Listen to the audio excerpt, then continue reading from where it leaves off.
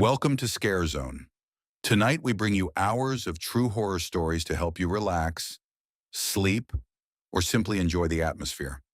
If you like what you hear, don't forget to subscribe. Now, close your eyes and let the rain begin. Story 1. Mrs. Adler had chosen the teacup 6 weeks earlier at an estate sale in Greenwich, where the deceased's Wedgwood collection sat tagged and priced on card tables beneath a white tent flapping in October wind. She selected 3 cups with hairline cracks running through the bone china. Flaws invisible unless held to light, which of course no one ever did. The saucers she bought were perfect. This asymmetry pleased her in a way she couldn't articulate, even to herself sitting alone in her kitchen at 2 a.m, washing each piece by hand, though they'd come from the sale already clean. The chamomile she'd purchased from the natural foods market on Elm Street, where mothers in Lululemon pushed strollers the size of small European cars and discussed kombucha fermentation with the intensity of Talmudic scholars. She'd smiled at them, these women whose greatest fear was gluten, and they'd smile back, recognizing in her expensive haircut and good shoes a member of the tribe. They did not recognize the mother of a dead child. That face, apparently, looked like anyone else's face. The synthetic opioid she had not purchased at all. This was the elegance of her design. The poison existed entirely in language, in the specific clinical terminology she'd memorized from medical journals and the performance of a woman who had done her research. She had spent 6 months learning to pronounce fentanyl with the casual authority of someone who understood its pharmacology, its half-life, its irreversible mechanism of action on the mu-opioid receptors. She could discuss microgram dosing with the fluency of someone who had actually measured it into T, the actual fentanyl, the dose that mattered, that had required only money and an encrypted email address. The dark web, she discovered, operated on principles more civilized than the Connecticut legal system. You paid, you received. No lawyers billing $400 an hour to explain why justice would be complicated here, why these particular boys had promising futures that deserved protection, why her daughter's death was tragic. Certainly, but perhaps not criminal. Not when you considered the pressures these young men faced, the expectations, the brutal competition for spots at Harvard and Yale. She had listened to these explanations in a conference room on the 3rd floor of the police station, her hands folded in her lap, her face composed. She had worn her gray suit, the one she saved for parent conferences about difficult topics. The detective, a tired man with kind eyes who clearly wanted to help but couldn't, had used the word insufficient 7 times. Insufficient evidence, insufficient proof of identity, insufficient grounds to pursue charges against boys whose fathers played golf with the chief of police, whose mothers chaired the library fundraiser, whose futures stretched before them, golden and inevitable as sunrise. She had thanked him for his time. She had walked to her car in the parking garage and sat behind the wheel for 40 minutes before her hands stopped shaking enough to turn the key. That was March. This was October. The trees outside her office window had turned the aggressive red that Vermont postcards promised, but Connecticut rarely delivered. The kind of crimson that looked digitally enhanced, that looked like something bleeding. She had positioned her desk so she would see those trees while she worked. She wanted to see something burning. The office itself she had decorated carefully over the summer, replacing the previous counselor's inspirational posters with framed botanical prints of medicinal plants: foxglove, hemlock, belladonna, oleander. The parents who visited never looked closely at them. They saw tasteful decor in muted frames and moved on to discussing their son's early decision strategies, their daughter's volunteer work in Guatemala that would photograph well on application essays. She had been hired in August. The school nuclear needed someone to replace Mrs. Henderson, who'd retired to Florida after 30 years of guiding Ashford Academy students into Ivy League admissions at rates that kept tuition at $60,000 annually. Mrs. Adler's credentials were impeccable. 15 years at Choate, a Ph.D. in developmental psychology from Columbia, published research on adolescent stress management. Her interview had gone beautifully.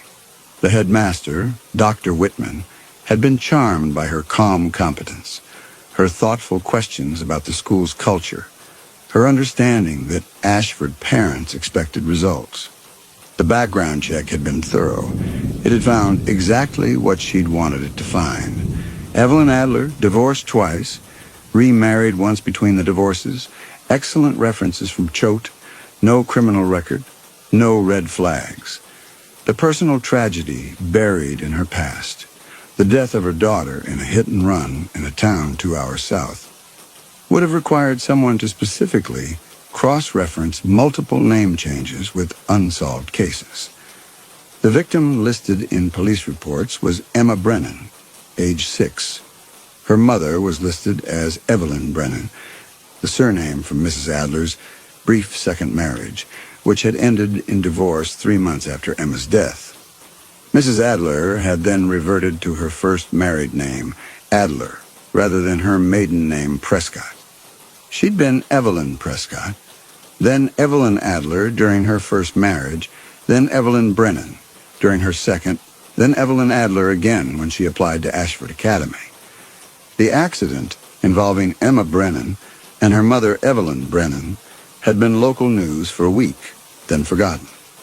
A routine background check on Evelyn Adler would find no connection. Just another tragic story in a state full of tragic stories. The boys didn't know her either. Why would they? Counselors appeared and disappeared. Adults were interchangeable authority figures who wrote recommendations and managed transcript requests. She had made herself particularly forgettable. Pleasant, efficient, never memorable. She'd learned their names, their testing schedules, their college preferences. She'd reviewed their applications with the same careful attention she gave every student. She'd written notes in her meticulous handwriting about their essays, their extracurriculars, their leadership positions.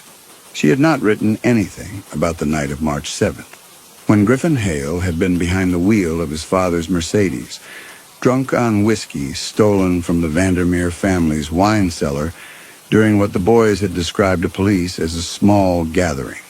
She had not documented that Christopher Vandermeer had been in the passenger seat, his phone in his hand filming what he'd later deleted, and that Porter Blackwell had been sprawled across the back seat, too intoxicated to remember anything clearly but sober enough to run when Griffin told him to run. The police had questioned them separately. The boys' lawyers had been present. The stories had aligned with clockwork accuracy. They'd been at the library studying for midterms, then at Porter's house watching a film for English class, then home by curfew. 6 witnesses confirmed this timeline. These witnesses had names like Ashford Academy's annual donor list. Their testimony had been delivered in the same conference room where Mrs. Adler had been told about insufficient evidence. Emma's body had been found by a dog walker at 6 in the morning. The medical examiner estimated time of death at approximately 9:45 the previous evening. The intersection had no traffic cameras. The pharmacy's security footage showed Emma leaving at 9:37, her mother's prescription bag in her hand, her other hand holding the stuffed rabbit she'd carried since she was 2. 7 minutes later, she was dead. The impact had thrown her 8 feet. The driver had not stopped. Mrs. Adler had identified the body. She had signed forms. She had planned a funeral. She had returned to work after 2 weeks because sitting at home was impossible, and sitting at work was merely unbearable, which felt like progress. She had smiled when colleagues expressed sympathy. She had nodded when they said time heals. She had waited. Now October light came through her window at an angle that would hit the boys' faces when they sat in the chairs she'd positioned. Now the tea was steeping in the pot she'd bought specifically for this purpose. White porcelain with a gold rim. The kind of elegant domestic object that signaled safety and civilization. Now the pastries she'd picked up from the French bakery sat arranged on a plate. Pain au chocolat and almond croissants, the breakfast food of boys who'd never worried about the cost of anything. The syringe sat in her desk drawer, still in its sterile packaging. She'd purchased it from a medical supply website that asked no questions.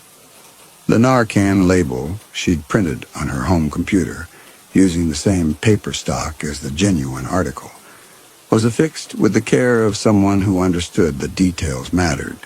She'd handled it only with latex gloves, which she would dispose of later, but the syringe was not filled with saline solution. This seemed important, that the object they would kill for contained the very poison they feared, that salvation and destruction would be the same thing. The actual fentanyl was in 3 separate packages that had arrived at 3 separate addresses over the past month.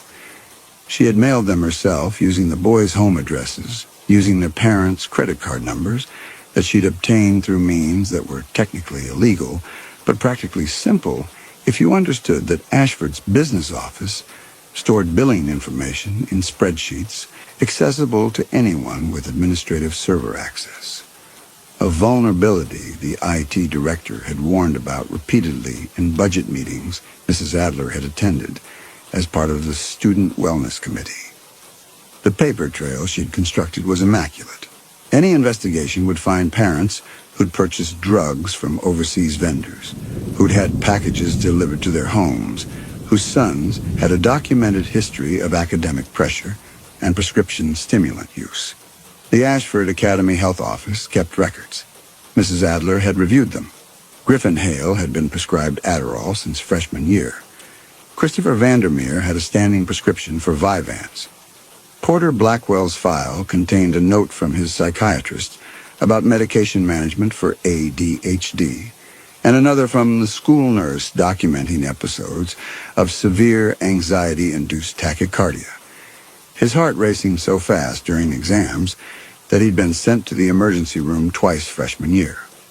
That these boys also purchased pills illegally from a senior named Tyler Lawson was common knowledge among students, and carefully ignored by faculty who understood that Ashford's college acceptance rates depended on performance that sometimes required pharmaceutical assistance. Mrs. Adler had learned this during her first week. She'd said nothing. She'd filed the information away. She looked at the clock on her wall, a vintage schoolhouse clock she'd found at an antique store, its second-hand ticking with audible clicks that marked time in a way digital displays never managed. 2:45. The boys were due at 3. Ivy League decisions would be released at 5. She had scheduled this meeting with exquisite timing, telling each boy separately that she had important information about his application, that he should come alone, that this was routine but required immediate attention. They would arrive exactly on time. Boys like this were never late. Their entire lives had been constructed around meeting expectations, hitting deadlines, performing on demand. They had learned to smile at admissions officers and teachers and coaches with the same practiced charm, the same sense that rules applied to other people, that their futures were contracts already signed. Mrs. Adler stood and smoothed her skirt. Navy blue, conservative length, the uniform of responsible professional women who caused no alarm. She checked her reflection in the small mirror by the door. Her hair was pulled back in a low bun. Her makeup was minimal. She wore small pearl earrings that had belonged to her mother. She looked like someone's aunt, someone's thesis advisor, someone who would serve tea and offer comfort and never imagine revenge. The kettle began to whistle. She lifted it from the hot plate she kept on her filing cabinet and poured the water over the chamomile, watching the dried flowers tumble and steep, their color bleeding into clarity. The scent was sweet and slightly grassy, vaguely medicinal, the kind of smell that promised calm and healing and sleep. She set the teapot on the small table between the chairs where the boys would sit. She arranged the cups, the cracked ones, on their perfect saucers. She placed the pastries within easy reach. She turned the lock on her office door to the unlocked position, though she would lock it again once they'd entered, once they'd sat down. Once they'd accepted the tea, she would pour with steady hands and a smile that had practiced itself in her bathroom mirror until it looked maternal, concerned, warm. Everything was ready. She had checked and rechecked. She had rehearsed her lines until they felt unrehearsed, until the words would emerge with the casual authority of truth. She had imagined this moment so many times that the actual execution felt almost mundane. A performance she'd already given 1,000 times in her mind, now simply being recorded for the only audience that mattered. She thought of Emma crossing the street. She thought of her daughter's last moment of consciousness, the headlights appearing suddenly, the impossible speed, the understanding arriving too late to change anything. She thought of the driver who had not stopped, who had driven home and parked his father's Mercedes and gone to bed and woken the next morning to continue his life as if nothing had ended on dark pavement while he slept. The first knock came at 2:58. Griffin Hale, arriving early because he was the ringleader, the one who set the pace. She recognized his knock. Confident, 2 sharp raps, the knock of someone who expected doors to open. She opened the door and smiled, greeting him with the warmth she'd perfected. He entered with the physical confidence of someone who'd played varsity lacrosse since sophomore year, whose shoulders filled doorways in a way that made adults step aside. He wore the Ashford uniform, navy blazer, khaki pants, striped tie loosened just enough to suggest personality within conformity, with the ease of someone born to it. Mrs. Adler gestured to the chairs by the window. Griffin sat without hesitation, his posture perfect, his hands folded in his lap. She poured tea into the cracked Wedgwood, her movements deliberate and calming. The chamomile steamed gently. She offered him the cup and saucer. He accepted both. He did not drink yet. He was waiting for her to drink first. Some vestige of etiquette training, or perhaps caution, though his face showed nothing but polite attention. The second knock came at exactly 3 o'clock. Christopher Vandermeer, punctual as his breeding demanded. She opened the door and admitted a boy who looked like his mother's side of the family. Narrow features, pale complexion, dark hair that fell across his forehead in a way that probably photographed well. He moved with less assurance than Griffin, his shoulders slightly hunched, his hands finding his pockets immediately. When he saw Griffin already seated, something crossed his face too quickly to name. Mrs. Adler poured a second cup. Christopher took it and sat in the chair farthest from Griffin, though the distance between them was perhaps 18 inches. Not far enough to signal discord, just far enough to establish separation. The third knock came at 3:02. Porter Blackwell apologizing as he entered, his words tumbling over themselves about getting lost in the hallways. He was shorter than the other two, stockier, with the kind of face that would look boyish at 40. His tie was crooked. His blazer had a small stain near the lapel that someone had tried to remove with water, leaving a darker mark shaped like a thumbprint. Mrs. Adler poured the third cup. Porter's hand shook slightly as he accepted it.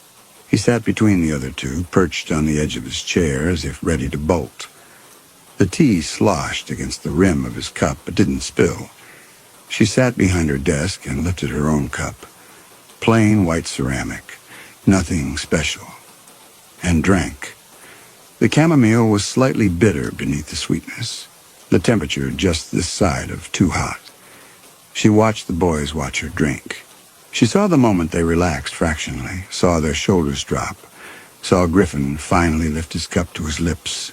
They drank. All 3 of them. Porter drained half his cup immediately, as if it were water and he'd been running. Christopher sipped carefully. Griffin drank with the deliberation of someone performing a task, his eyes on her face, already calculating why this meeting had been called. Mrs. Adler set down her cup.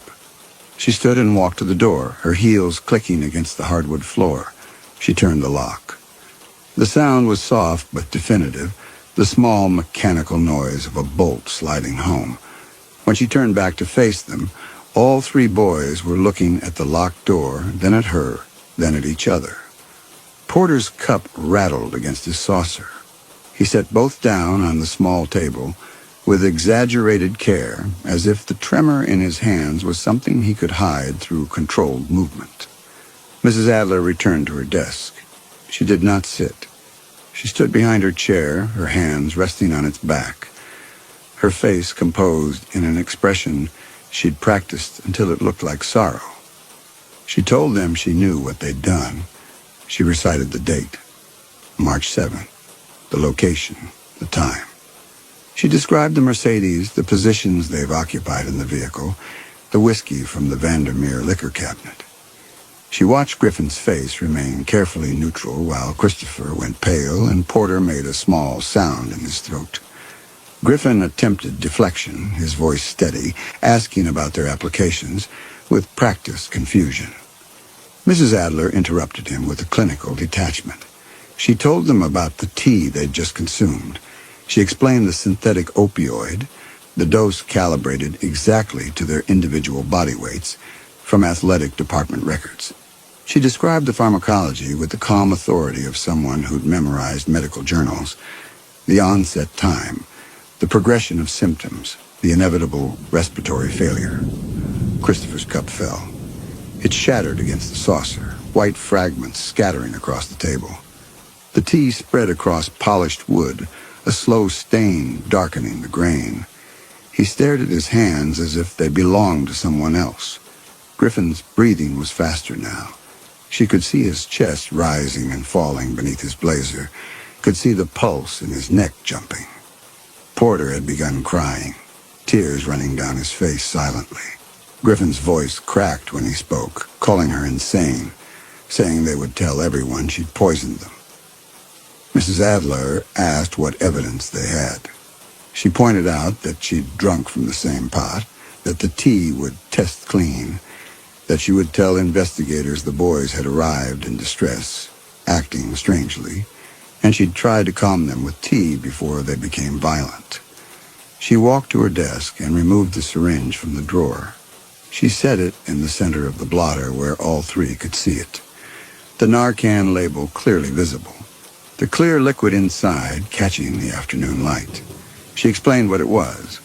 An opioid antagonist that would reverse the fentanyl EO completely. 1 dose, 1 survivor. She told them she would step out for 10 minutes. When she returned, she expected a full written confession. Everything about March 7th, the cover-up, whose idea it was, who called the lawyers, who deleted Christopher's phone video. Whoever wrote the confession would receive the injection. She clarified. Not a novel, not an essay. Names, dates, what happened. 3 paragraphs would be enough if they were honest. Speed mattered more than detail. The symptoms would begin in minutes. Porter stood abruptly, saying they had to leave. Mrs. Adler's voice, when she commanded him to sit, came from somewhere she hadn't known she could access. The absolute authority in those 2 words stopped him mid-step. He sat. Mrs. Adler walked to her desk. She opened the bottom drawer and removed a small black box, the kind jewelry comes in. She set it beside the syringe and opened it. Inside was documentation, medical supply receipts, shipping labels with the boys' home addresses, credit card statements in their parents' names. She told them there was something they should understand before she left.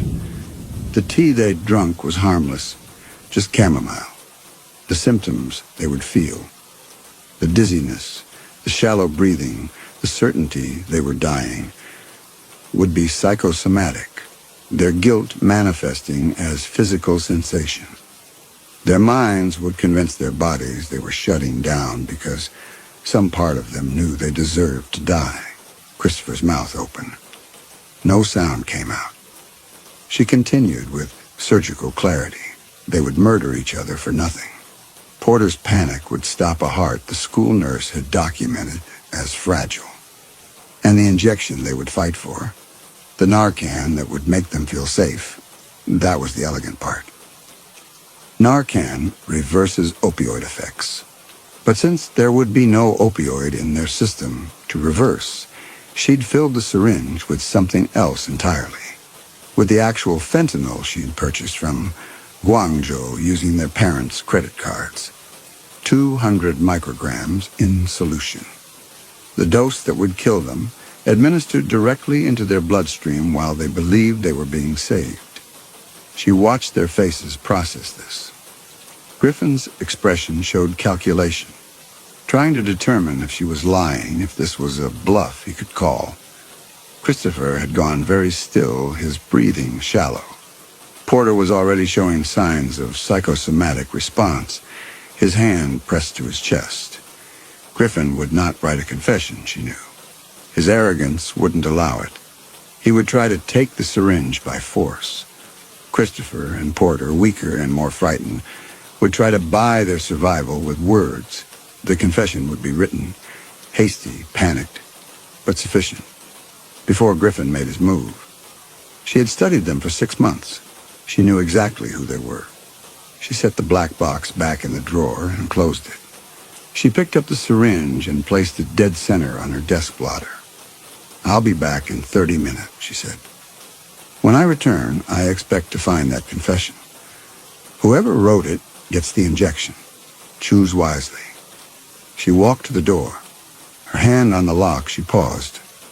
"Her name was Emma," she said quietly. "The little girl you killed. She was 6 years old. She was crossing the street to pick up her mother's prescription. The impact threw her 8 feet. And you drove away." She unlocked the door and stepped into the hallway, closing it behind her. She heard the lock engage automatically. The kind that secured from the inside but required a key from the outside. The kind she'd specifically requested when setting up her office in August. She walked down the corridor, down the stairs, across campus, to the administration building where the emergency faculty meeting had been scheduled for 3:30. A meeting she'd requested 2 weeks ago, citing concerns about student mental health and the pressure of early decision deadlines.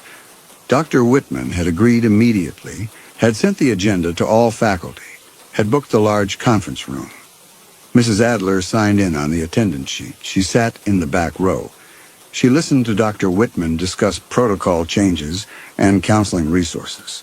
She contributed thoughtfully to the discussion, her comments noted by the assistant headmaster, who was taking minutes. She remained engaged, professional, present. At 4:45, the meeting ended. Mrs. Adler chatted briefly with the English department chair about a student's essay. She walked slowly back across campus, timing her return. At 4:52, she unlocked her office door with her key. The scene inside was worse than she'd imagined, which meant it was exactly what she'd needed. The office had been destroyed. The tea table was overturned, shattered wedgewood scattered across the floor, mixed with chamomile and blood. The botanical prints hung crooked. Papers from her desk covered the floor like snow. Griffin was on the floor near the overturned chair. His face was unrecognizable. Pulped flesh and blood, one eye swollen shut, the other staring at the ceiling without focus. Blood pooled beneath his head in a shape like wings. He wasn't breathing. Porter lay on his side near the window, his eyes half open, his mouth slack. His chest was still. His face had gone grayish under the fluorescent lights. Christopher sat slumped against the wall, the empty syringe on the floor beside him. A tissue was pressed to his arm, soaked through with blood. His other hand still gripped a pen. On the desk, weighted down by her stapler, was the confession. A single page covered in 2 different handwriting styles, hasty and barely legible, but sufficient. The essential facts were there. The date, the car, the drinking, Griffin driving, the impact. The decision not to stop. The phone call to Griffin's father, the lawyers who'd arrived. At the bottom, 2 signatures, Christopher Vandermeer, Porter Blackwell. Christopher's breathing was shallow, labored. His lips were turning blue. When he saw her, his eyes widened. His mouth moved, but no sound came out. His hand reached toward her weakly, then fell. Mrs. Adler stood in the doorway for 3 seconds, taking in the scene with the careful attention of someone who needed to remember every detail for the police report she would give. Then she closed the door behind her, walked to her desk, and picked up her phone. She dialed 911. Christopher's breathing stopped before the operator answered. The crying was not difficult. She'd been holding it back for 6 months. It poured out of her now with the force of something damned too long. Great heaving sobs that made her voice shake, made her words nearly incomprehensible. She gasped into the phone, begging them to send help. Ashford Academy. Her office. There were 3 boys. She thought they were dead. She'd been at a faculty meeting, and when she came back, she found them like this. There was blood everywhere. One of them had a syringe. She thought they'd taken drugs. The operator's voice was calm, trained, asking questions. Mrs. Adler answered between sobs. Yes, she'd checked for pulses. No, none of them were breathing. Yes, the office had been locked from the inside when she arrived. She'd had to use her key. No, she hadn't touched anything except to check if they were alive. She'd been at an emergency faculty meeting from 3:30 to 4:45. There were witnesses. The assistant headmaster had taken attendance. She hung up, she sat in her chair and looked at the room she'd constructed. 3 bodies arranged in a tableau of self-destruction. A written confession signed by 2 of them. Brief, panicked, but legally sufficient. A syringe that would test positive for fentanyl, Christopher's fingerprints clear on the plunger, smudged partials from the struggle before he'd finally gotten it. Shattered teacups and blood, and the evidence of violence that told a story. A story of boys who'd purchased drugs, who'd fought over a final dose, who'd killed each other in their desperation. The paper trail would lead to their parents. The shipping records, the credit card statements, the packages delivered to 3 expensive houses in the past month. The health office files documenting prescription stimulant use. The culture of pharmaceutical assistance that Ashford Academy quietly encouraged. The pressure these boys had been under. The police would find a tragedy. 3 promising young men destroyed by drugs and pressure and violence. A counselor who'd been at a documented faculty meeting when it happened, who'd returned to find them dead, who'd done everything she could. A mother who'd lost her daughter to a hit and run 6 months earlier and moved away to start over, who'd never known the boys responsible, were dying in her office while she sat in a conference room discussing student mental health. The confession would complicate things. The investigators would read it. They would see the names, the details about March 7th, the description of a crime that matched an unsolved case from a town 2 hours south. They would verify the signatures. They would wonder why these boys had written this confession, why they'd decided to admit to killing a little girl on the same day they died. Perhaps guilt had driven them to it. Perhaps the drugs had made them confess. Perhaps they'd known they were dying and want to clear their consciences. The investigators would construct their own narrative. Mrs. Adler would tell them the truth, that she'd scheduled a routine meeting with 3 seniors about their college applications for 3 o'clock, that she'd been called to an emergency faculty meeting at 3:30, that when she returned at 4:52, she'd found them dead. She would show them the meeting agenda, the attendance sheet with her signature, the minutes noting her contributions to the discussion. She would cry when they asked about the confession. She would say she had no idea why they'd written it, that she'd only moved to this town in August for the job at Ashford.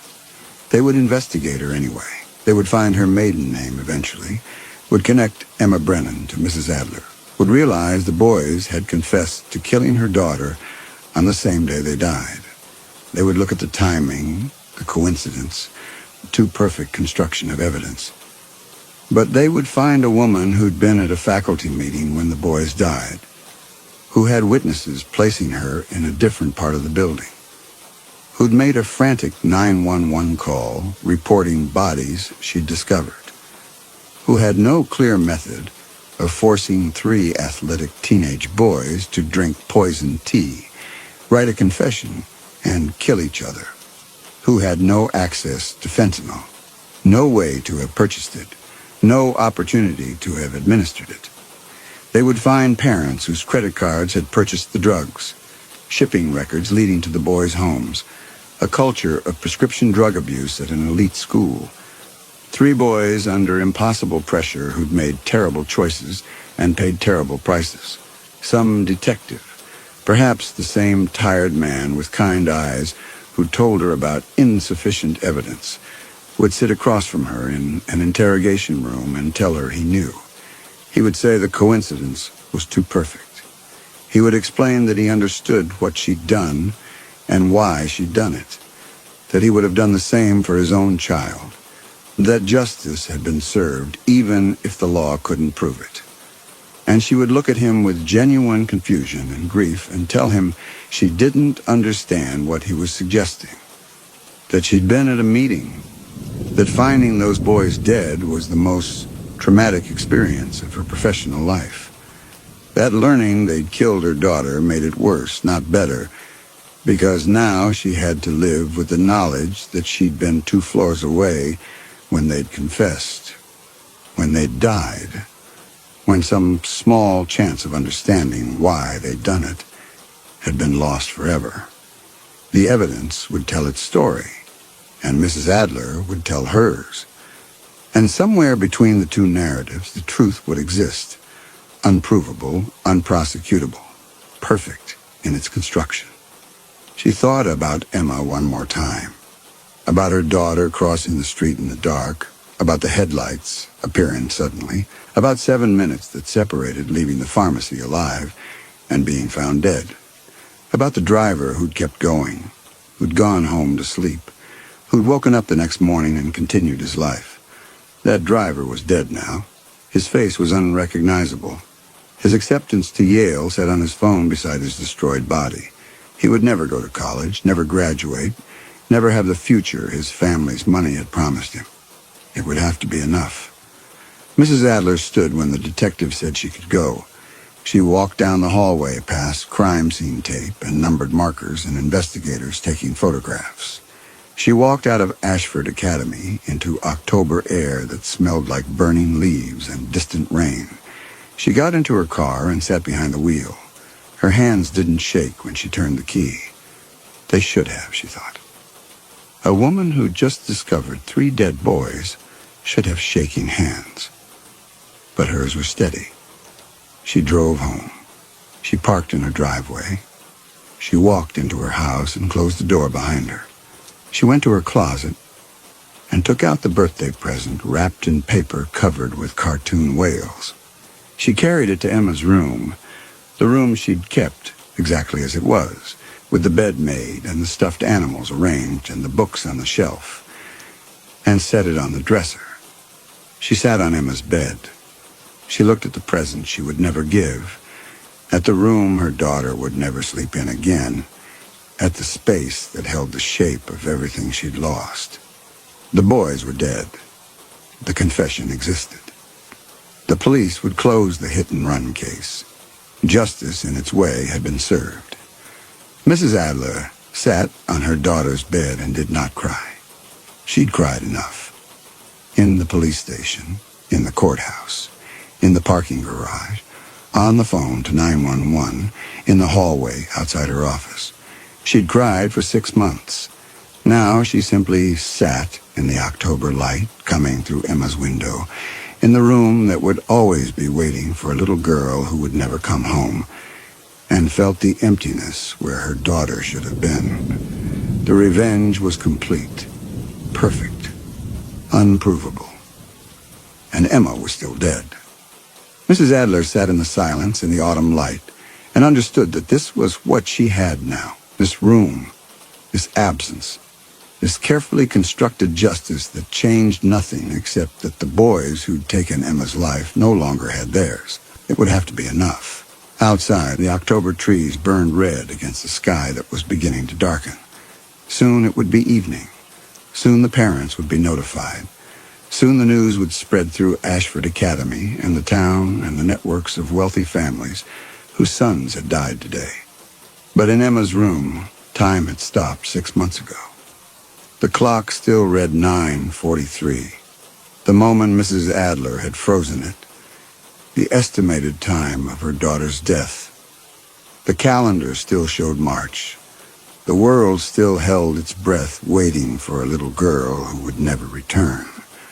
Mrs. Adler sat in that frozen moment and let the present happen somewhere else, to someone else. The investigation would continue. The evidence would tell its story. The truth would remain exactly where she'd built it. Visible and invisible at once. Provable and unprovable. Perfect in its construction. She had given the boys exactly what they'd given Emma. A moment of terror. A choice that seemed like salvation, but was actually doom. An understanding, in their final moments, of what they'd done and what it had cost them. She had taken their futures the way they'd taken Emma's. But nothing would ever be enough. Emma was still dead. Mrs. Adler stood. She smoothed Emma's bedspread where she'd been sitting. She straightened the stuffed animals on the shelf. She turned off the light and closed the door, leaving the room exactly as it was, exactly as it would stay. A space preserved in amber for a child who'd stopped at age 6 on a dark street in March. She walked to her own room. She changed out of her blood-spattered clothes and put them in a plastic bag. Evidence, though of what crime no one would ever prove. She showered. She dressed. She looked at herself in the mirror and saw the same face she'd seen in the faculty bathroom 8 hours earlier. A woman in her early 40s, brown hair going gray, tired eyes. A woman who'd lost her daughter and then lost herself in the careful construction of revenge. A woman who'd won and discovered the victory was hollow. Mrs. Adler turned off the bathroom light. She walked downstairs. She made herself tea, chamomile, from the same box she'd used in her office. She sat at her kitchen table and drank it while the October dark gathered outside her windows. Tomorrow the investigation would continue. Tomorrow she would give her formal statement. Tomorrow the parents would bury their sons and Mrs. Adler would continue teaching at Ashford Academy, helping students plan their college applications, writing recommendations, serving tea to anxious seniors in her office. Tomorrow she would continue being the woman she'd become, the one who'd served poison disguised as salvation, who'd watched boys destroy themselves, who'd built perfect revenge and discovered it was hollow.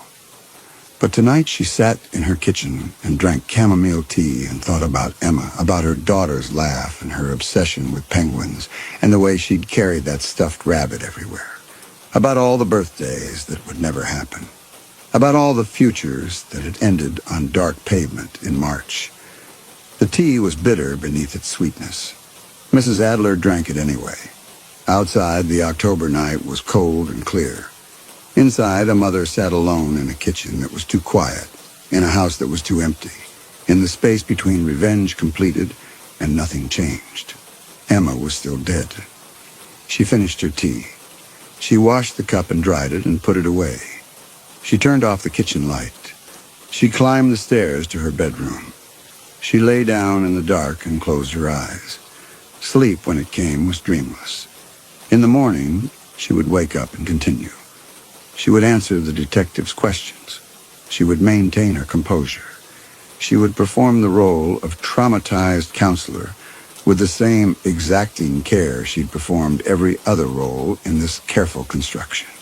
And somewhere, in 3 expensive houses, and Mrs. Adler would remain exactly what she appeared to be. A woman who'd been in the wrong place at the wrong time. Or the right place at the right time, depending on how you measured justice. She lay in the dark and felt the emptiness Emma's death had created. Unchanged, unfillable, permanent. She would carry it forever, this absence, this void where her daughter should have been. She closed her eyes and waited for tomorrow. It would come whether she wanted it or not.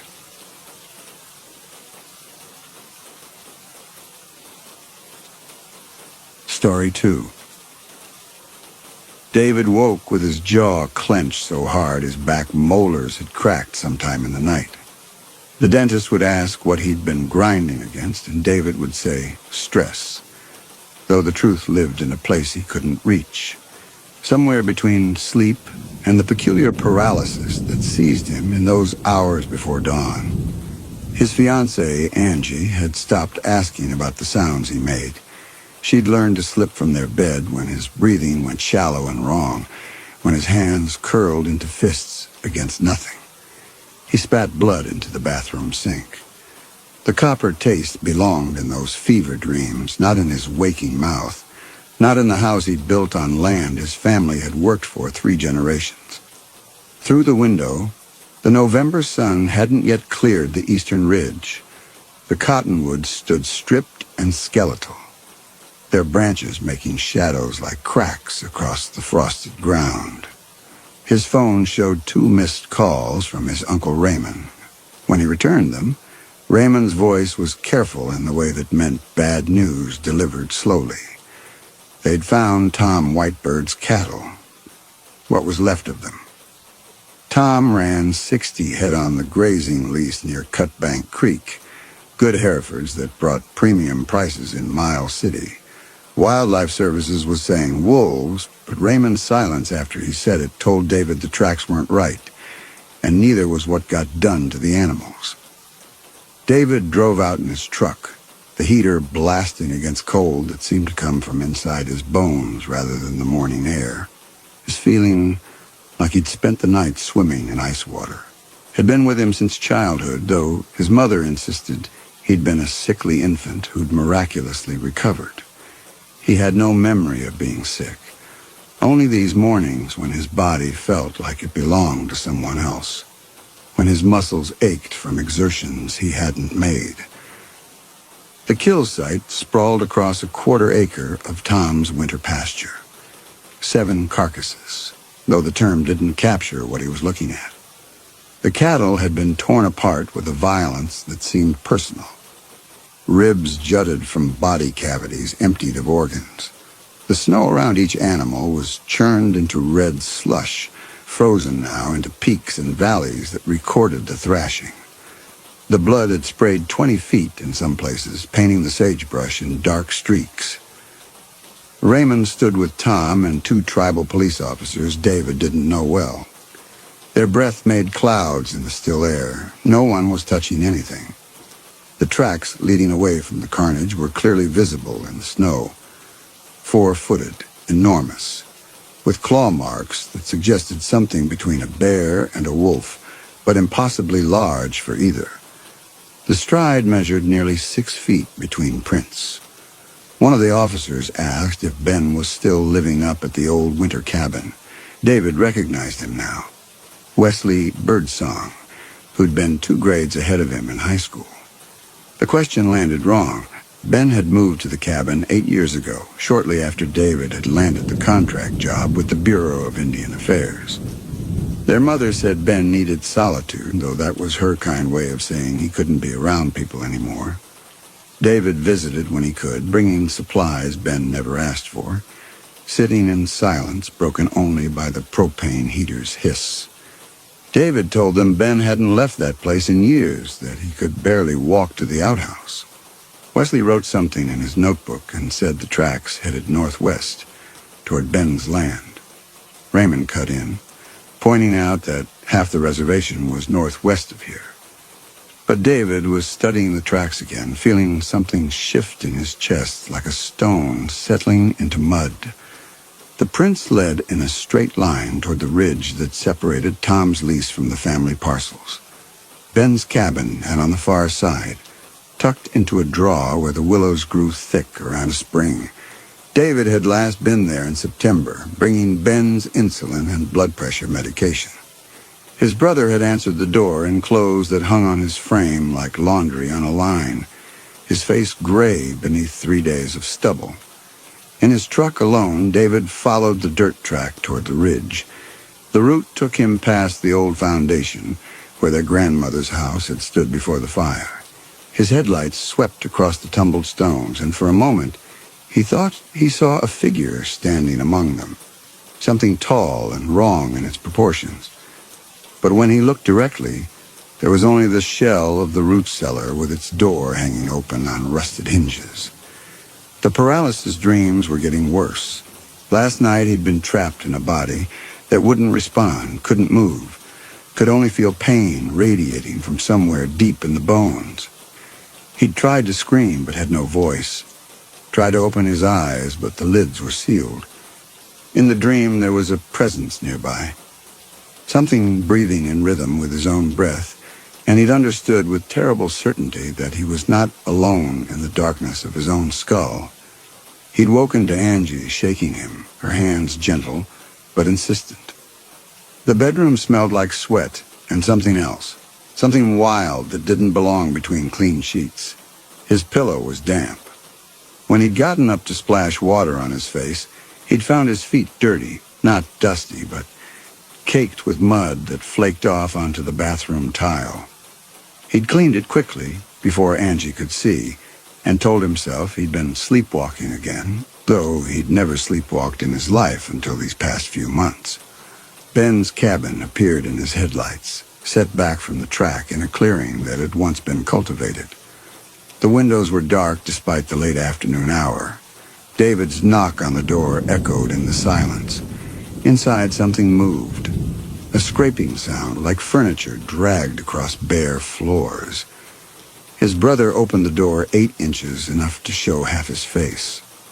The visible eye was bloodshot, the lid drooping. Ben had always been the strong one, the brother who'd carried David on his shoulders when they were children, who'd built the tree fort in the cottonwood behind their mother's house using only hand tools and determination. Now he looked like he'd aged 30 years instead of 10. His left hand, visible on the doorframe, trembled with a palsy that hadn't been there in September. When David mentioned Tom Whitebird's cattle, told him something had torn them apart, Ben's eyes shifted away from his face, focusing on something past his shoulder in the gathering dusk. He said it was nothing to do with him. David pushed. The tracks led this direction. Ben countered that there were a lot of directions from Tom's place and started to close the door. David put his palm against it, feeling the rough wood, and asked when Ben had last seen a doctor. His brother's response came sharp and bitter. He didn't need doctors. The unspoken question hung between them. What do you need, then? But David couldn't bring himself to voice it. Ben looked at him with something raw in his face, something that might have been rage or despair or both wound together. Then he closed the door, and David heard the bolt slide home. On the drive back, David's headlights caught the tracks again where they crossed the road. In the growing dark, they looked even larger, the claw marks gouged deep into frozen earth. He stopped and got out, crouching beside them with his phone's flashlight. The prints were fresh, made within the last day, maybe the last few hours, and they were heading toward Tom's land from the direction of Ben's cabin, not away from it. He took photographs, though he wasn't sure what he'd do with them. The cold was seeping through his jacket, but underneath that was the deeper cold, the one that lived in his marrow. His hands were shaking as he climbed back into the truck. In the rearview mirror, his own face looked unfamiliar, the eyes too wide, the jaw set at an angle he didn't recognize. The nightmares came again that night. In them, he ran on all fours through darkness, thick as tar, his breath steaming in air that tasted of blood and sagebrush. His body moved with a power he'd never possessed, muscles bunching and releasing as he covered ground in great leaping strides. Ahead of him, something fled. He could smell its terror, feel its heartbeat pounding through the earth. When he caught it, the tearing and the feeding were ecstatic, a release of something long pent up inside him. The blood was hot and thick and right. He woke, choking, Angie's hand on his chest. Her face was pale in the streetlight coming through their bedroom window. She told him he'd been growling in his sleep, but then she corrected herself, her voice dropping to a whisper. Not growling. It was... She swallowed hard. It was like a deer screaming. Like when a wolf gets it. I've heard it on nature shows, that exact sound when the predator hits the neck. You made that sound, David. The prey sound and the kill sound at the same time. Her hands were shaking when she pulled away from him. She wouldn't meet his eyes. He showered in water hot enough to scald, scrubbing at skin that felt contaminated. When he got out, he found more mud in the bathroom, dark smears on the tile near the door. He cleaned it before Angie could see, but his hands were shaking so badly, he knocked over the bottle of cleaning solution. The astringent smell of ammonia and bleach made his stomach heave. When he returned to the bedroom, Angie was sitting on the edge of the bed, holding something between her fingers. She looked up at him with eyes that held a question she didn't want to ask. It was a tuft of hair, coarse, reddish-brown, the exact color of Tom Whitebird's Herefords. She'd found it snagged on the cuff of his pajama pants, which lay on the floor where he'd stripped them off before showering. Where did this come from? Her voice was barely audible. David's mouth opened, but no words came out. The hair was impossible. He hadn't been near Tom's cattle. Hadn't been anywhere near them except in the dreams, in the nightmares where he ran and hunted and fed. But those were dreams. Just dreams. Angie stood and let the tuft fall to the floor. She didn't wait for an answer. She walked past him into the bathroom and locked the door, and he heard the shower start. Heard her turning the water up as hot as it would go, washing off the contamination of having touched him. At breakfast, Angie watched him push eggs around his plate. She'd stopped eating her own food, her fork suspended halfway to her mouth. She asked what was happening to him, and the question hung in the air like something physical. He wanted to tell her about the dreams, about the paralysis and the cattle hair, and the way his body felt like a borrowed coat that didn't quite fit. But the words stuck in his throat, glued there by shame and something deeper, a fear that naming it would make it real. He said it was work stress. She set her fork down carefully, and when she spoke, her voice was flat and final. "Don't lie to me." The words landed like a slap, but he had nothing else to give her. The truth was a thing he couldn't articulate, couldn't even fully see. It lived in the gap between sleep and waking, in the spaces his memory wouldn't touch. And now it was leaving evidence. Mud on his feet, cattle hair on his clothes, sounds from his throat that shouldn't be possible. 2 days later, they found Maria Cutbank's dog. David got the call from Wesley Birdsong while he was in the BIA office, reviewing land use permits that had piled up during his distraction. The dog had been a Malamute, 90 pounds of muscle and fur that Maria had raised from a puppy. It had been found in pieces scattered across her yard. The chain it had been tied to snapped like thread. As Wesley described the scene, David's mouth flooded with saliva, and beneath that the taste of warm meat and fur. He gagged, covering it with a cough, and pressed his palm against his desk to steady himself. The taste faded, leaving only the sour residue of the coffee he'd drunk an hour ago. His hand on the desk looked strange, the fingers too long, the knuckles too prominent. He pulled it back and shoved it in his pocket. The tracks were the same, enormous, four-toed, clawed. They came from the northwest and departed the same direction, a straight line that pointed like an arrow toward the winter cabin. David drove out without telling Angie where he was going.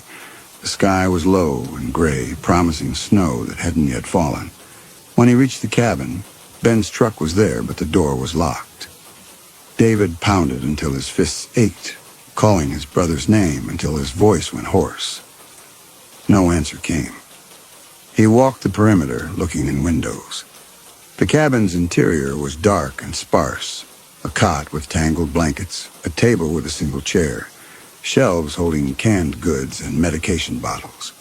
In the back room, what had been their grandmother's sewing room, he saw something that stopped him.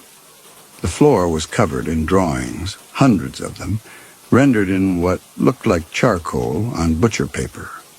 They showed twisted figures, things that were neither human nor animal, caught in moments of transformation.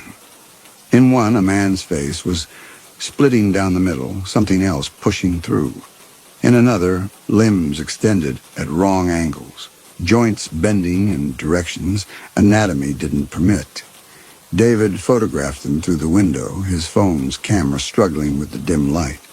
When he looked at the images later, they showed only darkness, and his own reflection ghosted in the glass. That night, he locked himself in the guest bedroom, telling Angie he had the flu and didn't want her to catch it. She'd stood outside the door for a long time before he heard her footsteps retreat down the hallway.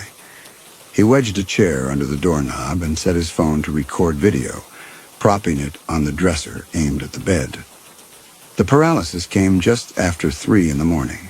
He felt it beginning, a creeping numbness that started in his extremities and worked inward, claiming territory, inch by inch. His fingers went first, then his hands, then the crawling deadness moved up his forearms. He tried to sit up and couldn't, tried to call out and managed only a strangled sound in the back of his throat. The ceiling above him began to pulse and breathe, the texture of the drywall becoming scaled like something that had once been alive. But this time he fought it. He forced his eyes to stay open, forced himself to remain conscious even as the paralysis tightened its grip. And in that state between dreaming and waking, he felt it happen. The terrible unmooring, the sensation of being pulled from his own body like a hand slipping free of a glove. He was rising, floating, looking down at himself sprawled on the bed.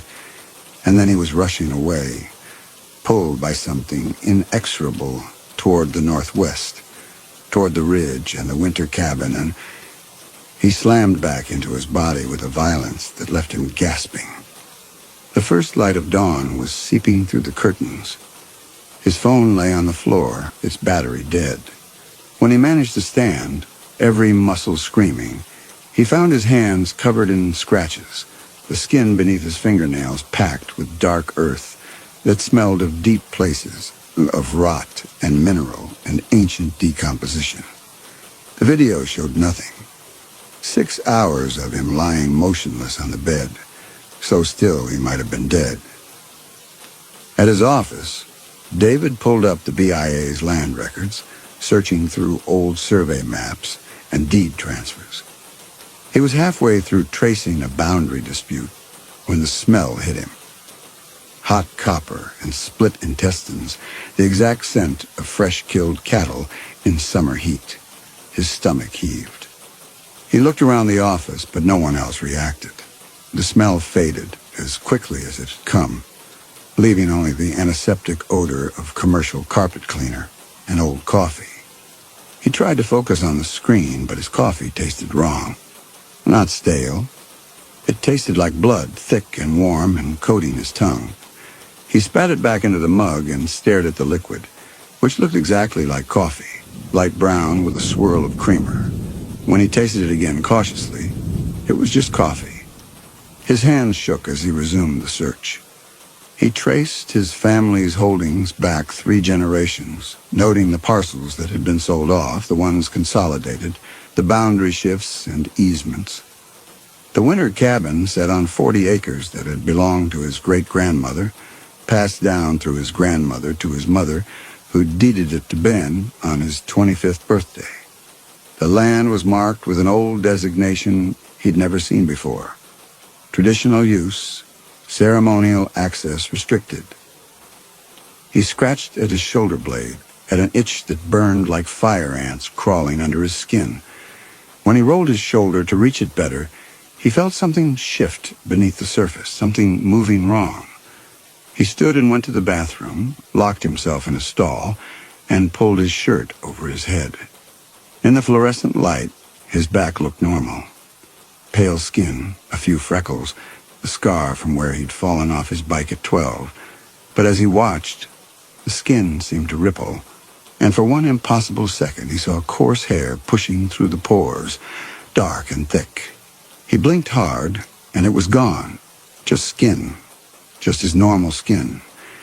His reflection in the mirror showed eyes that were too wide, pupils blown out despite the harsh light. He splashed water on his face and told himself it was stress, lack of sleep, the weight of everything pressing down. But when he looked at his hands braced against the sink, his fingernails seemed wrong. Thicker, curving slightly, almost yellowed. He flexed at his fingers, and they were normal again, the nails he'd always had, bitten short and ragged. He called the tribal cultural office and spoke to Lorraine Blackfeet, who managed the archives. She remembered his grandmother, said she'd been a healer who knew the old ways. When David asked about the land designation, Lorraine's voice changed, became careful. Some places were set aside, she said, for ceremonies that needed privacy, or for ceremonies that shouldn't be done at all anymore. David felt cold spreading through his chest. What kind of ceremonies? The kind your grandmother would have known better than to talk about. Lorraine paused, and he could hear papers rustling. Your family has old ties, David. Old obligations. Some of them didn't end just because we started driving cars and using electricity. She told him to come see her, that she had documents she couldn't discuss over the phone. He drove to the cultural center immediately, but when he arrived, Lorraine's office was locked, her desk empty. The receptionist said she'd called in sick, which was strange because she'd been there an hour ago. David left his number and walked back to his truck, feeling watched. That evening, Angie's mother called. Someone had killed their horse, an old gelding they kept in the pasture behind their house. The animal had been torn apart, its body scattered across 100 yards of frozen ground. The tracks were the same, enormous, four-toed, impossible. Angie was crying when she told him. Her parents wanted to know if it was safe to stay in their house. They wanted to know what was out there, what could do that to a 1,000-pound animal. David held her and said nothing, because the truth was forming in his mind like ice crystals, each piece connecting to the next in a pattern he didn't want to see. He drove to Ben's cabin at midnight, his truck's headlights cutting through darkness thick as wool. No lights showed in the windows. He pounded on the door until his fists were numb, calling his brother's name. The silence that answered was profound, absolute.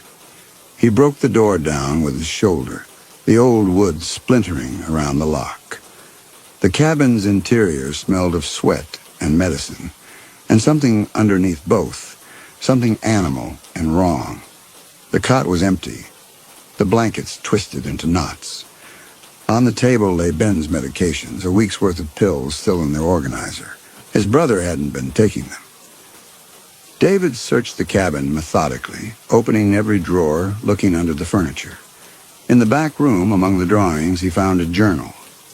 The pages were filled with Ben's handwriting, but the script changed from entry to entry, sometimes neat and controlled, sometimes a frantic scrawl that tore through the paper.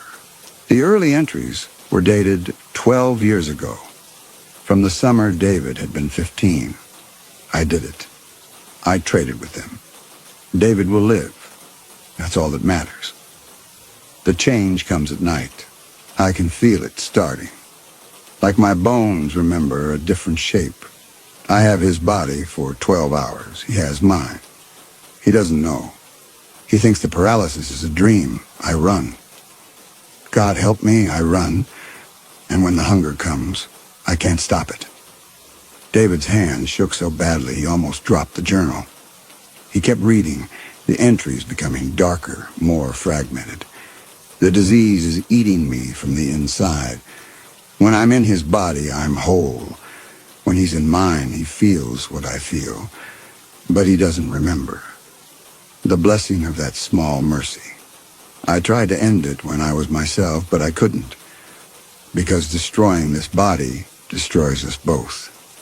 The hunger is getting worse. I try to hunt only animals. I try. But the rage, the pain of being trapped in this rotting meat, it makes me careless.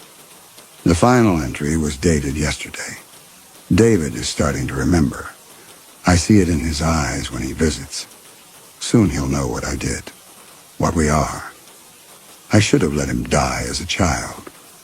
Would have been kinder. David heard the sound outside. Claws on frozen earth, moving fast. He shoved the journal into his jacket and moved to the window. Through the grimy glass, he saw it crossing the clearing, massive and wrong, its gait both animal and not.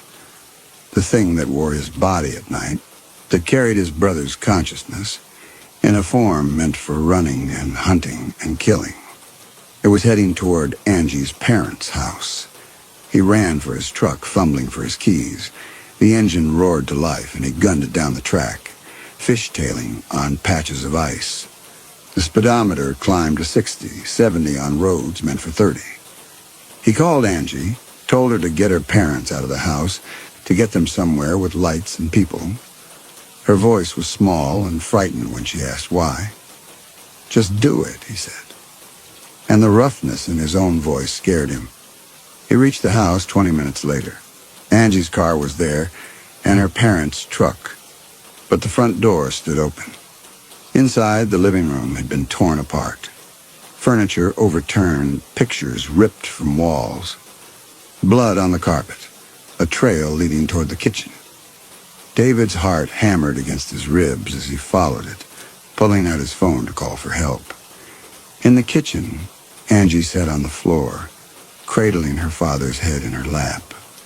The old man was conscious but pale, his shirt torn and bloody. Her mother stood at the sink, pressing a dish towel to a gash on her arm.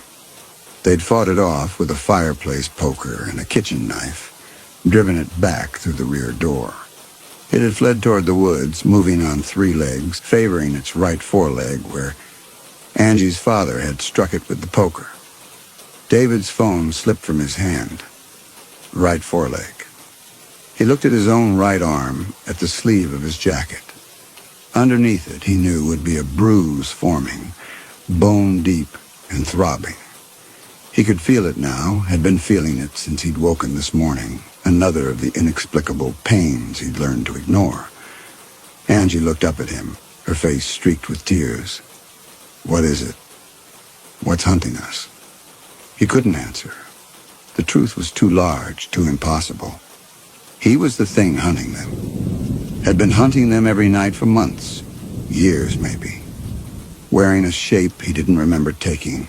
And Ben was trapped in his diseased body, forced to watch through David's eyes as the thing he'd created to save his brother tore apart everything they loved.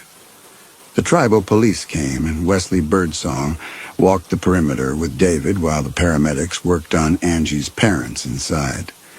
The tracks were clear in the dirt behind the house, leading toward the tree line. 3-legged now, dragging the injured limb. Wesley asked David if he wanted to be part of the hunt they were organizing, if he wanted to help track this thing and put it down. He said it like an invitation, like something David would naturally want to be part of. David said yes, though the word tasted like ash in his mouth.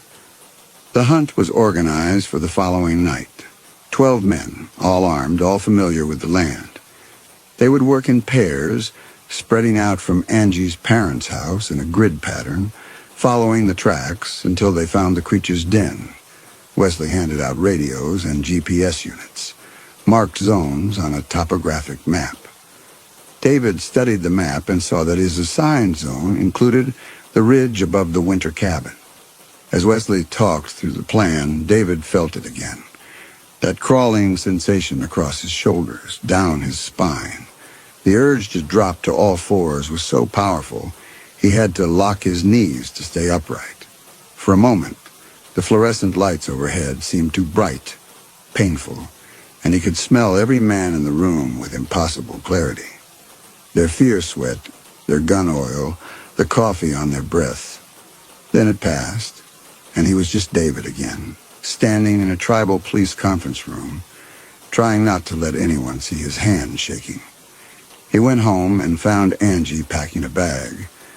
She was going to stay with her sister in Browning until this was over, taking her parents with her. She moved through the bedroom mechanically, folding clothes with precise, angry motions. When she asked if he was coming with them, he said he had to be part of the hunt. She stopped folding and looked at him with eyes that seemed to see straight through to all the things he was hiding. "You know what it is," she said. Not a question. He wanted to deny it, but the lie wouldn't form. He stood there while she finished packing, while she loaded her bag into the car, while she drove away without saying goodbye.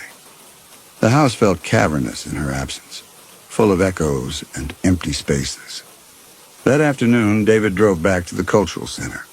Lorraine Blackfeet was in her office this time, surrounded by open books and old photographs spread across her desk.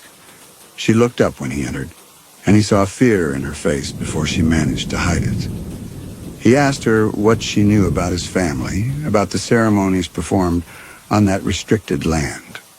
She was quiet for a long moment, her fingers tracing the edge of an old photograph that showed his great-grandmother standing in front of the winter cabin. In the picture, the old woman looked directly at the camera with eyes that held a warning.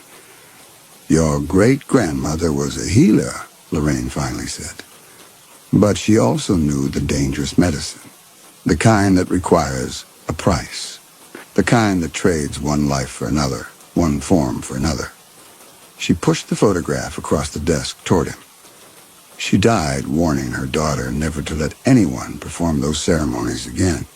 Said some debts can't be repaid, only passed on. David's throat felt tight.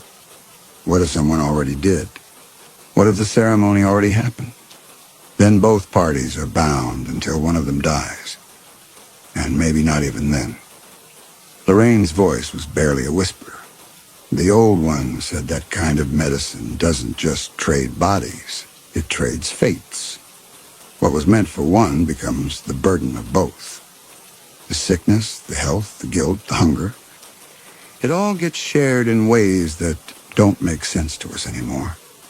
She told him about the old stories, the warnings passed down about ceremonies performed in desperation. A mother who traded places with her dying child and ended up spreading disease to both of them. Twin brothers who switched lives and drove each other mad. A woman who bargained for her husband's return from war and brought back something that wore his face but dreamed in someone else's nightmares. The pattern was always the same. The trade worked, but it worked too well, binding the participants in ways that destroyed them both. If your brother made that trade, Lorraine said, he gave you his health but kept his consciousness. Every night, you become the vessel for his spirit in a body that's whole. And he's left in yours in the meat that's falling apart. That kind of split, that kind of wrong proximity, it creates something new, something hungry. David thought of the drawings in the cabin, the transformations rendered in charcoal. How do you stop it? The old stories say you can't. One body has to die, and even then, the other carries the weight of what was done. The ceremony was designed to be permanent. She paused, studying his face. Why are you asking me this, David? What has your brother done? He left without answering, the photograph of his great-grandmother folded in his pocket. Outside, the sky was darkening toward evening, and he could feel the change coming, the now familiar sensation of his body preparing for something he couldn't control. His right arm throbbed where the bruise was spreading, purple and black against his skin.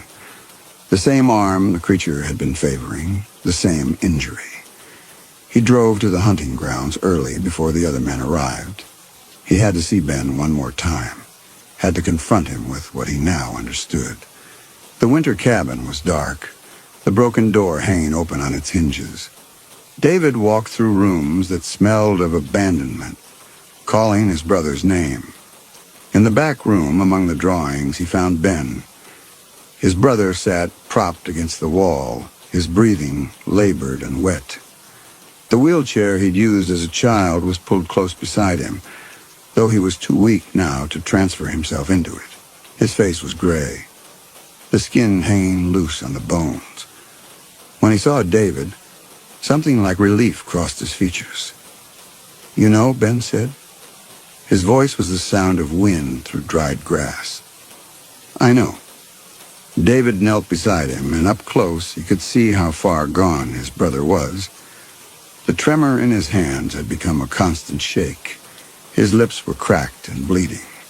Whatever disease should have killed him as a child was finally claiming its due, accelerated by years of nightly absence from this failing body. "I'm sorry." Ben's eyes were wet. "I thought I could control it. I thought I could just run at night, feel strong for a few hours. I didn't know about the hunger. Didn't know the change would make me into something that needed to feed." David understood now. The disease hadn't just been transferred. It had been transformed. In the nightly exchange, his brother's consciousness inhabited David's healthy body, but it brought with it the rage and pain and desperate need of the sick one. The transformation between them created something neither human nor animal, something that existed in the gap between two incomplete selves. "You have to stop it," Ben said. "The thing we've become." "How?" David's voice cracked. "It's me. It's you. It's both of us." Ben's eyes closed. "I know. I'm sorry." His hand found David's wrist, the grip surprisingly strong. "At least if you hunt it down, you choose when it ends. You don't wake up one morning locked in meat that won't work anymore."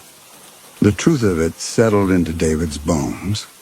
There was no good ending to this, no way to undo what Ben had done when they were children. The trade had been made, and the price was coming due. Either David killed the creature, killed his own transformed body, and became trapped in Ben's dying one, or he let the creature continue killing until someone else brought it down, probably taking David's spirit with it. "I should hate you," David said. "You should." Ben's eyes closed. "I'd hate me too."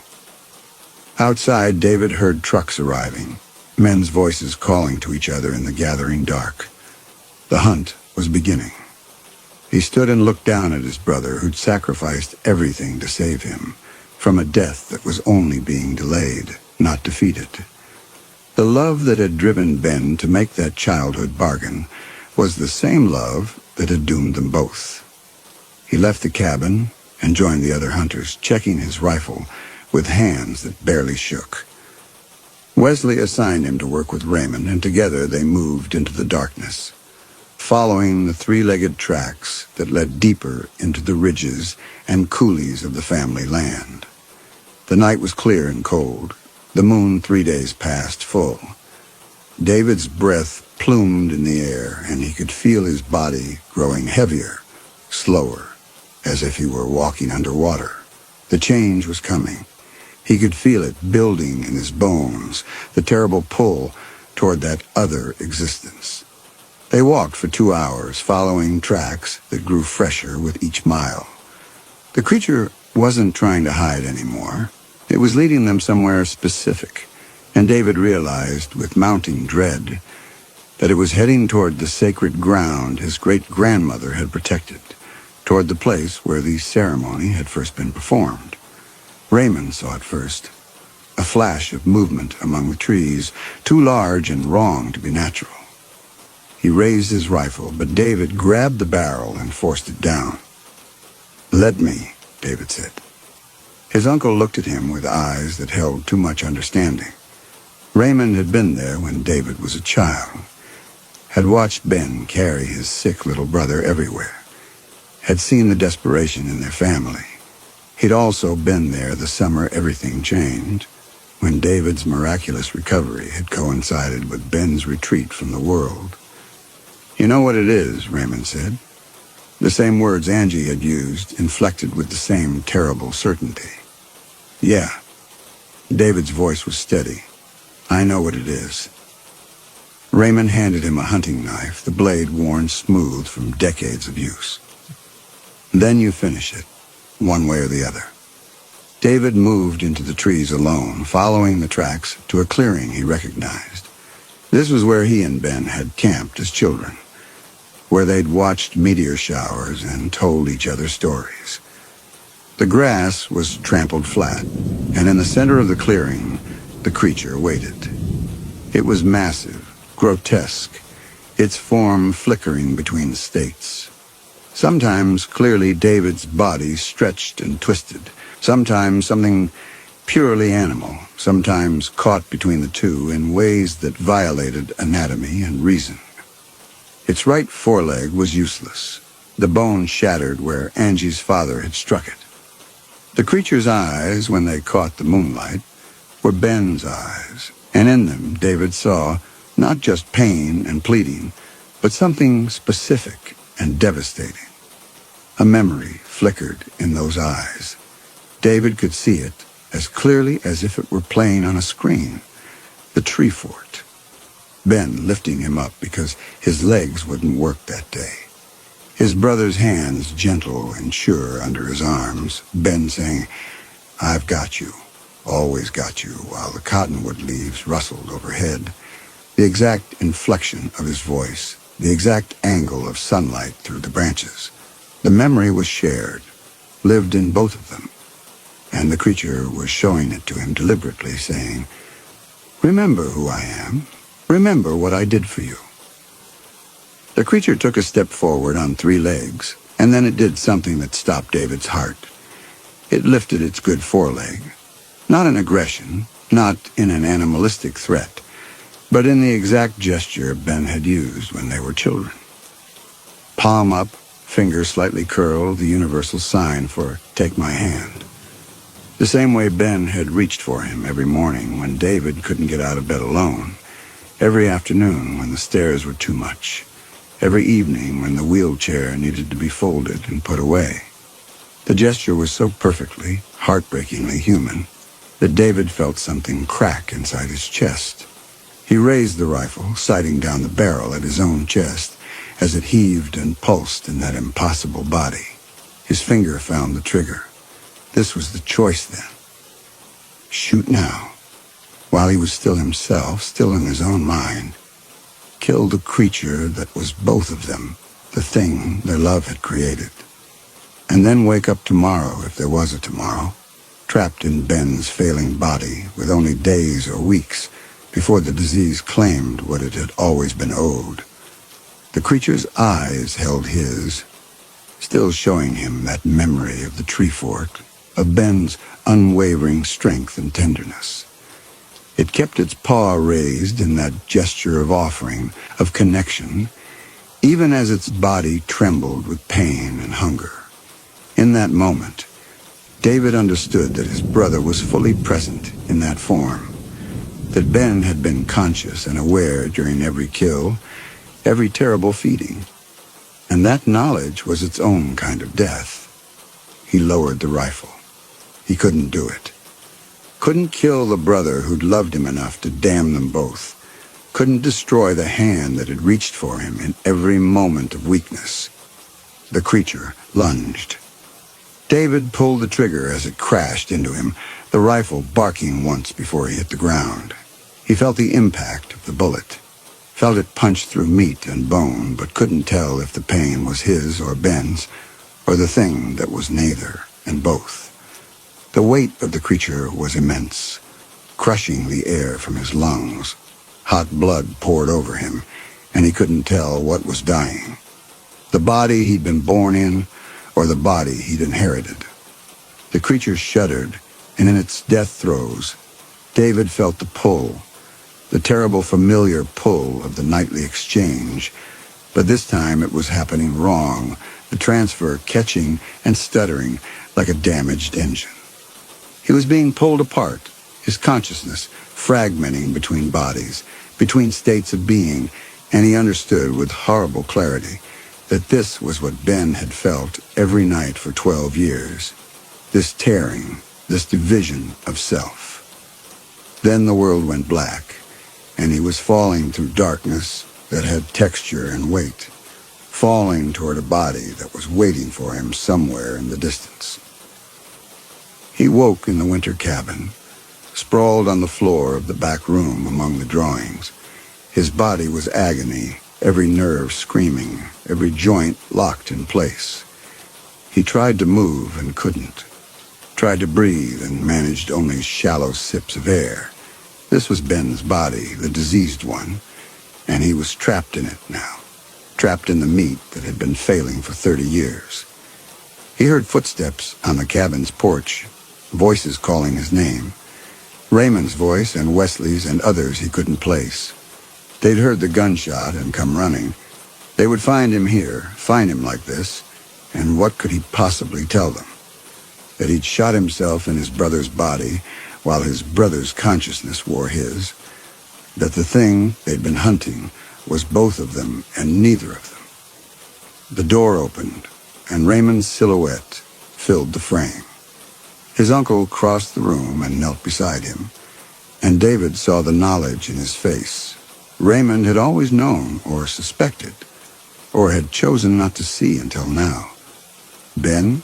Raymond asked, and the question was a kindness, a way of asking which of them had survived. David tried to answer, but had no voice.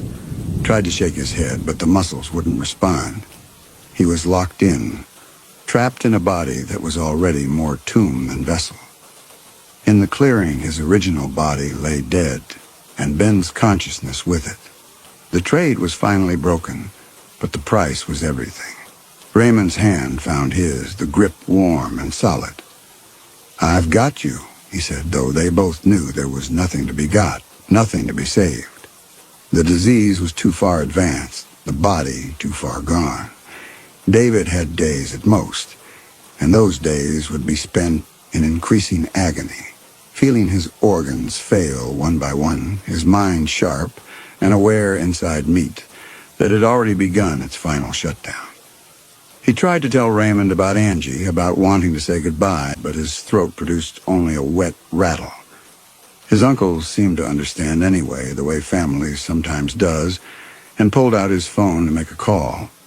In the distance, David heard an ambulance siren, though he knew there was nothing they could do. He'd won the hunt. He'd killed the creature.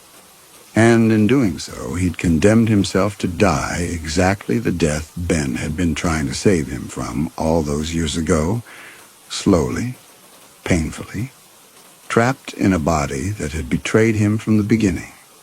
His great-grandmother had been right. Some debts couldn't be repaid, only passed on. The ceremony had worked exactly as intended. He'd been given his brother's health and strength, and Ben had been given his disease and his dying.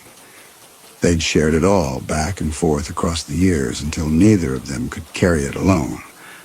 The last thing David saw before his vision began to fail was the photograph that had fallen from his pocket when he collapsed.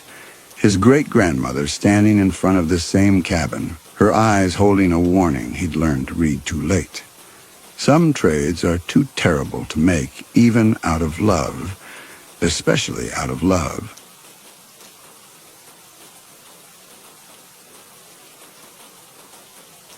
Story 3. Dennis found the invitation inside his refrigerator. Not on the refrigerator, held by a magnet. Inside it, propped between the milk and the leftover Chinese takeout, he couldn't remember ordering. The cream-colored cardstock was cold to the touch, but not wet. Not even damp, as if it had always been there, waiting for him to notice. The calligraphy was precise, each letter a small work of art. You are cordially invited to the annual Autumn Lane Thanksgiving potluck. Thursday, 6 p.m. We do hope you'll join us this year. This year, as if he'd been invited before, as if his absence had been noted, mourned even. Dennis stood in his kitchen holding the impossible invitation, the refrigerator door hanging open, cold air spilling out around his legs. He'd opened the fridge to get milk for his coffee. He'd seen the invitation immediately. was positioned exactly at eye level, impossible to miss. But he hadn't put it there. He was certain he hadn't put it there. He looked at the envelope lying on his kitchen counter, the one that had arrived in yesterday's mail, also from the neighbors, also inviting him to Thanksgiving dinner. That invitation had seemed strange enough. The formal language, the quality of the paper, the way his name was written in a hand so similar to his own it had made him uncomfortable. But this was different. This was impossible. Dennis closed the refrigerator door slowly, watching his reflection warp and distort in the stainless steel. For a moment, just a moment, he thought he saw someone standing behind him, but when he turned, the kitchen was empty. Just him and the invitation and the October light filtering through windows that still smelled faintly of Rachel's jasmine perfume, though she'd been gone 4 months now. He'd been living on Autumn Lane for 3 years in the craftsman bungalow with the sagging porch that Rachel had loved on sight. Character, she'd called it. History. He'd seen only the work it would require and the money they didn't have. But Rachel had a way of making him see things differently, of transforming his pragmatic vision into something softer, more forgiving. Without her, the house had reverted to what it truly was, a structure slowly surrendering to entropy, to the patient appetite of rot and weather. The neighbors had never invited him to anything before. He'd see them sometimes, Mrs. Holbrook tending her roses with what seemed like ritualistic precision, cutting each stem at the exact same angle. The Castellanos, walking their terrier in perfect synchronization, their footsteps falling in an eerie rhythm. Young Mr. Pritchard washing his vintage Chrysler every Saturday at precisely 9 o'clock. The same circular motions, the same dreamy expression on his face. They'd wave, smile, nod, but they'd never spoken to him, never welcomed him. It was as if he'd been invisible, or worse, as if they'd been waiting for something. Rachel had tried to befriend them at first. She'd baked cookies, introduced herself, invited Mrs. Holbrook for tea, but they'd politely declined every time, with apologies that sounded sincere but felt hollow. After a while, Rachel had stopped trying. "They're odd, Dennis," she'd said one evening, standing at the same window where he now stood, looking out at the identical houses lining the street like sentries. "There's something about this place, something that doesn't want to be known." He'd laughed it off then. Rachel had always been intuitive, sensitive to atmospheres and moods he couldn't perceive. He'd called it her witchy sense, teasing her gently. But in the 4 months since she'd left, since she'd walked out with only a suitcase and a look in her eyes he'd never seen before, something between terror and relief, he'd begun to feel it too, the weight of the neighborhood's attention, the way silence seemed to gather in corners, the dreams that came more frequently now, dreams of family dinners and candlelight and voices he almost recognized. "You're finally ready," the invitation whispered to him, though those weren't the words printed there. "Come home." He set the invitation on the counter next to the stack of divorce papers his lawyer had sent over. Final. Irrevocable. Rachel hadn't contested anything, hadn't asked for the house or money or explanations. She'd simply signed her name and disappeared. Her sister claimed not to know where she'd gone. Her parents, dead for years, obviously couldn't tell him. Her friends, when he'd called them in those first desperate weeks, had said the same thing. She needed space. She wasn't herself. She seemed frightened, Dennis. Not of you, but of something. Of what? He'd wanted to scream. Of what?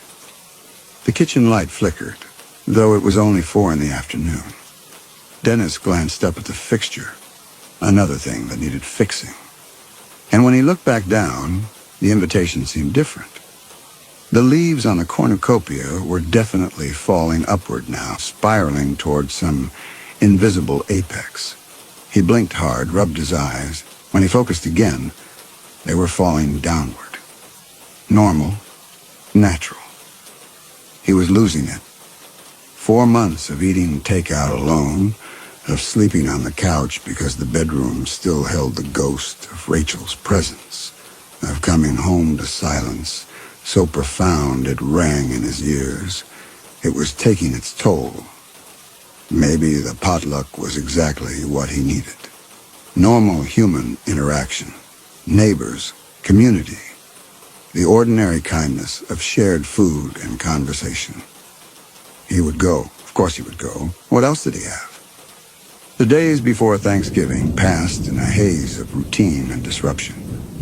Dennis went to work at the insurance office, where he'd been processing claims for 7 years, a job so numbing in its repetition that he could perform it while thinking about other things entirely. Lately, though, he found his thoughts circling back to Rachel, to those final weeks before she left. She'd become paranoid. There was no other word for it. She'd started checking the windows constantly, making sure the curtains were drawn. She'd stopped cooking, which was unlike her. Rachel had always loved to cook, experimenting with recipes from different cultures, filling the house with aromas that made it feel like home. But in those last weeks, she'd subsisted on crackers and cheese, on apples eaten in quick, nervous bites. "They're watching," she'd said one night, her voice barely above a whisper. "Who's watching?" "The neighbors." He'd looked out the window then, seen nothing but the quiet street, the neat houses, the amber glow of porch lights. "Rachel, there's no one there." "Not like that," she'd said. And there was something in her voice, a certainty, a knowledge, that had sent a chill down his spine. "Not where you can see." He'd suggested therapy. She'd refused. He'd grown frustrated, then angry, then cold. The distance between them had widened into a chasm. And then one morning, she was gone. Now, as Thursday approached, Dennis found himself unable to escape the feeling that he'd missed something crucial in those final weeks. Something Rachel had been trying to tell him, not in words, but in actions. The way she'd started sleeping in the guest room, claiming insomnia. The way she'd stopped looking at him directly, as if afraid of what she might see reflected in his eyes. The way she'd begun speaking in incomplete sentences, as if finishing a thought might make it too real. He remembered one evening in particular, 3 days before she left. He'd come home from work to find her standing in the backyard, perfectly still, staring at the fence that separated their property from the Castellanos. It was dusk, that uncertain hour when light fails and the world becomes unfamiliar. "Rachel?" he'd called from the back door. She hadn't moved, hadn't acknowledged him. He'd walked across the lawn, touched her shoulder, and she'd flinched so violently he'd stepped back. "What are you looking at?" "The fence," she'd said. "Have you noticed the fence?" He'd looked. It was just a fence. Wooden slats, weathered gray, perfectly ordinary. "What about it?" "The knots in the wood. They're watching. All of them. Like eyes." Dennis had felt a flutter of real fear then. Not fear of the fence, but fear for Rachel. Fear that she was slipping away from reality, from him, into some interior landscape he couldn't follow. "They're just knots, Rachel. Just patterns in the wood." She turned to him finally, and her eyes were clear, focused, utterly sane. "I know what they are, Dennis. That's what scares me." The next morning, she'd acted as if nothing had happened. Made coffee, hummed while showering, kissed him goodbye before he left for work. But when he'd come home that evening, the curtains facing the Castellanos' house were drawn, and they stayed drawn until the day she left. Now, sitting at his desk, processing a claim for water damage, Dennis found himself thinking about patterns, about the way the neighbors all waved at the same moment when he drove past, about the way their houses were identical, not just in structure, but in maintenance. The same fresh paint every spring, the same autumn wreaths on the doors, the same Christmas lights, strung on identical patterns, about the way he'd never seen any of them leave for work or return from errands. They were simply always there, present, watching, waiting. His phone rang. He picked it up absently, still thinking about the fence, about knots that looked like eyes. Dennis Cavanaugh. Mr. Cavanaugh, this is Brenda from St. Michael's Hospital. I'm calling about your wife. Ex-wife, Dennis corrected automatically. We're divorced. A pause. I'm sorry, our records show you're still listed as her emergency contact. Rachel Cavanaugh was admitted 3 hours ago. Dennis's heart stopped. What happened? Is she okay? I'm not at liberty to discuss details over the phone, but she's asking for you. Room 342. Visiting hours are until 8. The line went dead.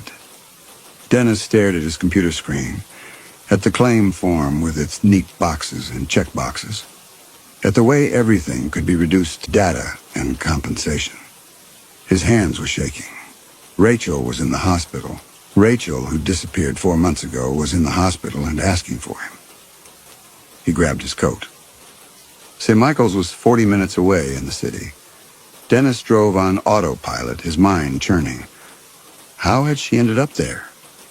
Where had she been for 4 months? Why was she asking for him now, 2 days before Thanksgiving? The hospital was a maze of corridors and elevators. He found room 342 on the 3rd floor, the door slightly ajar. He knocked softly. Come in.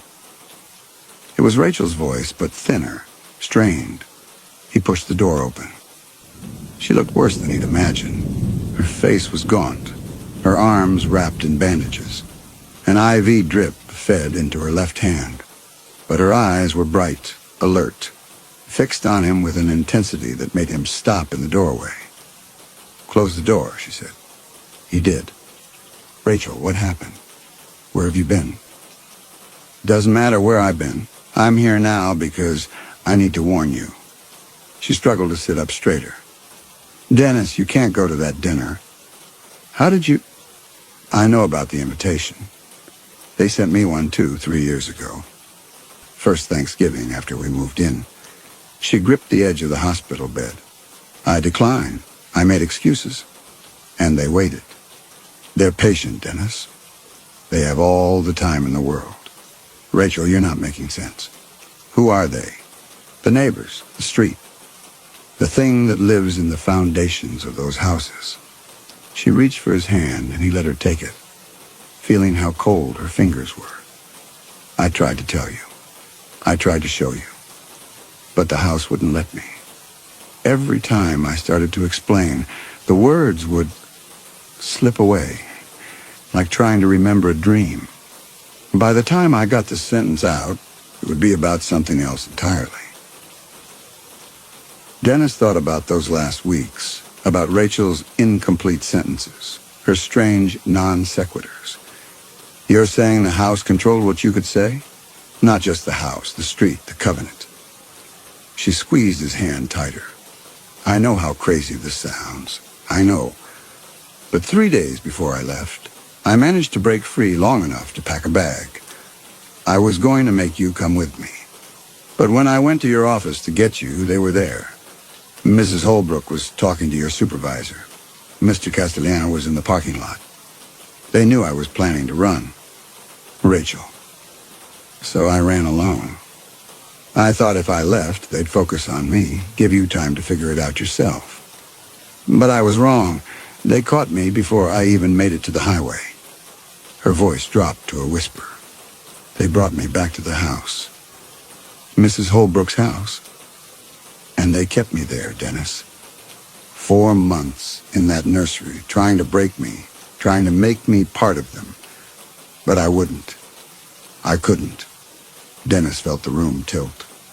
This was madness. It had to be madness. But Rachel's eyes were clear, and her hand in his was real, and the bandages on her arms. How did you get out? I didn't. I'm still there. She smiled, but it was horrible.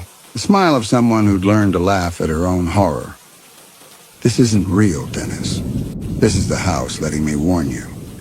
This is your last chance to choose differently. The fluorescent lights flickered. Dennis looked up, then back at Rachel. Her face was fading, becoming translucent. And through her, he could see the hospital bed empty. "No," he said. "No, you're real. You're here." "I wish I was." Her voice was barely audible now. "Don't go to the dinner, Dennis. Don't go, don't go, don't." He blinked, and he was sitting at his desk, the phone still pressed to his ear, dial tone buzzing. His computer screen showed the same water damage claim. The clock on the wall read 2:47 p.m., the same time it had been when he'd picked up the phone. Dennis set the receiver down carefully, his hand trembling. A hallucination. A waking dream. Stress and grief and 4 months of barely sleeping manifesting as a vision of Rachel warning him about what exactly? Dinner with the neighbors. But his hand still felt cold where she'd gripped it. And when he looked down, he saw faint marks on his wrist, like fingerprints, like someone had been holding on desperately, trying not to slip away. He worked the rest of the day in a daze, processing claims mechanically, saying nothing to his coworkers. When 5 o'clock came, he drove home through streets that seemed subtly wrong. The angles of buildings not quite right, the traffic lights changing in patterns he couldn't predict. At home, he stood in the kitchen, looking at the invitation still sitting on the counter. The cream-colored cardstock seemed to pulse faintly in the overhead light. Or maybe that was just his eyes, tired from too much screen time, too little sleep. He picked up the phone, dialed the hospital, asked for room 342. "I'm sorry," the receptionist said, "but we don't have anyone by that name admitted. Rachel Kavanaugh. She was admitted this afternoon." "Sir, I'm looking at our system right now." "No, Rachel Kavanaugh. Is there another name she might be under?" Dennis hung up. Of course there wasn't. Because it hadn't been real. Because his mind was playing tricks on him, creating warnings from his own subconscious fears, dressing them in Rachel's face to make them harder to ignore. Or because the house, the street, the covenant, whatever Rachel had been trying to tell him about, was showing him what would happen if he refused the invitation. Showing him Rachel, trapped and desperate, trying to warn him even as they kept her prisoner. Both explanations were insane, but one of them had to be true. Dennis looked out the kitchen window at Autumn Lane. The street was quiet, peaceful, perfect. Porch lights glowed. Windows reflected the last of the daylight. Everything looked exactly as it should. Except in every window on the street, he could see a figure standing. Just standing, perfectly still, all facing his house. 11 figures in 11 windows watching. He blinked and they were gone. Just curtains and glass and the ordinary interiors of ordinary homes. But he'd seen them. He was sure he'd seen them. The invitation sat on the counter waiting for his decision. Thursday was tomorrow. In less than 24 hours, he would either go to that dinner or find some excuse to decline. Rachel's voice echoed in his memory. "Don't go, don't go, don't go." But where else did he have to go? What else did he have to do? Spend another Thanksgiving alone in this house, eating takeout, pretending he wasn't listening for footsteps that never came? Maybe the dinner would be exactly what he needed. Maybe the neighbors were just lonely people trying to build community. Maybe Rachel had been sick in ways he hadn't understood, seeing patterns and conspiracies where there were only coincidences and chance. Maybe. Dennis picked up the invitation one more time, studying the cornucopia, the leaves that definitely, absolutely, were falling downward now. Nothing supernatural, nothing wrong, just an invitation to Thanksgiving dinner from neighbors who wanted to be neighborly. He set it back down, made himself a sandwich he couldn't taste, and went to bed early, hoping sleep would bring clarity. Instead, it brought the dream of the table again. But this time, when he walked down that endless hallway towards the dining room, he could see what awaited him at the end. 12 chairs, 11 full, 1 empty. And above the empty chair, suspended from the ceiling like a mobile, was Rachel. Not dead, not quite, but transformed into something else. Part decoration, part warning, part promise of what came to those who ran. He woke at dawn, sweating, the taste of sage and garlic strong in his mouth. And he knew with certainty that bypassed logic or reason that every word Rachel had spoken, real or hallucinated or impossibly transmitted from her prison in Mrs. Holbrook's nursery, had been true. The neighbors were waiting for him. They had always been waiting for him. And in 18 hours he would walk willingly to their table, sit in that empty chair, and discover what it meant to finally belong. Thursday arrived with unseasonable warmth. The November sun hanging low and golden in a sky the color of old pearls. Dennis stood in front of his closet, trying to decide what one wore to a neighborhood potluck that felt increasingly like a summons. In the end, he chose slacks and a button-down shirt, the uniform of suburban respectability of a man trying to fit in. The invitation had specified that guests needn't bring anything. We'd prepared everything for you. Which struck him as odd. Wasn't the point of a potluck that everyone contributed? But he was relieved in a way. He hadn't cooked a real meal since Rachel left. The kitchen had become hostile territory. The stove and oven-like artifacts from a lost civilization whose purpose he could no longer fathom. At 5:30, he stood at his bathroom mirror, attempting to comb his hair into submission. He'd lost weight over the past 4 months, he realized. His face looked gaunt, almost ascetic. There were shadows under his eyes that makeup wouldn't cover. Not that he owned any. He looked like a man who'd been hollowed out, scraped clean of something essential. "Pull yourself together," he said to his reflection. "It's just dinner." His reflection didn't look convinced. At 5 minutes to 6, Dennis locked his front door, checking it twice, then 3 times, a new compulsion he'd developed, and walked down the cracked pathway to the sidewalk. The evening air smelled wrong. Not bad precisely, but wrong, too sweet, too heavy. Like flowers left too long in a vase. Autumn Lane stretched before him, the identical houses on either side creating a corridor of manicured lawns and white picket fences that led to the cul-de-sac at the end. That's where the Holbrook house stood, the largest on the street, a Victorian revival that seemed to watch the neighborhood with dark, knowing windows. Lights blazed in every room. As Dennis walked, he noticed that the other houses were dark, empty. Everyone was already at the Holbrooks. Of course they were. Mrs. Holbrook answered the door before he could knock, as if she'd been waiting just on the other side. She was probably in her 60s, though something about her seemed ageless. Her skin too smooth, her posture too perfect, her smile too practiced. "Dennis," she said, and the way she spoke his name sent ice through his veins. She said it like she'd said it 1,000 times before, with the familiarity of long acquaintance. "We're so glad you're finally ready to come home." "I thank you for inviting me," he managed. "Inviting?" She laughed, a sound like wind chimes in a breeze that never stopped. "Oh, Dennis, you've always been invited. You just weren't ready to accept.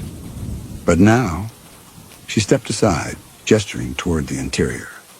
"Now you are." The entrance hall was decorated with autumn leaves and dried corn stalks, the aesthetic of harvest festivals and homecoming.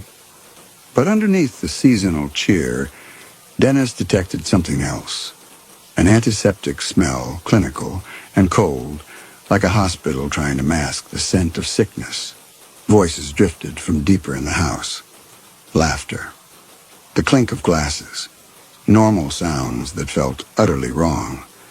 Mrs. Holbrook took his arm, her grip surprisingly strong. and led him through the hall toward the dining room. "Everyone's been so excited," she said. "It's been 3 years, you know. 3 years of watching, of waiting, of wondering if you'd ever understand. Rachel didn't. Poor thing. She resisted. But you're different, aren't you? You're ready to belong." "I don't understand," Dennis said. Though part of him, a part growing larger with each step, feared that he did. They entered the dining room, and Dennis stopped so abruptly that Mrs. Holbrook's grip on his arm tightened painfully. 11 people sat around a table that shouldn't have fit in the room, but did somehow, as if the space had expanded to accommodate it. Dennis recognized them all: the Castellanos, Mr. Pritchard, the Johnsons from 2 houses down, the Mercers, the Abbotts, the Quinns. All the neighbors he'd never really known, all watching him with expressions of what? Welcome? Hunger? Love? It was the last that disturbed him most. They looked at him with love. Dennis. Mr. Pritchard stood, raising a glass of wine that caught the candlelight and held it, glowing like liquid ruby. "The prodigal son returns." "Please sit," Mr. Castellano said, gesturing to the empty chair at the head of the table. "The place of honor, or the place of sacrifice." Dennis found himself moving forward, Mrs. Holbrook's hand still on his arm, guiding him to the seat. The chair was leather, worn smooth by countless bodies, shaped by use into a form that fit him perfectly. He sat, and 11 faces turned toward him, smiling. The table was laden with food, turkey, of course, golden and glistening. Bowls of mashed potatoes, their surfaces swirled into perfect peaks. Green bean casserole, the onions on top crispy and dark. Cranberry sauce jellied and quivering. Sweet potato casserole topped with pecans and marshmallows. Stuffing rich with herbs, gravy in a porcelain boat, steam rising from its surface. Rolls golden and pillowy. And at the center, a cornucopia. The same one from the invitation, spilling autumn leaves that seemed to writhe in the candlelight. "We've prepared all your favorites," Mrs. Johnson said. Her voice was warm, maternal, everything just the way you like it. I've never told you what I like," Dennis said. "We know," Mrs. Mercer said, smiling. "We've always known." The words hung in the air. Dennis's heart, which had been racing, seemed to slow, each beat distinct and painful. Mrs. Holbrook, now seated at the other end of the table, folded her hands. The candlelight caught her eyes, and for a moment they seemed to reflect no light at all. "Eat," she said softly. "We've waited so long." Dennis tried to stand, but found he couldn't. His body wouldn't respond. He could move his head, his hands, but rising from the chair was impossible, as if gravity had tripled its hold on him. "Don't be afraid," Mr. Quinn said. "You wanted to belong." "Rachel," Dennis whispered. "What did you do to her?" The neighbors exchanged glances, and something passed between them. An understanding, a memory, shared without words. "She ran," Mrs. Castellano said finally. "Some people run." "You won't," Mrs. Holbrook added. "You're not like her." The food on the table seemed to shimmer, and Dennis smelled it fully for the first time. His stomach clenched, because he recognized these dishes. The mashed potatoes had roasted garlic, Rachel's addition. The green beans were slightly overcooked and swimming in mushroom soup, the way his mother used to make them. The cranberry sauce had orange zest and a hint of cinnamon. A recipe from Rachel's grandmother. The stuffing was made with sourdough and Italian sausage. His father's recipe, the one Dennis had loved as a child. Dish after dish, each one a memory, each one a piece of his history that no one should have known. "How?" he asked. "Does it matter?" Mr. Pritchard said. "This isn't home," Dennis said. "It will be," Mrs. Holbrook said. The neighbors raised their glasses in unison, a practiced gesture they'd performed before. "How many times?" To family, they said together. Dennis looked down at his plate. Empty, white waiting. His hand moved without his conscious control, reaching for the serving spoon. His body was obeying some command he hadn't issued, some compulsion written into the air of this house, into the chair he sat in, into the moment he'd crossed the threshold. "Fight it," a voice said. Rachel's voice, thin and distant. Not a memory. Something trapped. Dennis, fight it. But his hand was scooping mashed potatoes onto his plate. The smell of roasted garlic filled his nostrils, and his mouth watered despite everything. His body wanted to eat, wanted to accept. The serving spoon moved to the turkey, slices of white meat falling onto his plate, then the green bean casserole, the cranberry sauce, the stuffing. His plate was filling, and he couldn't stop it. "You're doing beautifully," Mrs. Holbrook said. The cornucopia sat in the center of the table, its autumn leaves still moving, still spiraling upward. Dennis found himself staring at it, hypnotized. And in that motion he saw them, faces. Dozens of faces pressed against the inside of the cornucopia as if trapped behind glass. Men and women, all with the same expression of frozen horror, all with their mouths open in silent screams. "Please," he said. "I don't want this." "What you want," Mrs. Holbrook said, "has never mattered." His plate was almost full now. Only a few dishes remained. And at the end, a small dish he hadn't noticed before, something dark and glistening, served in a crystal bowl that seemed to pulse with inner light. His hand reached for it. Time became strange. Dennis's hand hung in the air, and the moment stretched. He could see everything with hyper-clarity, the candlelight reflecting off the crystal bowl, the condensation on the wine glasses, the slight movement of Mrs. Holbrook's chest as she breathed, if it was breathing. In this stretched moment, Dennis remembered his father. Fear, he'd said once, is just the body's way of telling you that you're about to learn something important. Dennis had avoided danger his whole life, avoided conflict, avoided anything that might mark him as unwanted. He'd made himself small and acceptable and ultimately invisible, even to himself. That's why they'd chosen him. Not because he was special, but because he was empty, a vessel waiting to be filled. Rachel had known. She'd stopped cooking, stopped filling the house with aromas because she'd realized that home had become a trap. The neighbors loved him. He could feel it. A twisted, consuming love that wanted to devour him, to obliterate the boundary between self and other.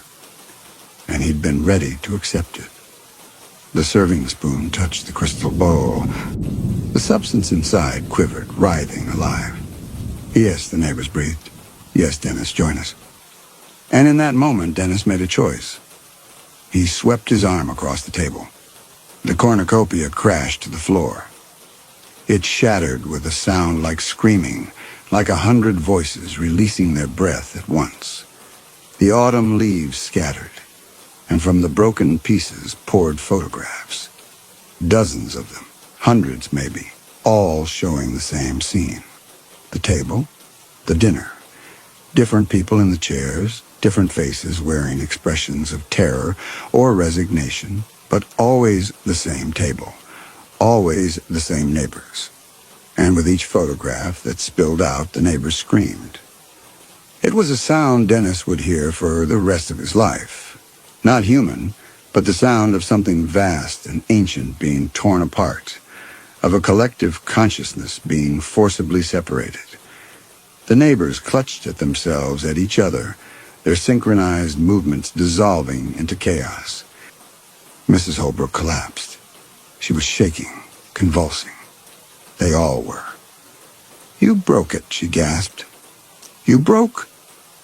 But the words dissolved into incoherent sobbing, into confusion, into something that might have been rage, or might have been grief, or might have been both. And then they were moving. Not collapsing into weeping acceptance. Moving. Toward him. Mr. Pritchard lunged first, his face twisted with panic, hands grasping. "Fix it," he said, his voice cracking. "Fix it, fix it, fix it." Dennis stumbled back, the chair crashing behind him. Mr. Castellano was on his feet now, too, moving with jerky, uncoordinated movements, like a puppet with tangled strings. "Put it back," he was saying over and over. "Put it back together, put it back." They were all standing now, all moving toward him, their faces showing not menace exactly, but desperation, confusion, terror. Like people waking from a decades-long dream into a nightmare of individuality they'd forgotten how to navigate. Mrs. Johnson grabbed his arm. Her grip was weak but insistent. "Please," she whispered. "I can't hear them anymore. I can't hear them. Make it stop. Make me hear them again." Dennis wrenched free, backing toward the door. But Mr. Quinn was blocking it, not threatening, just standing there, swaying slightly, his face blank with shock. "I don't understand," he was saying. "I don't understand who I am." "Move," Dennis said. Mr. Quinn just stared at him. And Dennis realized he was crying. They were all crying now, reaching for him with trembling hands, begging him to restore what he'd broken, to return them to the collective that had defined them for so long. "Please," Mrs. Holbrook said, crawling toward him, on hands and knees, too disoriented to stand. "Please, please, please put it back. We'll do anything, we'll let you go. Just put it back." Dennis pushed past Mr. Quinn into the hallway. Behind him he could hear them following. Not chasing exactly, but stumbling after him, their pleas dissolving into wordless sounds of loss and confusion. He ran. The stairs. He needed to reach the stairs, but which way? The hallway seemed to stretch and contract, the walls breathing. Behind him, the sounds of the neighbors. Sobbing, pleading, the shuffle of feet. They were coming, disoriented but desperate. A mob of broken people who'd forgotten how to exist separately. Dennis gripped the banister, steadying himself. The fog in his mind was clearing, replaced by sharp, agonizing clarity. Rachel. He'd heard her voice. She was here. He turned back to the writhing mass of neighbors stumbling from the dining room. Mrs. Holbrook was on her knees in the hallway, clutching the door frame, her face streaked with tears. "Where is she?" Dennis shouted. "Where's Rachel?" Mrs. Holbrook looked up, her eyes empty and terrified. She pointed a trembling finger towards the ceiling. "Nursery," she wailed. "She's in the nursery. We kept her safe. Just put it back. Please, just put it back." Dennis didn't wait to hear more. He took the stairs two at a time, his heart hammering. Behind him, the pleading voices faded into wordless sounds of loss. The guest room was at the end of the upstairs hallway, behind a door with 3 deadbolts. His hands shook as he worked the locks. Below, someone was crying his name. Mrs. Holbrook or Mrs. Johnson, he couldn't tell anymore. But the voice was distant, broken. The door opened. The room was decorated like a child's nursery. Dancing teddy bears on the wallpaper. A mobile of stars and moons hanging from the ceiling, turning slowly though there was no breeze. And in the center, a hospital bed. Rachel lay there, thinner than he remembered, her face gaunt. Her eyes were open, staring at the mobile as it turned. For a terrible moment, Dennis thought she was dead, but then she blinked, and her eyes tracked slowly to him. "Dennis," she whispered. He crossed the room, fell to his knees beside the bed. "I'm sorry." "God, Rachel, you broke it," she said, and something like a smile touched her lips. "I felt it." The whole house shuddered, like waking up. The mobile above them spun faster, the stars and moons blurring together. Rachel watched it, her expression distant. "I tried," she said softly. "For months. I tried to reach you, to warn you. I'd focus everything I had on projecting my voice through the walls, through the vents. My grandmother always said I had a sensitive nature, that I could feel things others couldn't. I thought maybe I could use it. But the house was stronger. It would only let through whispers, fragments. It was enough, Dennis said. You told me to break the cornucopia. Did I? She looked at him, focusing with effort. I don't remember what I said anymore. Just that I kept screaming your name until my voice was gone. Footsteps on the stairs now. Slow, hesitant. The neighbors were coming, still confused, still desperate, to make him restore what he'd destroyed. Can you walk? Dennis asked. I don't know. I haven't tried in so long. He helped her sit up, his arm around her shoulders. She was shaking. The mobile above them stopped spinning, hanging motionless now, its spell broken along with everything else. Together they moved to the door. Rachel's legs nearly buckled, but she held on. They made it to the hallway just as Mrs. Holbrook reached the top of the stairs. She looked ancient now, all pretense stripped away. Her face was a road map of decades. She held out one trembling hand. Don't go, she whispered. Please, I don't know how to be alone. None of us do. You've killed us, don't you see? You've killed us by making us remember we're alive. Dennis looked at her. This woman who'd orchestrated years of manipulation, who'd kept Rachel prisoner. He felt pity, yes, but not enough. You did this to yourselves, he said quietly, a long time ago. They moved past her down the stairs. The other neighbors were in the foyer, huddled together like lost children. Mr. Castellano was rocking back and forth. Mrs. Johnson had her hands pressed over her ears as if trying to block out silence. Mr. Pritchard sat on the floor, staring at nothing. They didn't try to stop Dennis and Rachel. They just watched with eyes that had forgotten how to focus on individual things. Dennis opened the front door. The night air hit his face, cold and clean. Rachel breathed it in, like it was the first breath she'd ever taken.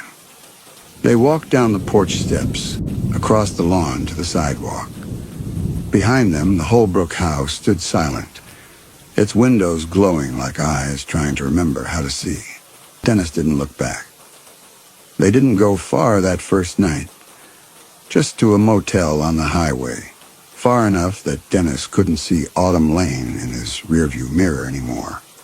Rachel slept for 14 hours straight while Dennis sat in a chair by the window, watching the parking lot, unable to close his eyes without seeing Mrs. Holbrook's desperate face. When Rachel finally woke, the sun was setting again. She looked at him across the dim motel room, and something passed between them. An understanding that they were changed, that the people who'd lived on Autumn Lane were gone, replaced by these new, raw versions who knew what it meant to almost be consumed. I had a dream, she said, her voice rough from sleep, while they kept me in that room. Same dream every night. I was at our wedding. Dennis waited, not sure if he should speak. We were at the altar, and you were saying your vows. But when I looked at the guests, they were all there. Mrs. Holbrook, the Castellanos, all of them, sitting in the front row like family. And they were smiling, Dennis, so proud, like they'd arranged the whole thing. She pulled the thin motel blanket tighter around herself. When I woke up this afternoon, I couldn't remember if that was a dream or a memory. It was a dream, Dennis said, but he couldn't quite make his voice convincing. Was it? Rachel turned to look at him fully. I've been thinking about how we met. At that coffee shop on Laurel Street, remember? You spilled your drink, and I helped you clean it up. I remember. But do you remember why you were there? That specific coffee shop at that specific time. Dennis thought back. 3 years ago, he'd been driving, looking for a place to work on his laptop because his internet was down at home. He'd passed 3 other coffee shops before stopping at that one. And when Rachel had asked him later why he'd chosen it, he'd said, "I don't know," he admitted. "It just felt right." "I was there because I'd gotten a call," Rachel said, "from a temp agency I'd never heard of, offering me a job interview nearby. When I showed up at the address, the building was empty. Had been for years. But there was a coffee shop on the corner, so I went in to call the agency back." She laughed, but it was hollow. The number was disconnected, like it had never existed. The motel room felt suddenly smaller. Dennis wanted to argue, to find rational explanations. People met by coincidence all the time. Temp agencies made mistakes. His internet had actually been down. He remembered calling the provider, being on hold for 40 minutes. Or did he remember that? Or was it just the story he'd told himself, the logical explanation his mind had constructed around an event that had no logic? "We should eat something," he said, standing abruptly. "There's a diner next door." Rachel didn't argue. They dressed in the clothes they'd been wearing, smelling of smoke and fear, and walked across the parking lot to a fluorescent-lit restaurant that served breakfast 24 hours a day. The waitress brought them coffee without asking. Dennis wrapped his hands around the mug, letting the heat ground him in something real and present. Across from him, Rachel stared at the menu without reading it. "I don't remember what I like anymore," she said quietly. 4 months of them bringing me food I didn't ask for. Meals that tasted like my childhood, like my grandmother's kitchen, like memories I'd never told anyone about. And now I look at this menu and I don't know what's mine and what's theirs." "Order something you've never had before," Dennis suggested. "Something you know they couldn't have known about." Rachel looked up at him, something like gratitude in her eyes. When the waitress returned, she ordered huevos rancheros, and Dennis asked for a Denver omelet. Food that was aggressively ordinary, diner staples, the kind of meals that belonged to everyone and no one. They ate in silence, both of them chewing slowly, tasting for poison or manipulation or control. But it was just food. Mediocre coffee and overcooked eggs and toast that was slightly burnt on one side. Human food made by human hands without malice or love or any intention beyond filling stomachs and earning tips. Dennis had never tasted anything more delicious. "We need to go back," Rachel said when her plate was empty. "Not tonight. Not tomorrow, but soon." "Rachel, I know what you're going to say. That it's over, that we got out, that we should just leave and never look back. And maybe you're right. Maybe the smart thing is to run and keep running." She set down her fork, aligned it carefully with her knife, a gesture of control in a life that had spun so far beyond her grasp. "But I keep thinking about those photographs. All those faces. And I keep wondering, did any of them have families, people looking for them? Or did the covenant erase them so completely that no one even remembered they existed?" Dennis thought about the divorce papers, about how easily Rachel had been erased from his life. 4 months and she'd become a ghost. A story he told himself about a marriage that hadn't worked out. If he'd gone to that dinner, if he'd eaten from that crystal bowl, would anyone have looked for him? Or would he simply have become one more neighbor on Autumn Lane, standing at windows watching for the next victim? "What are you suggesting?" "I'm saying we need to make sure it's really over, that we didn't just buy ourselves time, that breaking the cornucopia was enough." She paused, choosing her words carefully. What if some part of it survived? What if the covenant can rebuild itself? The waitress brought the check. Dennis paid in cash, leaving a $20 tip on a $15 meal, as if generosity could somehow balance the scales of what they'd done, what they were planning to do. Back in the motel room, they sat on separate beds. No discussion, just an understanding that proximity to another person, even a person you'd once loved, was too much after months of forced intimacy with horror. Tell me about the nursery, Dennis said. If you can. Rachel was quiet for so long he thought she wasn't going to answer. Then, it was where they kept the ones who resisted. I wasn't the first. There were marks on the walls, scratches, messages. Most of them I couldn't read. They'd been painted over, but you could still feel them under your fingers, like scars. What did they say? The ones I could make out?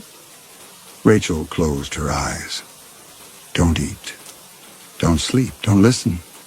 And one, over and over, carved so deep, it came through the paint. They were us once. Dennis felt his skin prickle. They were us once? I think the Covenant didn't start as something evil. I think it started as something desperate. People who didn't want to be alone, who wanted to stay together forever. And somewhere along the way, forever became feeding. Staying together became consuming. Love became... She opened her eyes. Became what we saw. How long do you think they'd been doing it? The dinners? I found a photograph in the nursery tucked behind a loose section of wallpaper. Black and white, old enough that the paper was brittle. It showed a Thanksgiving dinner, maybe from the 1930s or 40s. Same table, same room, different people in the chairs, but the same empty seat at the head. Rachel's voice dropped to barely above a whisper. Mrs. Holbrook was in the photo, looking exactly the same as she does now. The motel room's heater kicked on with a rattle, startling them both. Dennis waited for his heart to slow before speaking. So they don't age, or they age slowly, or time works differently for them. I don't think they're them anymore, Rachel said. I think the people, they were died a long time ago. What's left is just the Covenant wearing their bodies, using their memories, pretending to be human while it waits for the next person to feed on. Dennis thought about Mrs. Holbrook's face after the cornucopia broke. The confusion, the terror, the pleading. Had that been the Covenant trying to restore itself? Or had it been Mrs. Holbrook, the real Mrs. Holbrook? The 23-year-old woman who'd moved to Autumn Lane in 1959, suddenly remembering what she'd lost, who she'd been, before the collective consumed her. If we go back, he said, if we burn the house, will that be enough? Or will it just wait? Build again? Find new people?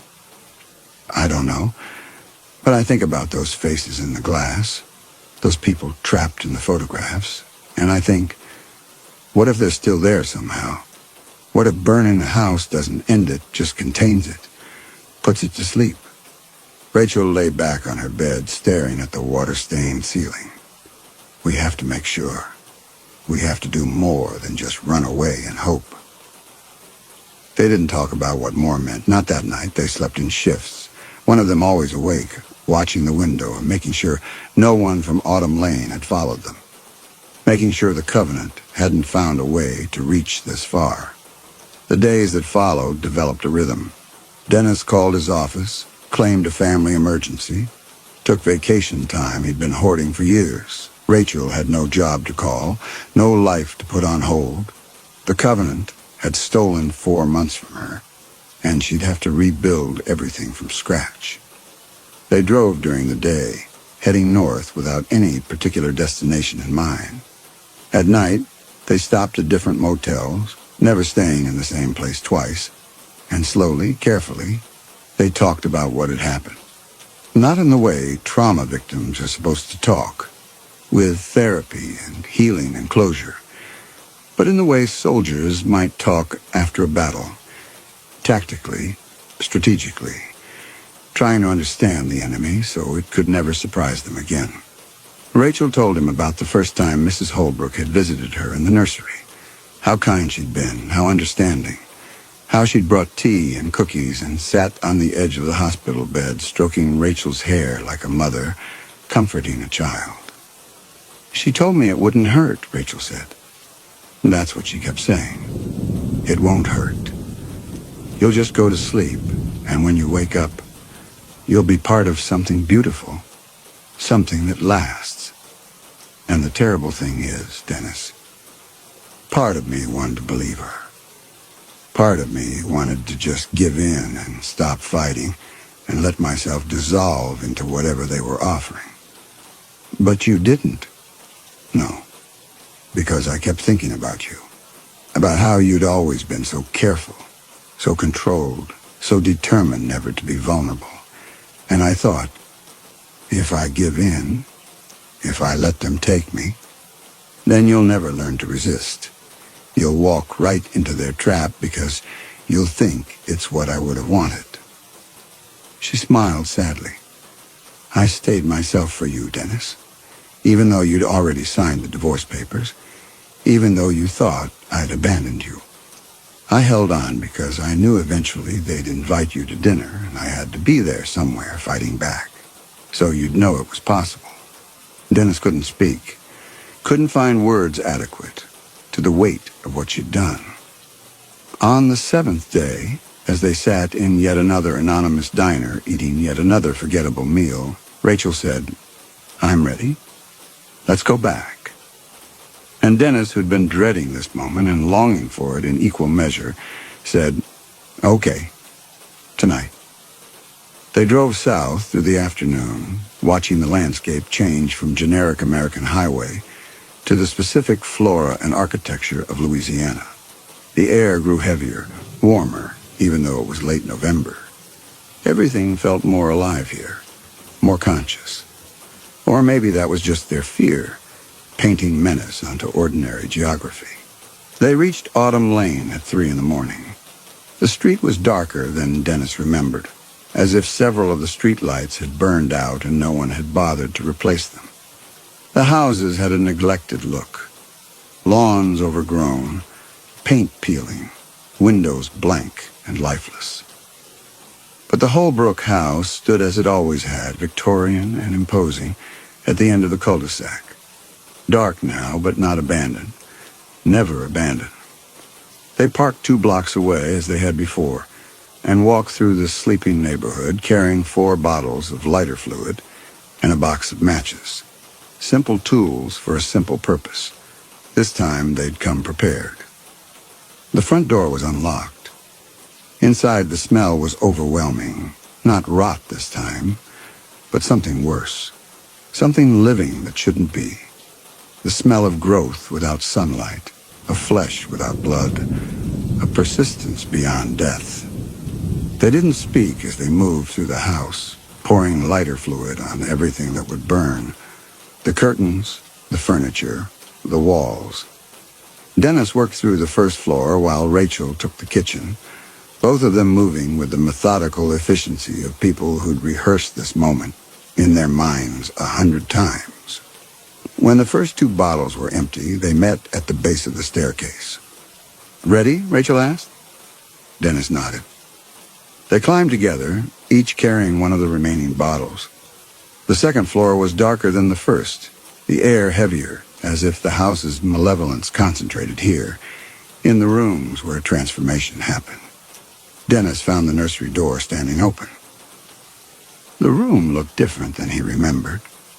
The teddy bears on the wallpaper had changed position, as if they'd been moving when the house was empty, redecorating themselves for the next prisoner.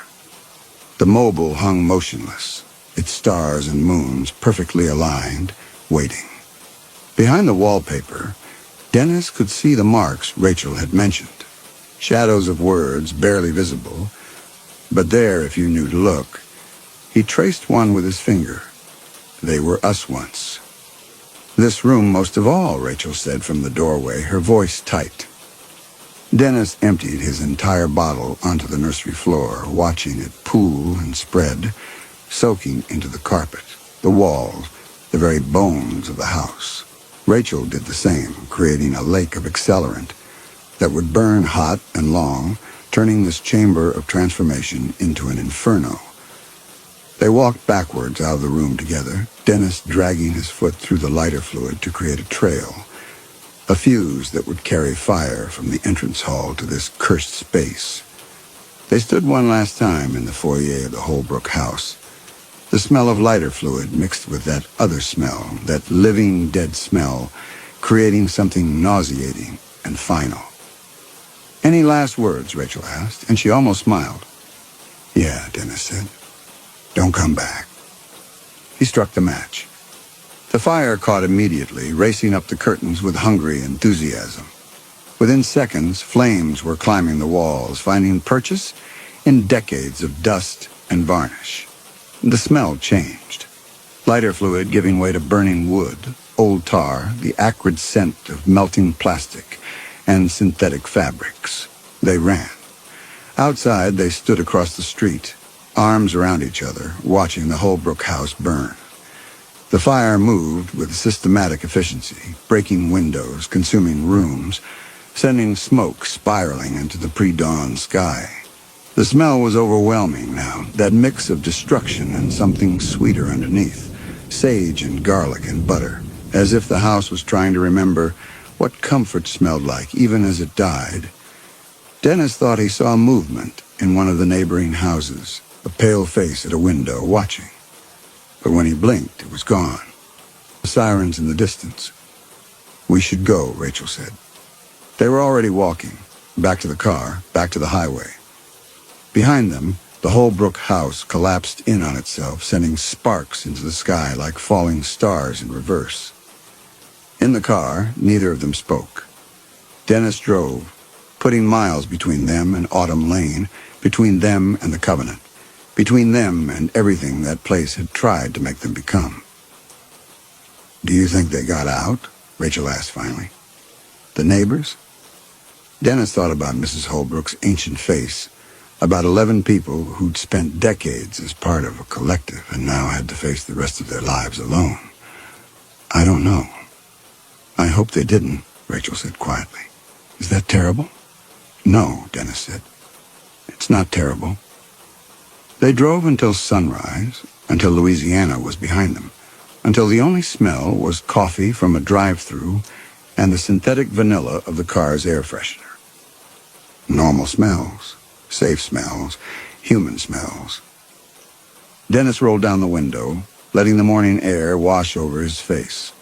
Somewhere behind them, the Holbrook house was ash and memory. Somewhere behind them, the Covenant was broken. And ahead of them, nothing certain, nothing promised. Just the ordinary terror of being alive and separate and free. Epilogue. 2 years later, Dennis received a letter. No return address, just a postmark from Seattle, and his name written in handwriting he recognized. Inside, a single photograph. Rachel standing in front of a small house, a garden visible behind her. She looked healthy, whole. On the back, "I learned to be alone. Then I learned I didn't want to be. Coffee sometime?" Dennis stood in his Chicago apartment holding the photograph. He'd learned to be alone, too. He had a job, a modest life. He'd stopped trying to be whatever others wanted. He pulled out his phone, typed, "Yes. Tell me when and where." Rachel's response came quickly. 2 weeks. The Blue Moon Cafe on Pike Street, 2 p.m. "Looking forward to it," Dennis replied. He set his phone down and looked around his apartment. Small, simple, but his. No one had chosen it for him, manipulated him into it. He'd found it himself. That mattered. But maybe it was time to build something larger again. Not a covenant. Just a connection, freely chosen, maintained by will rather than magic. Just coffee with someone who'd survived the same nightmare. Dennis walked to his window and looked out at Chicago. Normal people doing normal things. No synchronized movements, no hungry stares. Just life. He could work with that. In 2 weeks, over coffee, he and Rachel would discover whether two people broken by the same horror could help each other heal, or if some wounds cut too deep. Dennis didn't know which it would be, but for the first time in years he was willing to find out. That was as close to a happy ending as people like them were likely to get. And maybe it would be enough. In Louisiana, on a quiet street named Autumn Lane, charred foundations sit empty. New families have moved into the surviving houses. Families who notice nothing wrong, who find the neighborhood pleasant, who sometimes wake from dreams they can't remember, feeling vaguely uneasy. In the ruins, if you look carefully in the right light, you can still see the outline of where the dining room stood. And in that outline, if you're the sort of person who sees such things, you might notice something. 12 spaces arranged around a table that no longer exists, each space marked by a slight depression in the ash. Each depression exactly the size and shape of a person sitting down, waiting. The covenant is broken.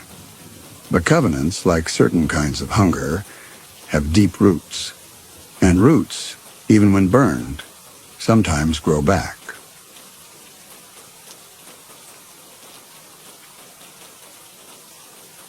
Story 4. Mark had always known he would end up in the basement. Not known precisely. That suggested certainty. Facts verified and accepted. Rather, he had carried the knowledge the way one carries the memory of a childhood home. Imperfectly. With certain rooms clearer than others, certain doorways leading to spaces that shouldn't exist, but somehow did. The basement had always been waiting. That much seemed obvious now, sitting at the card table with its uneven legs, one corner propped on what appeared to be a 1987 phone book, yellow and swollen with moisture. The Donovan family reunion happened every November, had always happened every November, would presumably continue happening every November, until the last Donovan forgot why they gathered or where they were supposed to go. Mark's mother had called him 3 times to confirm he was coming, her voice taking on that particular frequency of anxiety that meant she had already told everyone he would be there, and his absence would reflect poorly on her ability to manage her adult son. He was 30 years old. He had a mortgage, a job title that sounded more impressive than it felt, an apartment where he lived alone and told himself he preferred it that way. He had not missed the family reunion since when? The question presented itself and then withdrew before Mark could examine it properly. He'd always come to the reunions. That was simply what one did, what Donovans did. The family had rituals, and rituals required participation, and Mark had learned early that the consequences of non-participation were somehow worse than the tedium of attendance. The basement smelled of mildew and something else, something organic that had ripened beyond identification. The single bulb overhead, 60 watts, maybe less, cast more shadow than light, making the concrete walls seem to recede into suggestions of walls, boundaries that might or might not hold. 7 children sat around the table with him. Mark didn't know all their names, though he felt he should. The way they watched him suggested they'd been expecting him, that they'd been waiting a long time. "You're sitting in Joey's spot," the oldest girl said.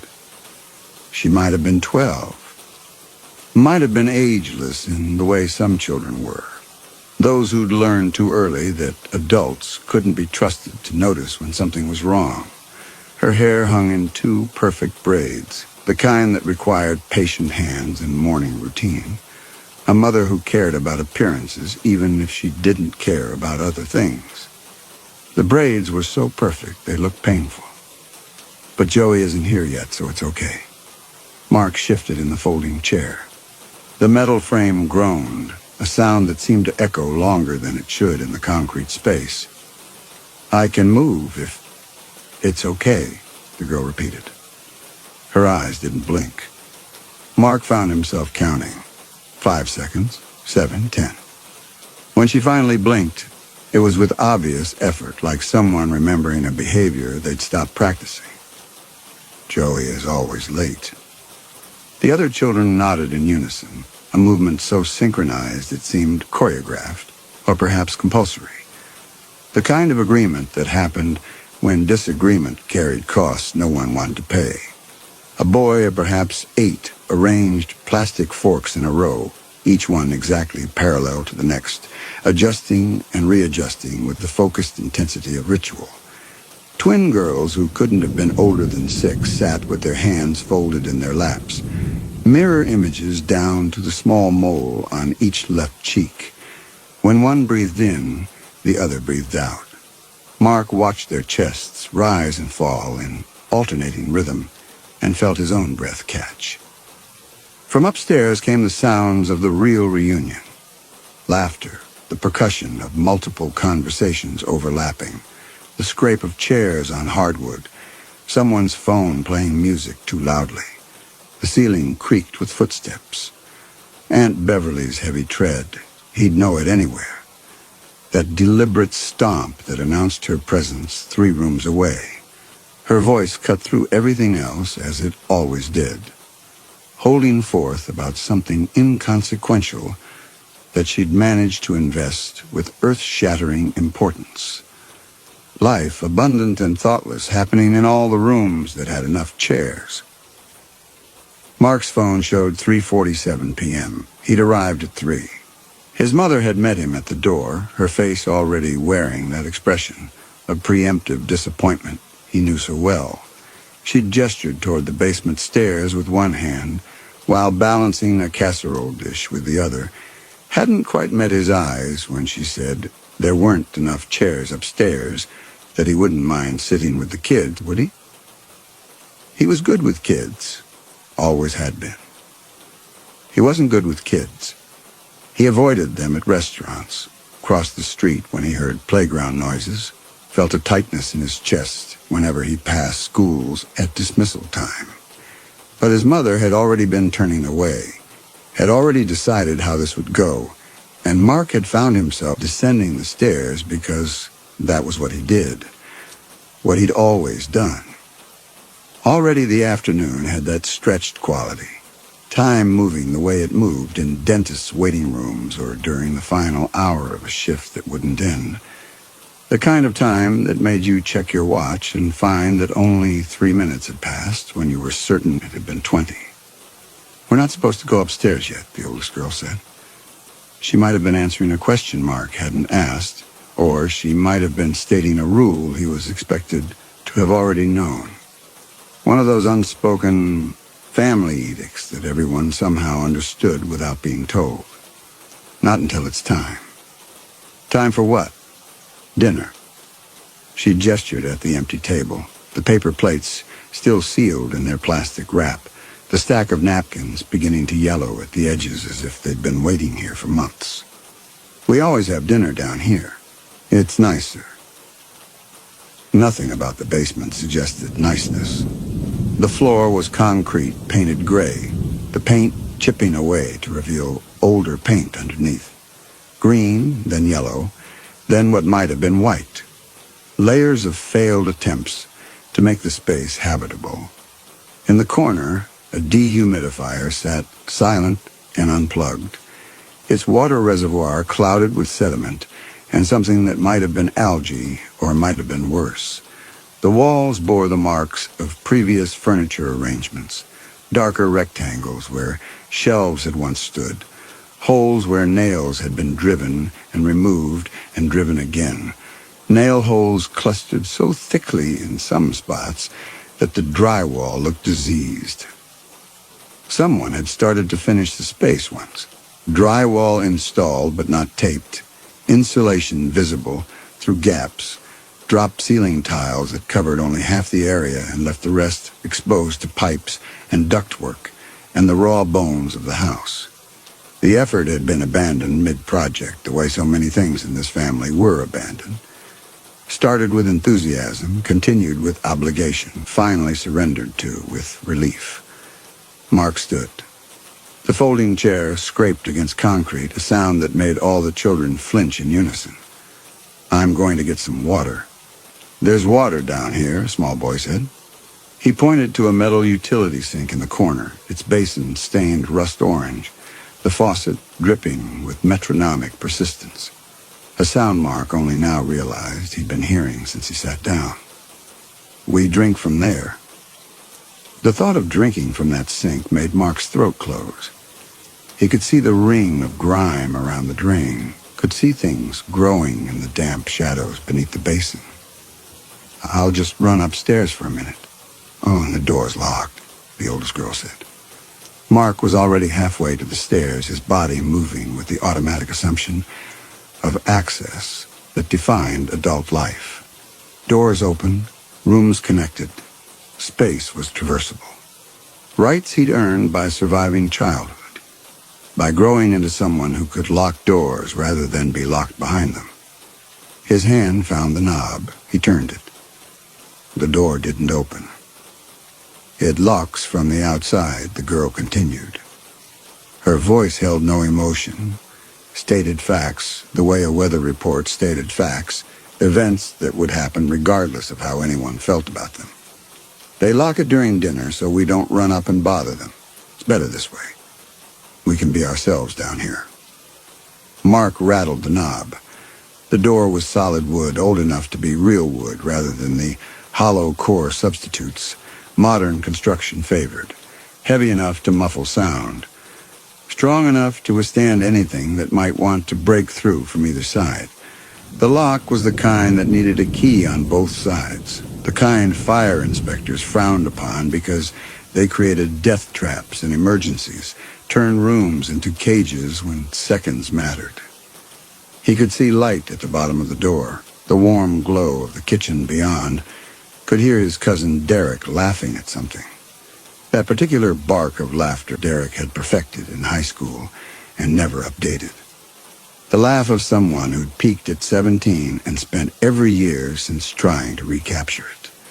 Mark could picture him up there, beer in hand, telling the same stories about the same football game, performing the same tired masculinity for an audience that had stopped being impressed 20 years ago. "Hey," Mark called. His voice sounded strange in the basement, flattened somehow, as if the concrete absorbed sound the way it absorbed light. "Hey, the door's locked." The conversation upstairs continued without pause. Someone told a joke. Multiple people laughed. Glass clinked against glass. "They can't hear you," one of the twins said. Her hands trembled slightly in her lap, fingers knotting and unknotting. "Or they can hear you, but they don't listen. It's the same thing, really." Mark knocked, then pounded. His fists against the wood produced a dull thud that should have carried, should have interrupted someone's conversation, should have prompted his mother to say something about patience, about waiting, about proper behavior at family gatherings. That script she'd perfected over years of managing him, managing the family's perception of him, managing the gap between the son she'd wanted and the son she'd gotten. Nothing changed upstairs. The conversation continued. Laughter came and went. Footsteps moved from room to room with the easy confidence of people who'd never been locked anywhere. Mark knocked harder. His knuckles began to ache. He pounded until his fist went numb, until the dull thud became the only sound he could hear, the rhythm of his own desperation echoing back to him from the concrete walls. "You have to wait until they're ready," the oldest girl said. She had produced a worn deck of cards from somewhere and was shuffling them with practiced ease, the cards whispering against each other in the way cards did when they'd been handled thousands of times, their edges soft, their faces marked with the oils of countless fingers. Her hands shook. The cards slipped, fanning across the table, and she gathered them quickly, as if embarrassed, as if the display of imperfect control had revealed something she'd meant to keep hidden. "They're always ready eventually. We just have to be good until then." Mark returned to the table because there was nowhere else to go. The basement had no other exits. He could see that now, scanning the space with the methodical attention of someone looking for escape routes. One staircase, one door, no windows. The windows had been filled in at some point, concrete poured into their frames, leaving a rectangular depressions in the walls where light should have entered but couldn't anymore. He'd been in this basement before. Of course he had. The reunion was always at Aunt Beverly's house, had always been at Aunt Beverly's house, would presumably always be at Aunt Beverly's house until she died, or the house fell down, or the family finally splintered into groups too small to call a reunion. Mark had been here for every November gathering since... Since when? The question was back, more insistent now. He could remember last year's reunion, could remember the year before that, could trace backward through a chain of identical Octobers, each one blurring into the next. Faces aging and changing, but the basement always the same. Always the card table. Always the concrete floor. Always the light that wasn't quite bright enough. But when had he first come here? When had he first been sent to the basement? The memory wouldn't form, or it formed and then dissolved, like something seen through water. The children watched him sit. The smallest boy was crying silently, tears tracking down his face, his mouth open in a soundless sob that spoke of practice, of learned silence. His sister. Mark thought they might be siblings. They had the same narrow face, the same dark eyes. Put a hand on his arm. He flinched but didn't pull away. The touch seemed to cost both of them something. "We're going to play a game," the oldest girl announced. Her voice was steadier than her hands, pitched with artificial brightness, the kind of cheer that television hosts used when pretending enthusiasm for their own shows. "The feeder likes it when we play games." Mark's throat constricted. The temperature in the basement seemed to drop, though he couldn't have said whether the change was real or imagined, whether his skin was actually prickling, or whether his body was simply responding to the wrongness of that name spoken in this space. Who? The feeder. She dealt cards with mechanical precision. 7 cards to each child, 7 cards to Mark. Her movements so practiced they seemed automatic. A card slipped from her fingers, fluttered to the floor face up. The Queen of Hearts, her smile frozen and beatific. The girl didn't pick it up, dealt the next card as if nothing had happened. "You'll meet him at dinner. Everyone meets him at dinner." The boy who had been arranging forks spoke without looking up. His voice was flat, rehearsed, the voice of someone reciting something they'd been told to memorize. "The feeder decides when you're ready." "Ready for what?" "To grow up." The boy adjusted a fork, moving it a millimeter to the left. His knuckles were white with pressure. The skin pulled tight over small bones. You can't leave the kid's table until you grow up. There was a logic to this that Mark couldn't quite grasp. A rule system that operated on principles he'd once understood but had forgotten, or had never been allowed to learn. The children spoke of the feeder the way children spoke of Santa Claus or the Tooth Fairy, with belief that was partly performance and partly genuine, the kind of belief that persisted because disbelief carried consequences they didn't want to test. "I'm 30 years old," Mark said. The words sounded hollow even as he spoke them. "I'm already grown up." The oldest girl looked at him with something that might have been pity. "Then why are you at the kids' table?" The question had no answer Mark could articulate. Or it had too many answers, all of them leading to places he didn't want to go. Because his mother had told him to sit here. Because there weren't enough chairs upstairs.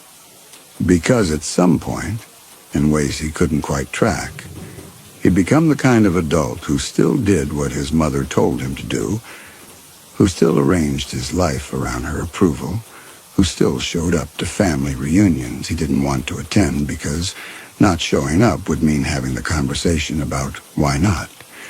And that conversation would require admitting things he'd spent 30 years not admitting, because maybe he wasn't as grown up as he thought.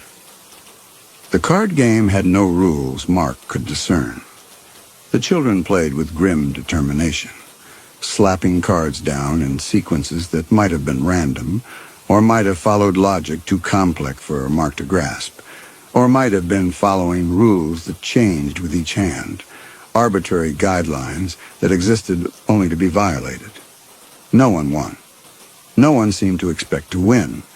They simply played, and when the deck ran out, the oldest girl gathered all the cards, slowly, carefully, as if they were artifacts that might crumble under rough handling, and shuffled again. This time she dropped 3 cards. She left them where they fell, face down on the concrete, as if retrieving them would break some protocol more important than the game itself. Time passed in that peculiar basement way. Mark's phone showed 4:15, then 4:17, then somehow 4:12. The numbers made no sense, time folding back on itself, or the phone's internal clock dying in stages, losing its grip on sequence. He watched the display flicker, watched the battery percentage jump from 12% to 3% to 47%. Watched the date change from November to July to a year that hadn't happened yet. Then the screen went black. Just alive and then not alive, like a switch had been thrown. He pressed the power button repeatedly, uselessly, the way people did when they needed the illusion of control more than they needed the device to function. The light overhead flickered twice, settled into a dimmer glow that turned the children's faces into masks of shadow and angles, then brightened again to something almost, but not quite, its original intensity. The bulb was dying slowly, Mark thought, or had been dying for a long time, or would continue dying forever without quite going out. Upstairs, the sounds of the reunion continued.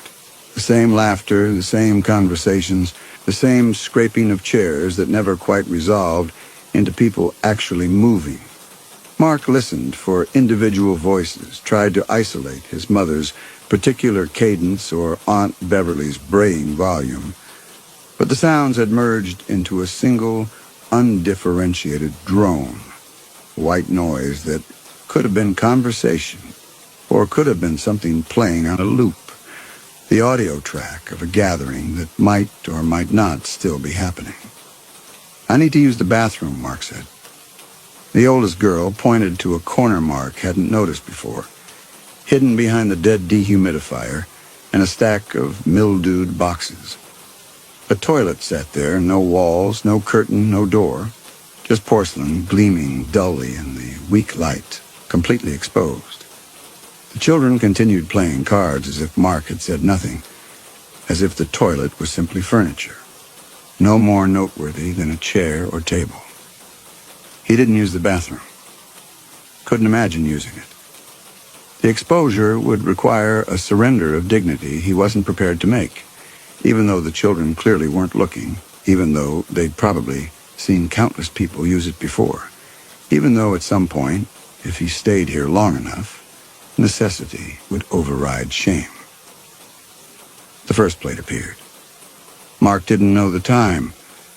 His phone remained stubbornly black despite his thumb mashing the power button. But the moment felt heavy and precise, as if the basement itself had decided it was exactly 4:33. When he looked up from the useless device, a paper plate sat before him. On it, 3 pieces of meat, gray and pulpy, swimming in liquid that looked too thin to be grease, too viscous to be water. The meat smelled of wet ash and copper, the smell of things that had burned and then been doused, organic matter that had undergone transformation into something between cooked and raw, alive and dead. He hadn't heard anyone on the stairs. The door hadn't opened.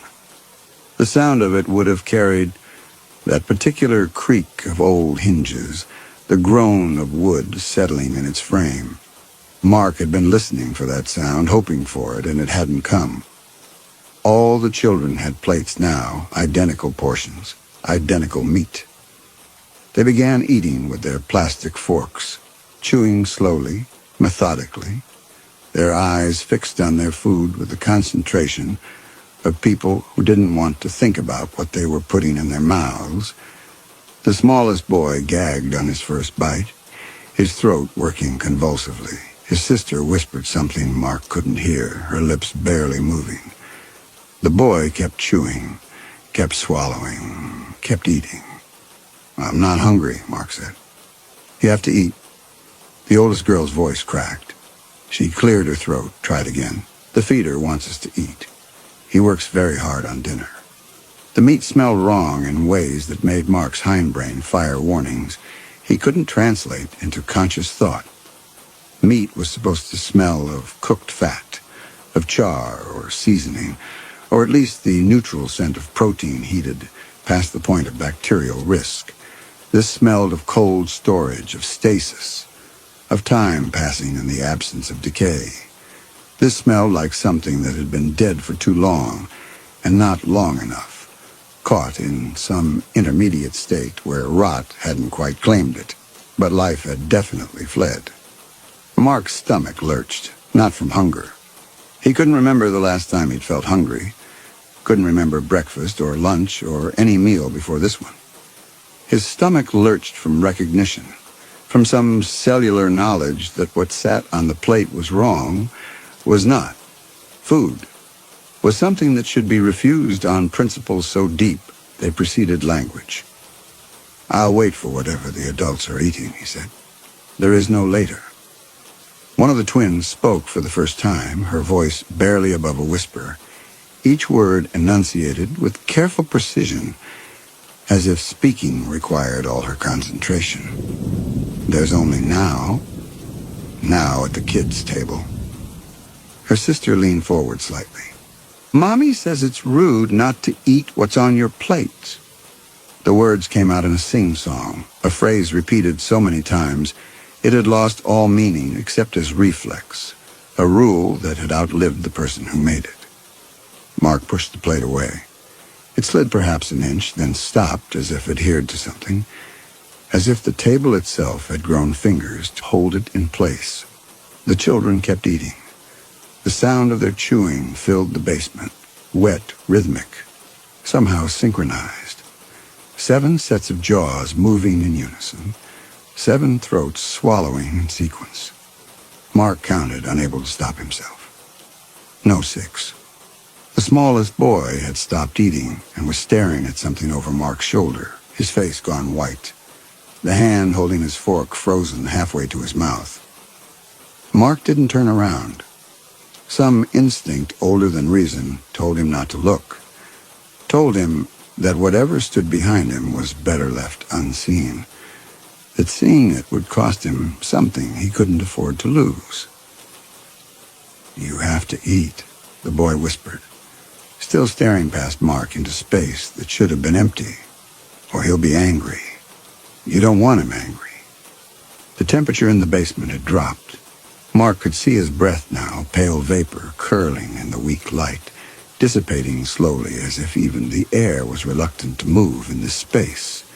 The children were shivering as they ate, their shoulders hunched, their movements hurried. They'd wrapped their arms around themselves between bites, trying to conserve warmth that was bleeding away into concrete and shadow. Something was breathing behind Mark, slow, rattling breaths that didn't quite sound human, that had too many syllables in the inhale, too much silence in the exhale. The exhalation smelled of char and rot, and underneath that, something worse. Something organic but not living, meat but not food, the smell of things that should be buried but weren't. The oldest girl's eyes met Mark's across the table. "Please," she mouthed. "Please eat." Mark picked up his fork. His hand was shaking so badly he could barely grip the plastic, the tines rattling against the paper plate. He stabbed a piece of meat, brought it halfway to his mouth, closer. The meat glistened in the overhead light, surfaces wrong, texture wrong, everything about it wrong. The breathing behind him intensified, excited now, expectant, eager. Mark couldn't. His throat closed.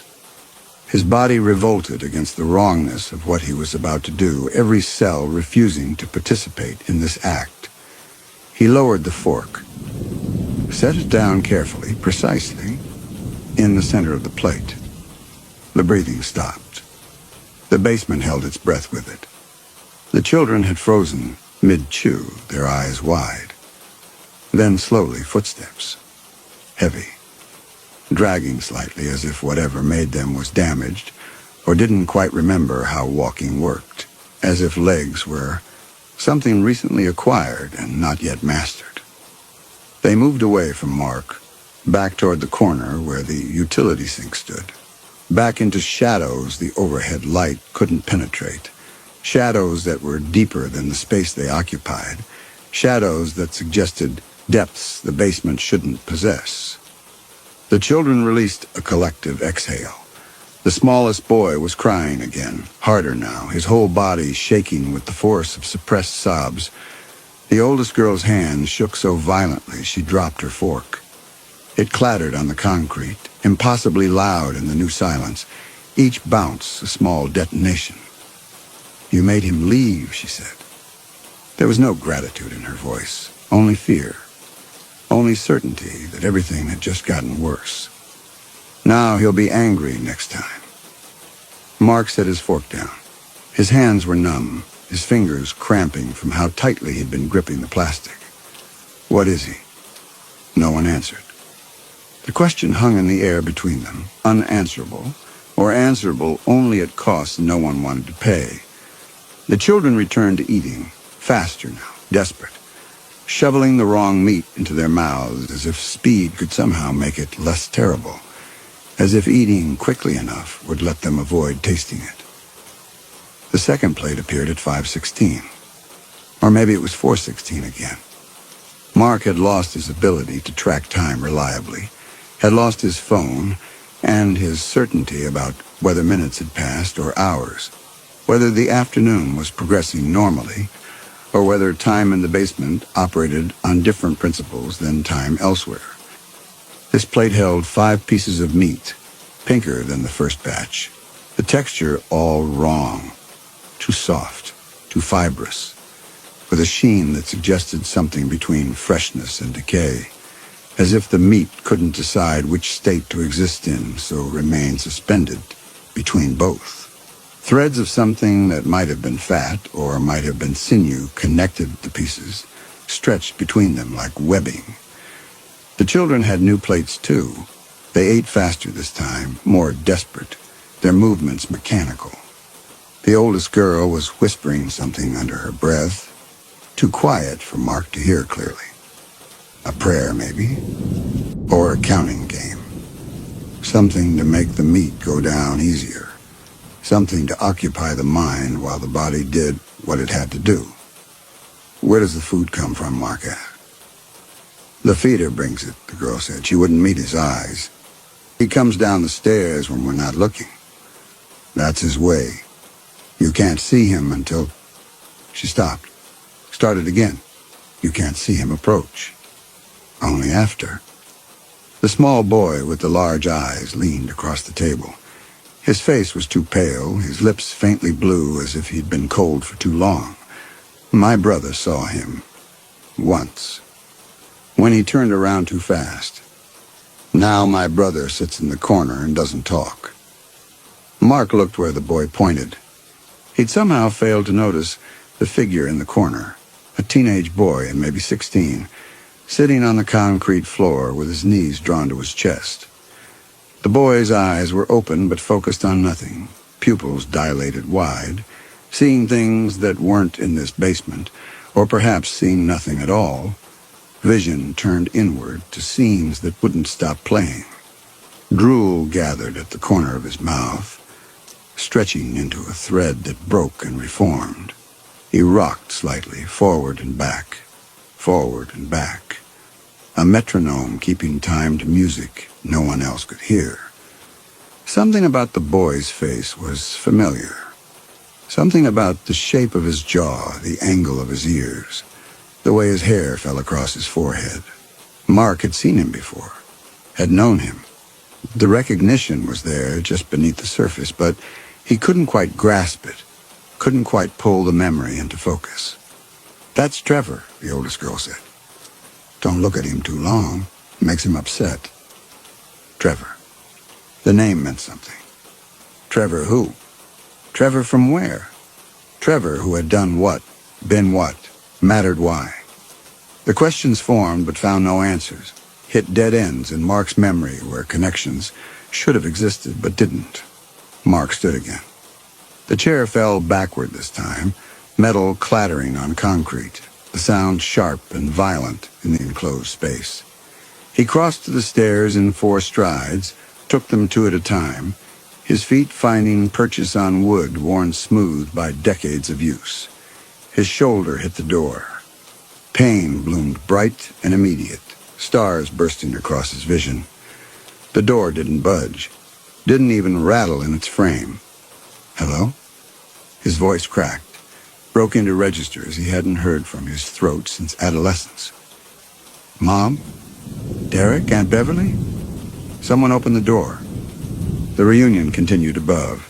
Now someone was singing, badly, a birthday song perhaps, or just a song that had the cadence of celebration, voices joined in that particular kind of group singing, where no one was quite on key, but everyone was committed to the performance.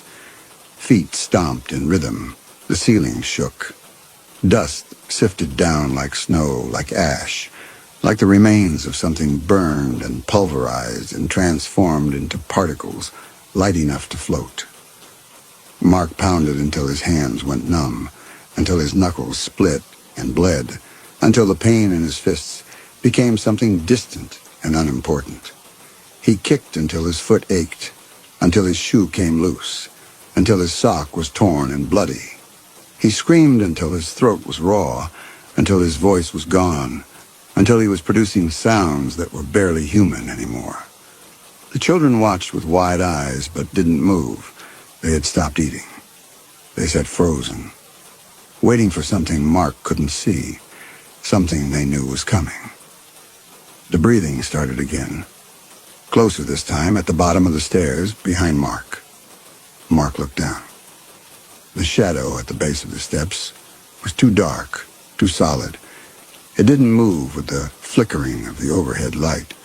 It held its shape against all logic, against all natural law, and it was growing, expanding, rising into a form that suggested human proportions but got the details wrong. Arms too long, torso too narrow, head cocked at an angle head shouldn't cock. Mark fled back to the table, back to his seat. He righted the fallen chair with shaking hands and sat, his breath coming in panicked gasps that he couldn't control, couldn't slow, couldn't make silent. The shadow receded, sank back into the corner. The breathing faded to something distant, something that might have been the furnace or might have been something waiting, patient and eternal and hungry. You're starting to understand, the oldest girl said. She'd gone pale, her face waxy in the overhead light. You can't leave. None of us can leave. Not until it's time. Time for what? Mark's voice was hoarse, barely audible.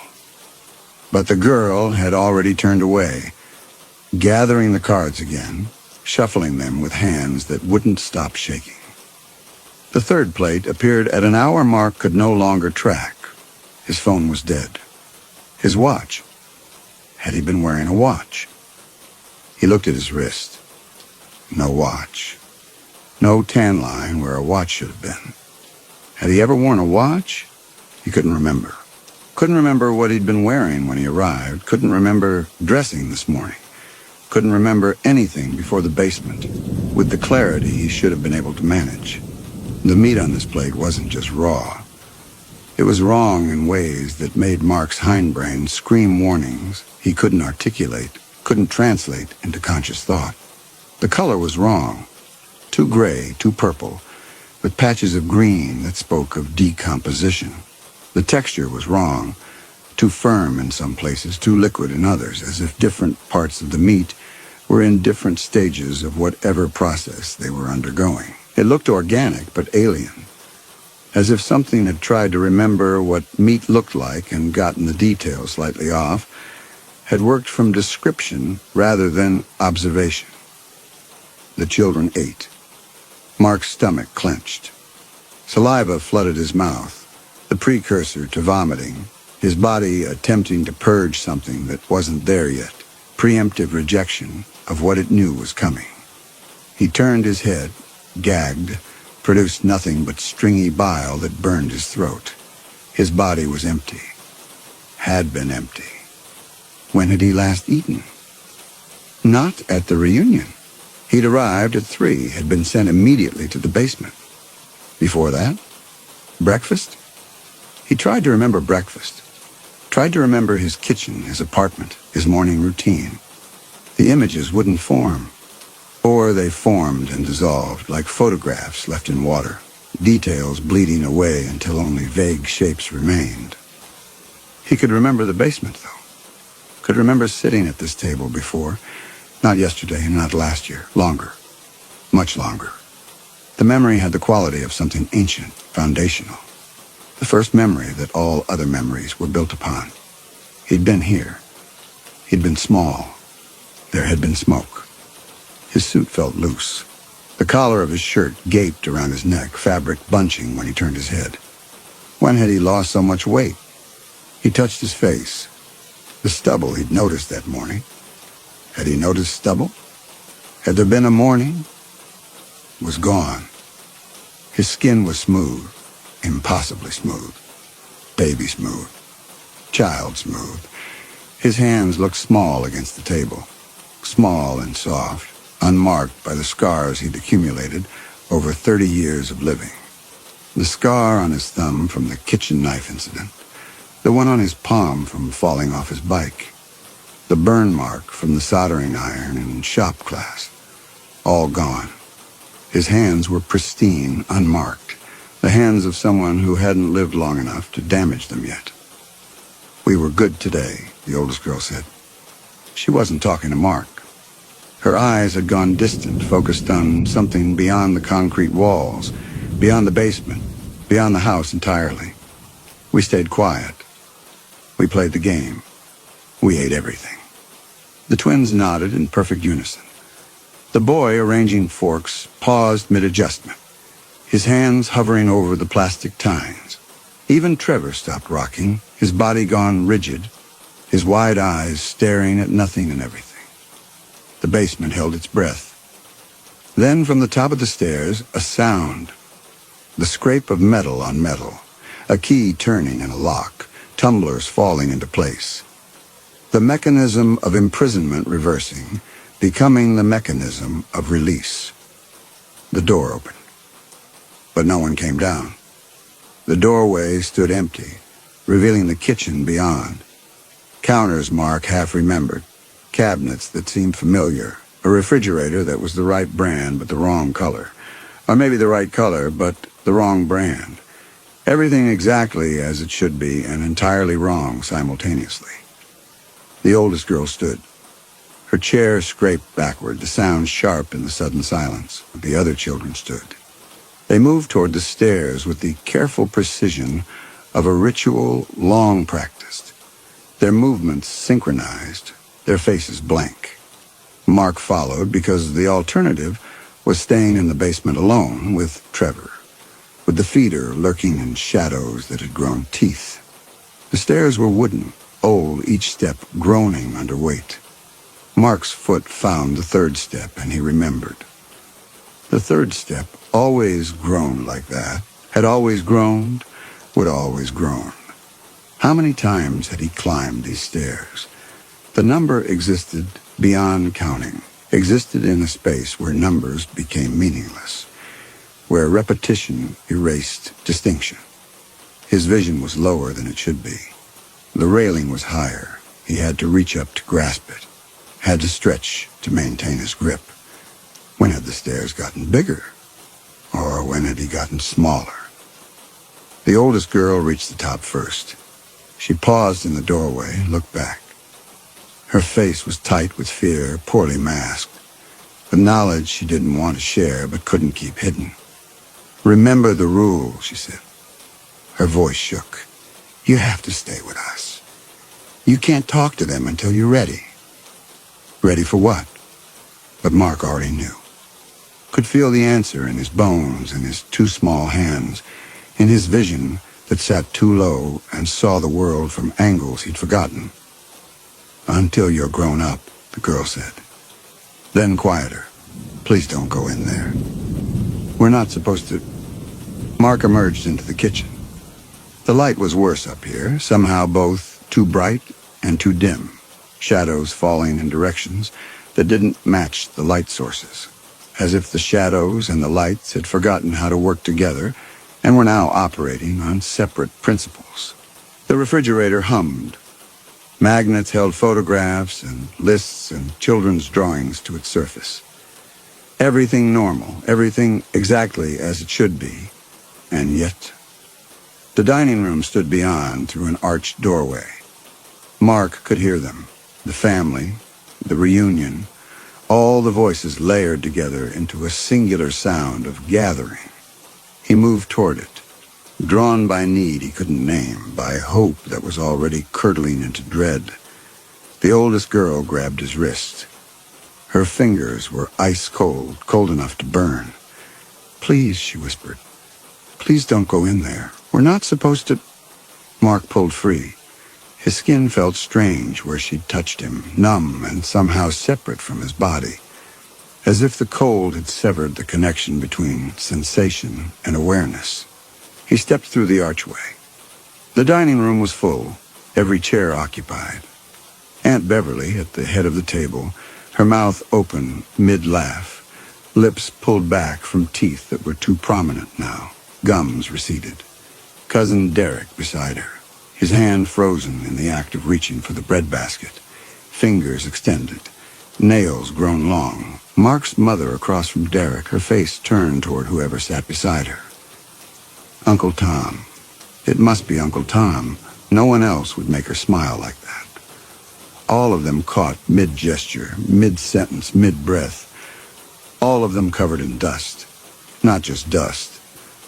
Cobwebs stretched between bodies, delicate filaments, connecting shoulder to arm to head to tablecloth. A network of silk that spoke of years undisturbed, of spiders that had claimed the space and found no reason to leave. The tablecloth itself had faded from white to the color of bone, stained with substances Mark's mind refused to identify. Brown blooms that might have been spilled wine, or might have been worse, spreading outward in patterns that suggested violence, that suggested the last moments hadn't been peaceful. The food on the table, there had been food. There must have been food. Aunt Beverly always prepared enough food to feed twice the guests who came. Had desiccated into unrecognizable shapes, organic matter reduced to husks and shadows. What might have been a turkey was now a cage of bones. What might have been a casserole was now a crusted mass of something that had fossilized in its dish. The wallpaper peeled in long strips, curling away from the walls like skin. The chandelier overhead hung at an angle, half its crystals missing, the others clouded with decades of grime. Water damage bloomed across the ceiling in brown flowers, petals spreading from some central rot. The windows were boarded, had been boarded for years, boards weathered gray and pulling free from their nails. Mark's mouth worked soundlessly. Behind him, the children clustered in the archway, silent now, watching, waiting. His mother sat at the table, would sit at the table forever. Her lips were pulled back from her teeth in something that might have been a laugh or might have been something else entirely. The grimace of someone who died with their mouth open, who died trying to breathe or scream or speak. The flesh had collapsed against the bones of her face, had pulled tight, and then begun to pull away, mummifying in the dry air. Her hands, still reaching for Tom, were skeletal. The skin shrunk to leather, the bones visible through translucent dermis. Mark tried to speak, tried to say Mom or what happened or no or any of the words that might make this scene resolve into something comprehensible. His throat produced no sound, or produced sound that was too small, too childlike.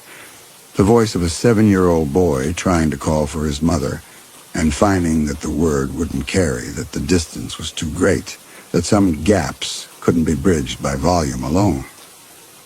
He looked down at his hands. They were small, the hands of a 7-year-old boy, The hands of someone who hadn't grown yet, who would never grow, who'd been frozen at the moment between childhood and whatever came after. His suit hung on him like a costume, sleeves falling past his fingers, pants pooling around shoes that had grown 3 sizes too large. Or the shoes were the right size and he'd shrunk. Or he'd never been the size he thought he was. He looked up. The children were backing away toward the kitchen, their faces holding pity and terror in equal measure. They knew, had known, had tried to warn him. Mark turned back to the dining room, to his mother's corpse. He moved closer, drawn by need that transcended reason, that operated on the level where children still believed their mothers could fix anything, could make the bad things go away, could protect them from the dark and the cold and the things that breathed in basements. His foot struck something on the floor. He looked down. A child's shoe. Small, charred black on one side, the rubber melted into strange shapes, the laces fused into knots that could never be untied. He knew that shoe, had worn that shoe, had been wearing it when the smoke got too thick, when he'd kicked at the basement door with everything he had, when he'd screamed until his voice was gone and kept screaming anyway because there was nothing else to do. The room tilted. Mark's vision doubled, trebled. Reality fragmenting into multiple possible interpretations of the same image. He saw the dining room as it was, abandoned, decayed, home to nothing but corpses and the slow work of entropy. He saw it as it should be, warm, loud, full of life and complaint, and the particular chaos of family. He saw it as it had been, the last time, the real last time. 20 years ago, when the candle had tipped and the tablecloth had caught, and the fire had spread faster than anyone thought possible. He turned, stumbled back toward the kitchen. The children were gone. The kitchen was empty. The basement door stood open. Mark approached it slowly. Every instinct screamed at him to run, to flee, to go anywhere but down those stairs. But where would he go? The house was abandoned. The family was dead. The world he thought he'd been living in was a ghost dream of the future that never came. The door frame bore marks he'd somehow missed before. Char marks.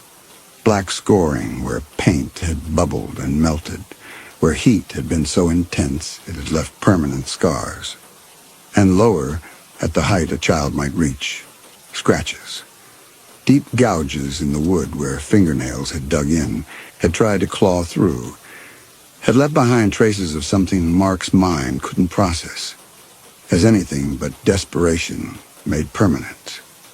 He touched the marks. His fingers fit the grooves perfectly. His nails matched the spacing. His hand, 7 years old again, recognized the shape it had made 2 decades ago when dying. The memory, when it came, was not dramatic. No flood of images, no sudden clarity. Just a simple fact presenting itself. He had been at the kids' table in the basement. There had been a smell, not mildew, not organic decay, but smoke. Thin at first, then thick. Someone had knocked over a candle upstairs, Aunt Beverly probably, gesturing too broadly while making a point no one cared about, and the tablecloth had caught. The fire had spread to the curtains, to the walls, to the old wood that made up this house that had been waiting decades to burn. The door had been locked. The door had been locked because Aunt Beverly always locked it during dinner, kept the children contained, kept them from running upstairs and disturbing the adults. The children had to learn patience, had to learn their place, had to understand that adult time was precious and child time was expendable, that the kids could wait, would always have to wait, that waiting was what children did. The door had been locked and Mark had pounded on it, had screamed, had begged. The smoke had been so thick. The children had been crying, their voices rising in pitch as the air got thinner, as breathing became work, as their lungs filled with particles that weren't oxygen. The smoke alarm upstairs had been shrieking, but no one came. No one opened the door because the adults were in the dining room, and the dining room was so far from the basement. And sound didn't carry well in old houses, and by the time the smoke reached them, it was too late. They were already falling, already forgetting how to breathe, already becoming the corpses they would be for the next 20 years. The adults had breathed the smoke, had fallen where they sat, mid-conversation, mid-laugh, still holding their forks, still thinking about their own concerns, their own dramas, their own lives that had minutes left without knowing it. The children in the basement had breathed the smoke, had fallen where they sat at the kids' table, still waiting for permission to grow up, still waiting for someone to tell them it was time, still waiting for the door to open. Mark looked at his hands. 7 years old. Would always be 7 years old. The 30 years, the mortgage, the apartment, the job with the impressive title, the car he'd driven here, the phone that had died, all of it was memory of a future that never happened. All of it was the dream of a child who'd died waiting to become an adult, who'd spent 20 years in the basement imagining the life he would have lived if someone had opened the door. The stairs descended before him into darkness. The light down there had gone out, or had never been on, or existed only in the memory of a 7-year-old boy who'd needed light to feel safe, who'd needed to believe that someone would come, that someone would remember them, that the door would open, and dinner would be served, and they'd be allowed to grow up. From the basement, a sound, the scrape of a chair, the whisper of cards being shuffled, the wet sound of something eating, the breathing, slow and patient, waiting in the dark. Mark stood at the top of the stairs for a long time, stood in the kitchen of a house that had been abandoned for 20 years, a house that new families had tried to live in and couldn't, a house that felt wrong in ways people couldn't articulate but could feel in their bones, a house where cold drafts came from nowhere, where lights flickered for no reason, where children refused to go into the basement because something down there watched them. Then because there was nowhere else to go, because the rule was clear and rules existed for a reason, because he was still waiting for permission to leave the kids' table, because the world of the living had moved on without him and he couldn't follow, Mark descended. The card table waited. The folding chair waited, its metal frame spotted with rust that might have been there for decades, or might have been there forever. Rust that might have been moisture damage or might have been something else. Brown stains that could be interpreted in multiple ways depending on whether you wanted to know the truth. The paper plates waited, the meat on them gray and wrong and imaginary. The other children were there too, the dead cousins, their names returning to him now in a flood of recognition. Meredith and the twins, whose names he'd never learned because they'd been too young to introduce themselves before the smoke got too thick. Carrie and Daniel and little Beth, who'd been only 5, who'd been crying for her mother until the crying stopped. And Joey. Joey in the chair that had been Mark's, that had always been Joey's, that they'd been sharing across 20 years without either of them understanding how. Joey had been 9. Joey would always be 9. In the corner, Trevor rocked and drooled and saw nothing. And behind Trevor, in shadows that were deeper than they should be, something larger breathed, watched, waited for the next plate to appear, for the next meal to be refused, for the next child to understand what happened when you didn't eat what the feeder brought, when you didn't play by the rules, when you forgot your place. The feeder who might have been the fire itself, taking form in the minds of children who needed something to fear more than smoke. The feeder who might have been their own hunger in those final minutes, their body's desperate need for oxygen manifesting as need for food. The feeder, who might have been real, might have always been real, might have been waiting in this basement long before the fire, might have been why the door was always locked, why the children were always sent down here, why Aunt Beverly's house had always felt wrong to anyone who paid attention. Mark sat. The chair groaned. He picked up the plastic fork. Same time next week, Joey asked. Joey had been 9. Joey would always be 9. Joey would ask this question every week forever, and every week the answer would be the same. Same time next week, Mark agreed. They would play cards. They would eat their terrible dinners. They would wait for the feeder, who came when the light flickered, who smelled of ash and hunger, who brought plates of meat that looked less like food each time. They would wait to grow up, which would never happen. They would sit at the kids' table until the house finally crumbled around them, until the earth swallowed the basement, until time itself forgot that children had once died here, waiting for permission to live. Above them, somewhere in the real world that still turned without them, a new family would move through their days, would sometimes feel a cold draft in the basement, would sometimes see the light flicker down there, would sometimes send their own children down to investigate, down to play, down to sit very still and very quiet at a card table that shouldn't exist but did, to play games with children they couldn't quite see, to eat food that never ran out and never satisfied, would tell themselves it was nothing, would tell themselves old houses made strange noises, would tell themselves that the cold spot in the basement was just poor insulation, that the flickering light was just bad wiring, that the sound of children's voices was just the wind in the ducts, would tell themselves that ghosts, if they existed at all, existed somewhere else, not in the basement, never in the basement, not at the kids' table, where the children still waited, patient and terrible and small, while something in the shadows breathed and watched and hungered for the next child who refused to eat, for the next child who forgot the rule, for the next child who tried to leave before they were ready, before they'd grown up, before the feeder decided it was time.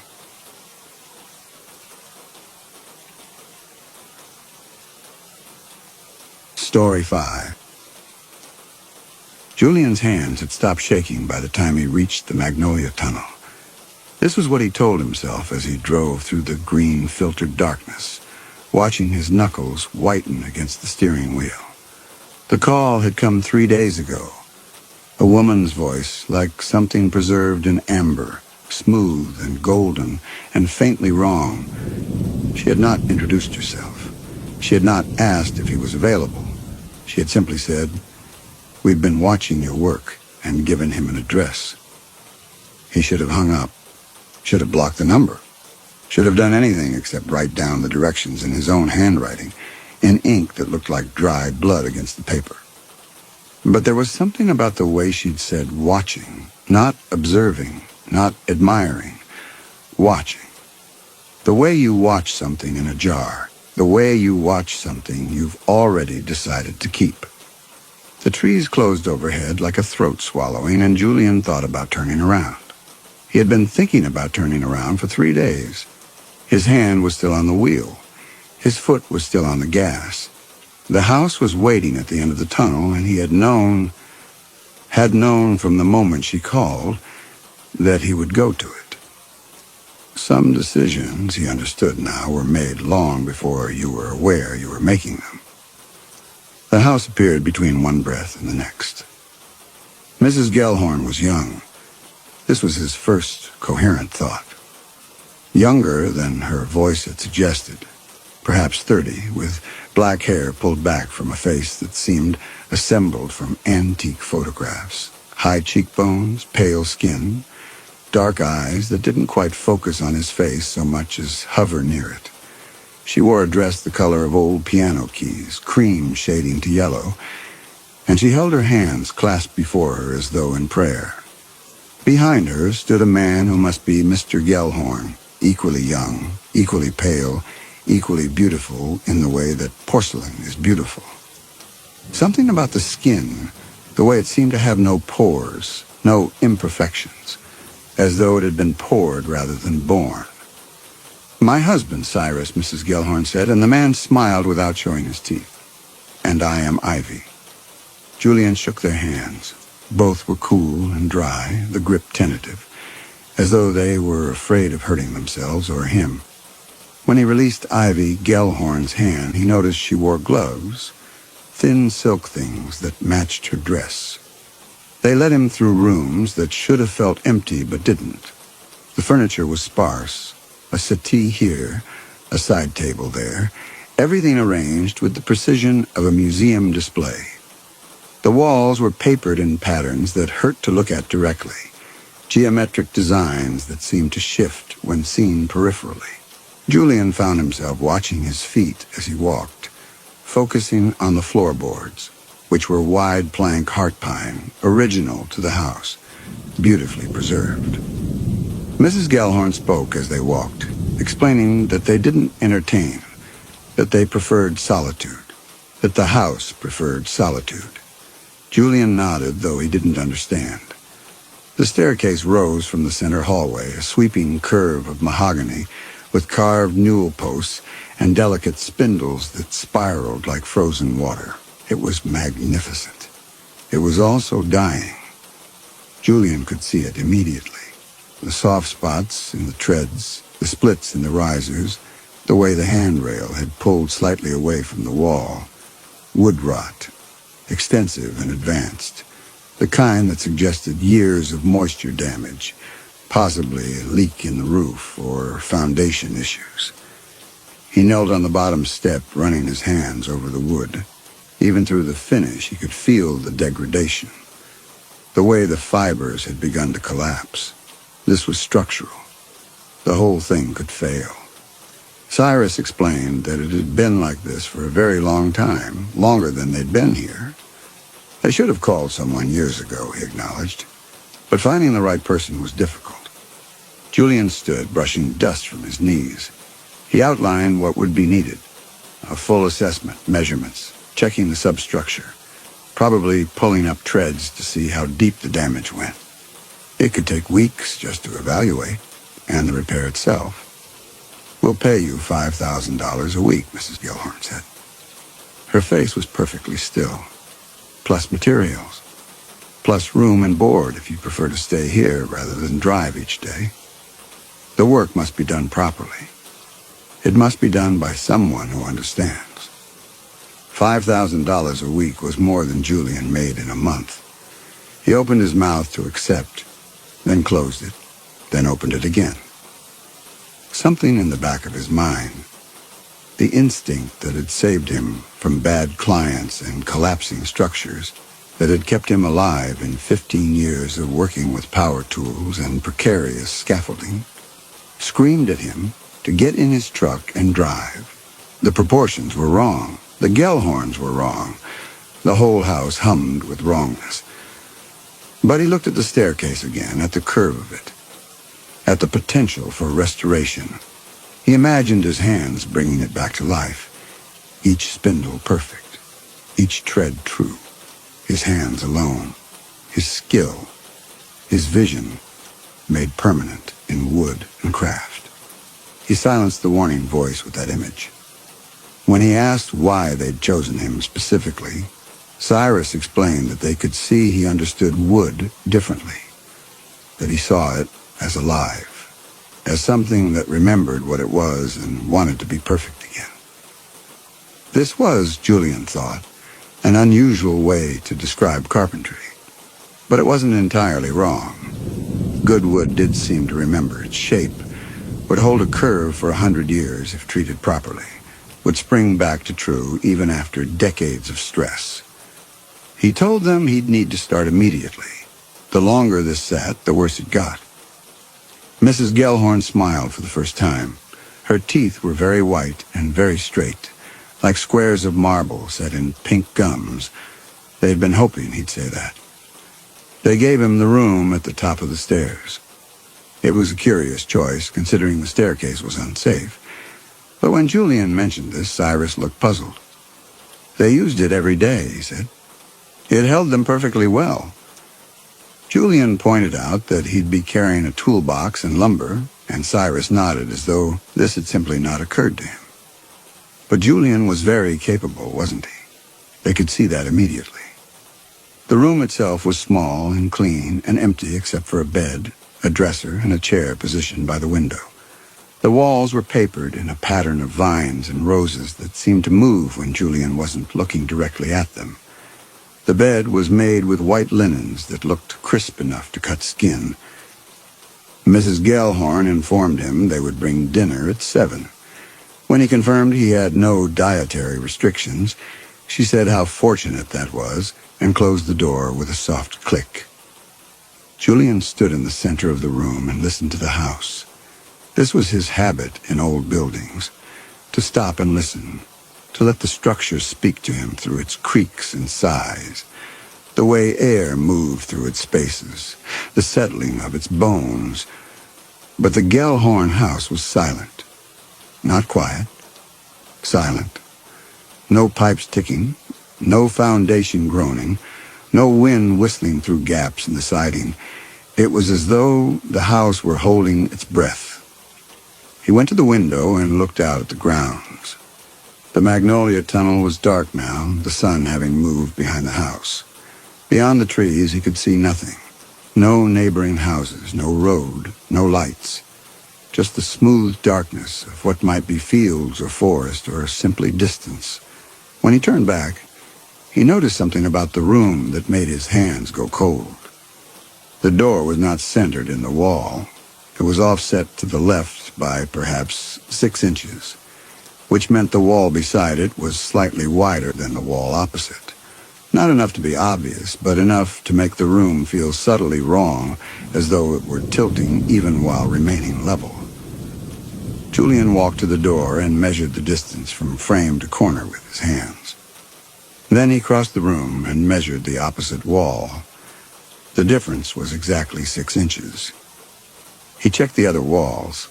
The room was not quite a rectangle. It was trapezoidal, the angles just slightly off 90 degrees, enough to be deliberate, but not enough to be immediately perceptible. Someone had built this room wrong on purpose.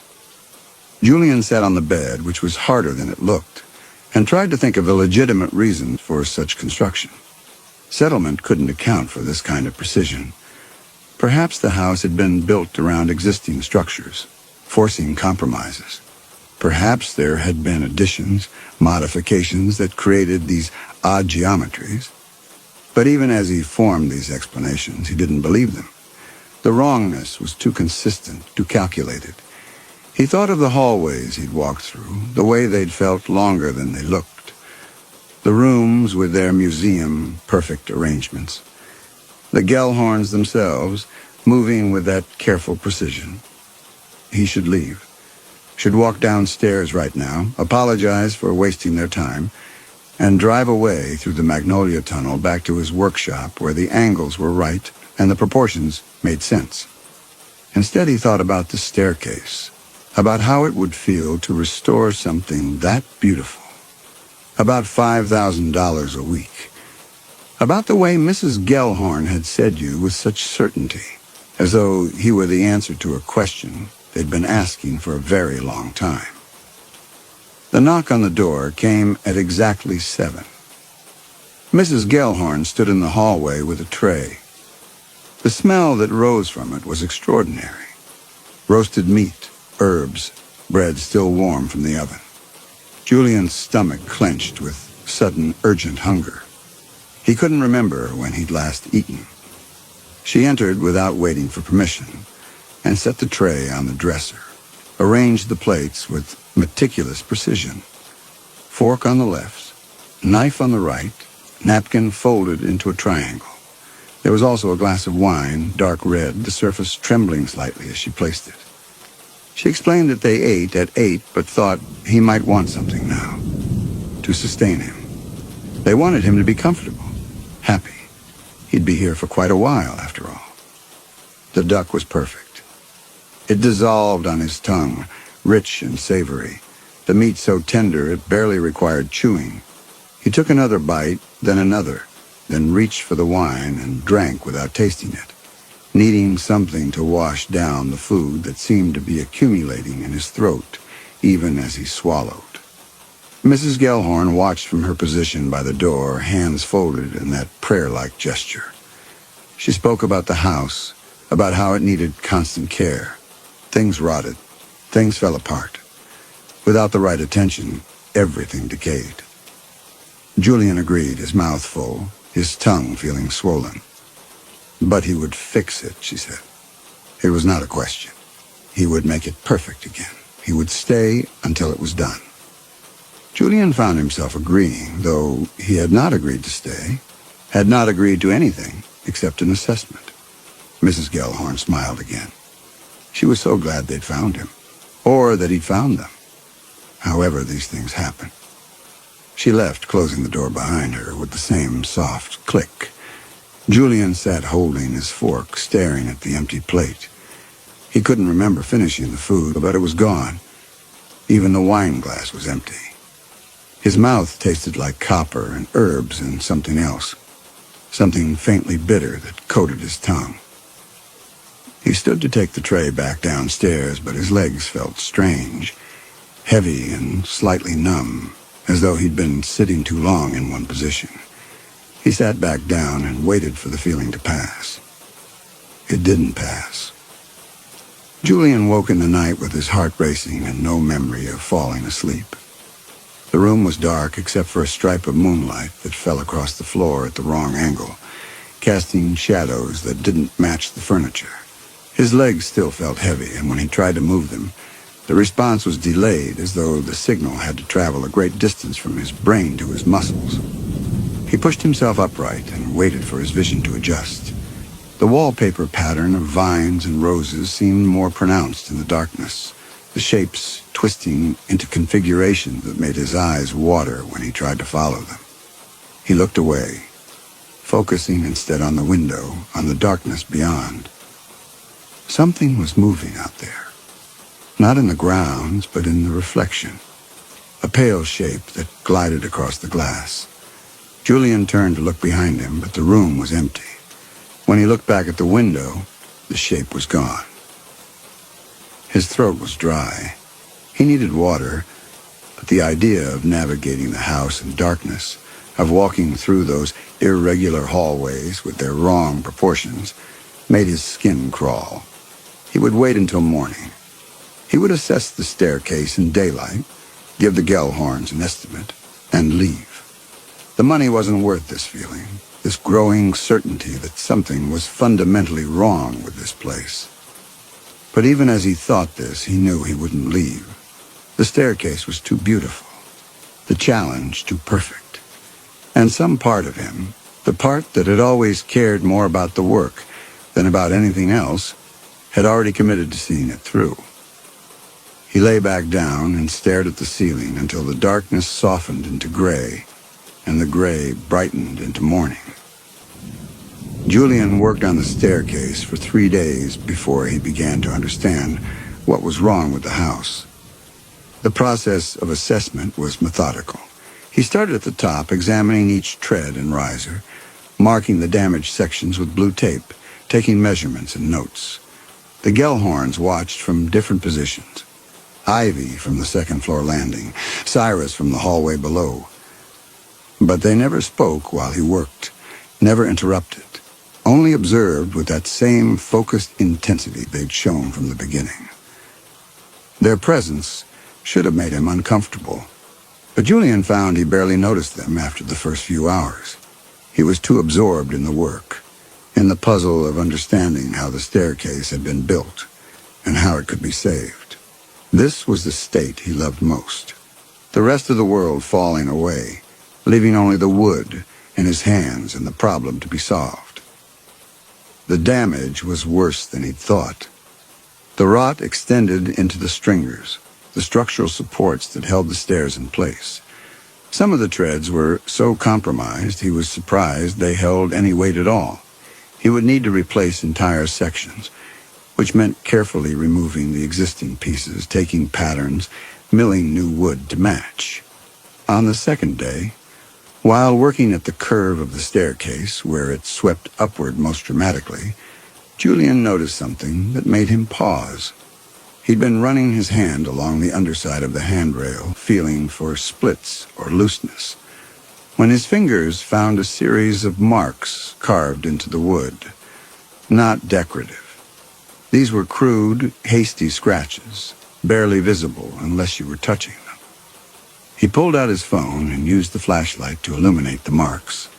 They were letters, he realized, words carved with something sharp, the edges rough and desperate. Leave while... The message ended there, cut off mid-word.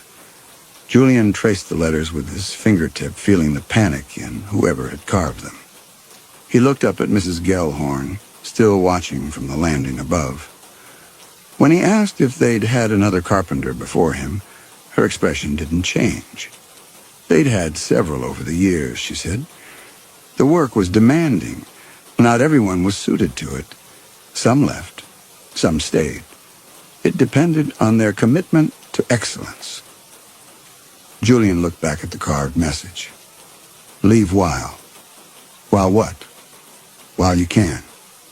While you're still able. While you're still yourself. He should ask more questions. Should demand to know what happened to the person who carved this warning. Instead, he found himself already thinking about how he would sand the marks away once the restoration was complete. They marred the wood. They disrupted the perfection. That thought disturbed him more than the message itself. By the third day, Julian had mapped the extent of the damage and begun preliminary removal of the most compromised sections. His legs had stopped feeling heavy, or rather, he'd stopped noticing the heaviness. It had become his new normal, this sense of weight and slight numbness that made climbing the stairs more effortful than it should be. He told himself it was fatigue. He was working long hours, bending and kneeling and climbing, using muscles he hadn't used in months. His body would adjust. But it was on this third day, while measuring the rise and run of each step for his replacement calculations, that Julian noticed the pattern. The steps were not uniform. Most staircases had treads of consistent depth, risers of consistent height, usually around 10 inches for the tread, 7 for the riser, dimensions that allowed a comfortable, natural gait. But the Gellhorn staircase varied. Some treads were 9 inches, others 11. Some risers were 6.5 inches, others 7.5. At first he thought it was poor craftsmanship or settling, but when he plotted the measurements in his notebook, he saw they formed a sequence. Deep tread, shallow riser. Shallow tread, deep riser. The pattern repeated with mathematical precision up the entire flight, creating a rhythm that would force anyone climbing the stairs to adjust their stride constantly, to shift their weight in a specific, controlled pattern, like a dance or a machine. Julian sat on the landing and looked down at the staircase, seeing it differently now. Not as a means of moving between floors, but as something designed to move people in a particular way, to make them step and pause, in a rhythm that was not quite natural, but not quite unnatural either. He stood and walked down the stairs slowly, counting as he went, feeling the way his gait adjusted automatically to accommodate the varying dimensions. Step, pause, step, pause. His weight shifted forward, then back, then forward again, like a heartbeat, like breathing, like a ritual he was performing without understanding its purpose. At the bottom, he turned and looked up. The staircase curved away from him, the spindles creating a screen that made it impossible to see the top landing. It was beautiful. It was deliberately disorienting. Cyrus appeared in the doorway to the parlor, head tilted in a way that suggested curiosity but looked more like a bird eyeing something small and edible. Julian mentioned the dimensions, how they were inconsistent, how someone had built it this way on purpose. Cyrus agreed readily. The house was built with very specific proportions. They were told it was important. For preservation. Everything here was about preservation. Keeping things as they should be, as they must be. When Julian pressed for clarification, Cyrus moved closer, his steps silent on the heart pine floor. He ran his hand along the newel post with reverence. Preservation, he explained, meant understanding what houses really did. They took what was decaying and made it whole again. That's what this house did. That's what they did. Julian argued that houses didn't preserve things. People preserved houses. Cyrus smiled, and there was something in that smile that made Julian want to step backward. He posed a question instead. Or did houses preserve people? Keep them in place, give them purpose, make them permanent? Julian's phone buzzed in his pocket. A text from his sister. Haven't heard from you in days. You okay? He stared at the message, trying to remember when he'd last checked his phone. He'd been so absorbed in the staircase, in the measurements and calculations, that the outside world had ceased to exist. Cyrus suggested he should respond. They wouldn't want anyone to worry. Julian typed a brief message saying all was well, big project, would call soon. He hit send and put the phone away, aware that Cyrus was still standing too close, still watching him with that patient, expectant expression. Julian announced his plan to start pulling up treads the next day. He needed to see the substructure before planning the repair. Cyrus agreed easily. Whatever he needed. They trusted his judgment completely. He left Julian alone with the staircase, but the feeling of being watched didn't leave. Julian looked up and saw Mrs. Gellhorn still on the landing above, hands folded, face serene. How long had she been standing there? Had she been there the whole time? She spoke then, her voice drifting down like smoke. It was going to be beautiful when he was finished, when everything was perfect again. Julian agreed that was the plan. She corrected him gently. Not the plan, the certainty. That night, Julian dreamed of staircases. They spiraled through houses that went on forever. Rooms opening into rooms, hallways extending into darkness. He climbed and climbed, but the top always receded, and when he looked down, the bottom had disappeared. He was suspended in an architecture of endless ascent, and somewhere in the house below him, he could hear the Gellhorns walking, their footsteps perfectly synchronized, a rhythm like a clock ticking. In the dream, he knew he was dreaming. He tried to wake himself up, tried to open his eyes and return to the small room with the wrong angles, but his body wouldn't respond. He was trapped in the dream the way he was trapped in the house, aware of the boundaries but unable to cross them. When he finally woke, disoriented and gasping, another tray had appeared on the dresser. Cold chicken, bread, cheese, a glass of pale wine that caught the early morning light and turned it silver. A note beside the plate read, in elegant script, "For your strength, you'll need it." Julian knew he shouldn't eat. The food was doing something to him. He could feel it in his legs, in the increasing heaviness that made each movement more difficult. But the hunger was enormous, a physical force that overrode thought. He ate standing up, barely tasting the food, drinking the wine in long swallows that made his head swim.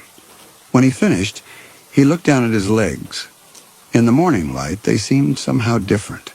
The muscles less defined, the skin taking on a matte quality that reminded him of something, though he couldn't quite identify what. He pressed his fingers against his calf and felt the flesh give, then spring slowly back, like bread dough that hadn't quite risen. He should be frightened. He knew this intellectually. But the fear felt distant, muted, as though it belonged to someone else. The staircase needed him. That was all that mattered.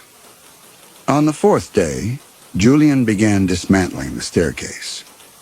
He started with the damaged treads, carefully prying them up, trying to preserve as much of the original wood as possible for pattern making. Underneath, the stringers were worse than he'd feared. Soft with rot, dark with water damage that released the smell of decay when disturbed. He would need his sister in new supports before he could rebuild. Mrs. Gellhorn brought him lunch. Cold sandwiches, fruit, another glass of wine. She set the tray on the landing beside him and watched as he ate. She observed his progress. He replied that it was slow, that this would take longer than expected. Weeks, maybe months. Time was not a concern, she assured him. Only perfection. Julian bit into an apple.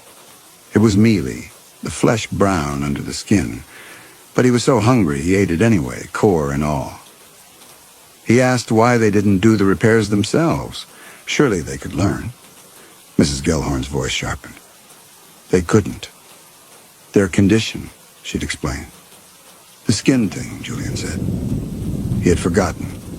The details of that first meeting felt hazy now, as though it had happened months ago instead of days. She held up her gloved hands. Yes, they were very delicate. They would hurt themselves. They would hurt the house. When Julian mentioned he'd never heard of such a condition, she explained it was very rare. They were very rare. Everything about them was rare. That's why they needed protection. Why the house protected them. Julian repeated the phrase slowly. The house protects you.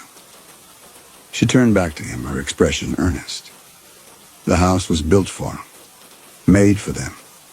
Every angle, every proportion, every dimension was calculated to keep them safe, to keep them whole. But houses decayed, wood rotted, structures failed. And when the house failed, they failed. She asked if he understood. Julian didn't understand, but he nodded anyway. His head felt heavy, and there was a ringing in his ears that made it hard to concentrate on her words. He needed to get back to work. The staircase was waiting.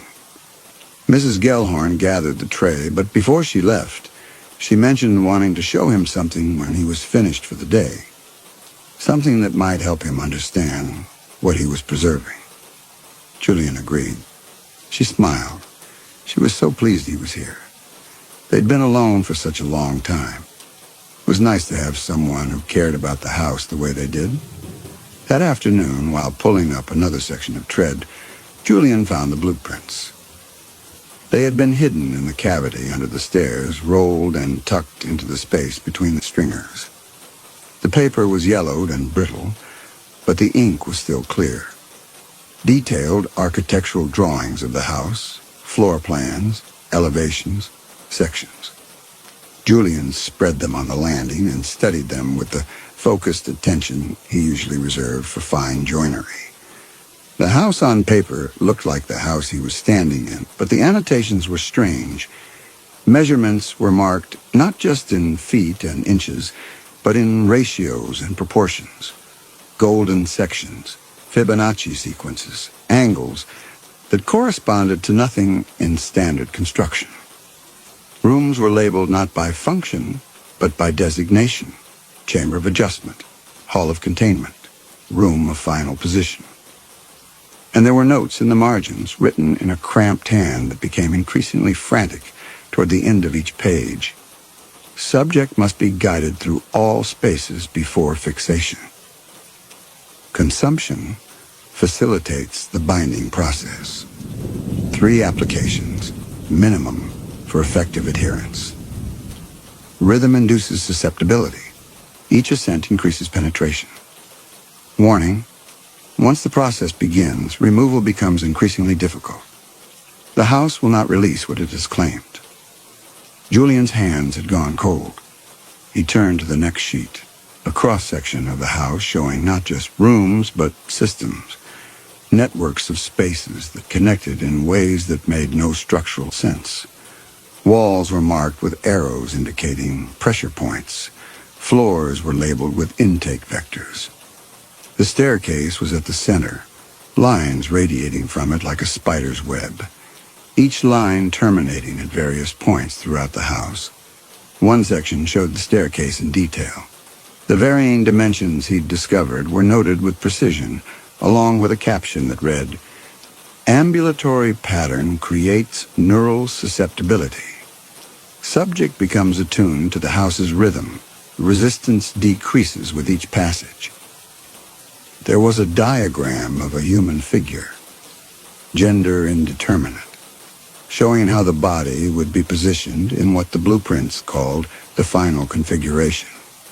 The figure was seated, arms at specific angles, head tilted in a precise degree of forward inclination. Dotted lines connected the figure to the house structure, as though the person were being wired into the building itself. Julian was still staring at the blueprints when the Gellhorns found him. They moved silently. He hadn't heard them approach, hadn't sensed their presence until they were standing on either side of him, looking down at the drawings with expressions that might have been concern or might have been something else entirely. Cyrus acknowledged that he'd found them. Julian gathered the pages quickly, clumsily, his hands shaking. He stammered that they'd been hidden under the stairs, that he'd just needed to see the structure. Mrs. Gellhorn reassured him. He was very thorough. They admired that. But Julian demanded answers. What did this mean? Binding process? Fixation? Subject? The Gellhorns looked at each other. Some communication passed between them, silent and complete. And Julian had the sudden conviction that they'd been expecting this moment, had known he would find the blueprints, had perhaps even wanted him to. Cyrus spoke carefully. The house was built for a specific purpose. The original owners understood something about architecture that most people didn't. Julian asked what that was. Ivy moved closer, and Julian could smell something sweet on her, like old flowers pressed in a book. Spaces could hold things, she explained. Not just objects, not just people, but states of being, conditions. If you built a house correctly, if you got the proportions right, if you understood the relationship between geometry and consciousness, it became a kind of vessel, a container for permanence. Julian's mouth was dry. He started to object that this wasn't architecture, that it was... Ivy cut him off. Magic? She smiled, and Julian saw that her teeth were too white, too uniform, like tiles laid in perfect rows. No, it was geometry, physics, psychology, the manipulation of space and perception and habit. They didn't deal in supernatural things. They dealt in what was real, what was measurable, what worked. Julian said he didn't understand, though he was beginning to. Cyrus explained patiently. The house preserves things, kept them from decaying, from changing, from leaving. But it needed maintenance, regular care. The wood rotted, the structure weakened. And when it weakened, the preservation weakened. Things started to slip. Ivy corrected softly. They started to slip.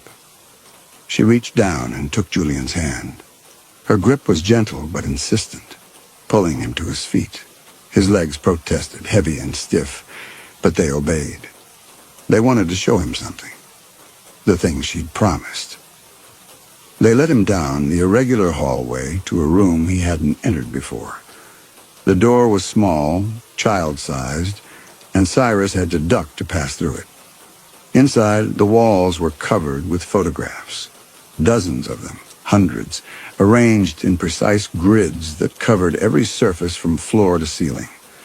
The photographs showed people, different eras, judging by the clothing and the quality of the images. Daguerreotypes giving way to black and white to faded color.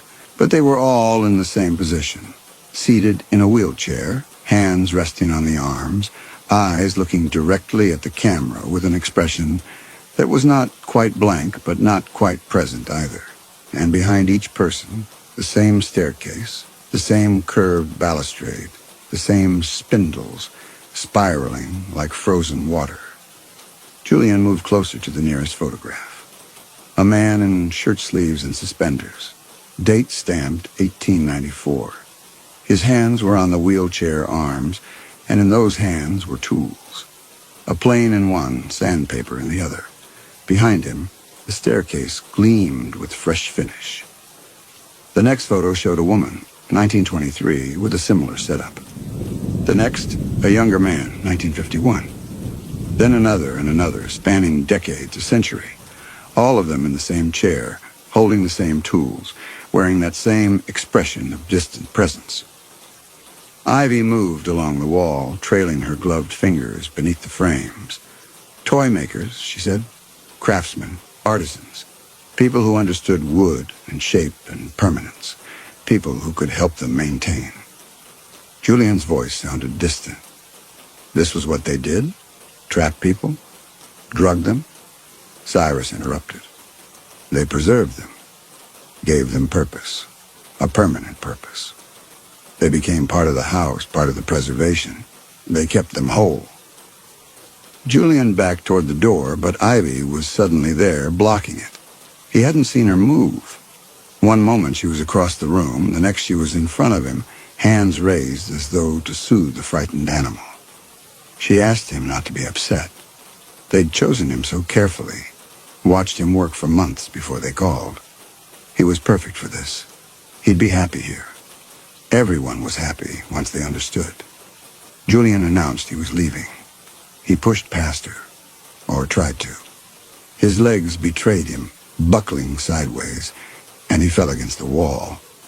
The impact should have hurt, but he felt it only distantly, as though through layers of insulation. Cyrus observed from his position that the treatments were nearly complete. Another day or two should do it. The calcification was progressing nicely. Julian demanded to know what they'd given him. He tried to stand, but his legs were no longer receiving commands. They lay beneath him, heavy as furniture, foreign as prosthetics. Ivy knelt beside him, her dress puddling around her like spilled cream. Just medicine, she explained, to help him stay, to help him settle into his new position. It was painless, really. He wouldn't even notice after a while. The body adapted. The mind adapted. Everything adapted to preservation. Julian's vision was blurring. The photographs on the walls seemed to multiply, the faces overlapping, merging into a single endless expression of glassy contentment. He thought of the wine he'd drunk, the food he'd consumed, meal after meal, all of it laced with whatever was turning his bones to stone. He managed to ask why. Because we need you, Ivy said simply. Because the house is dying and we're dying with it.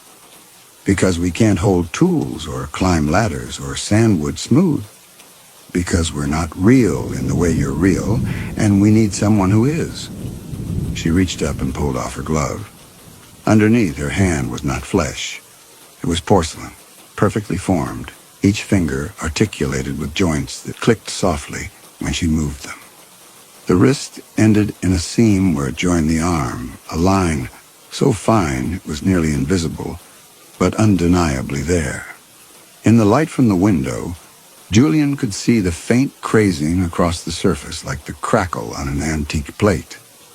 We're dolls, she said, constructs. We were made for this house, and the house was made for us, and together we were supposed to last forever. But nothing lasts forever without maintenance, without someone to care.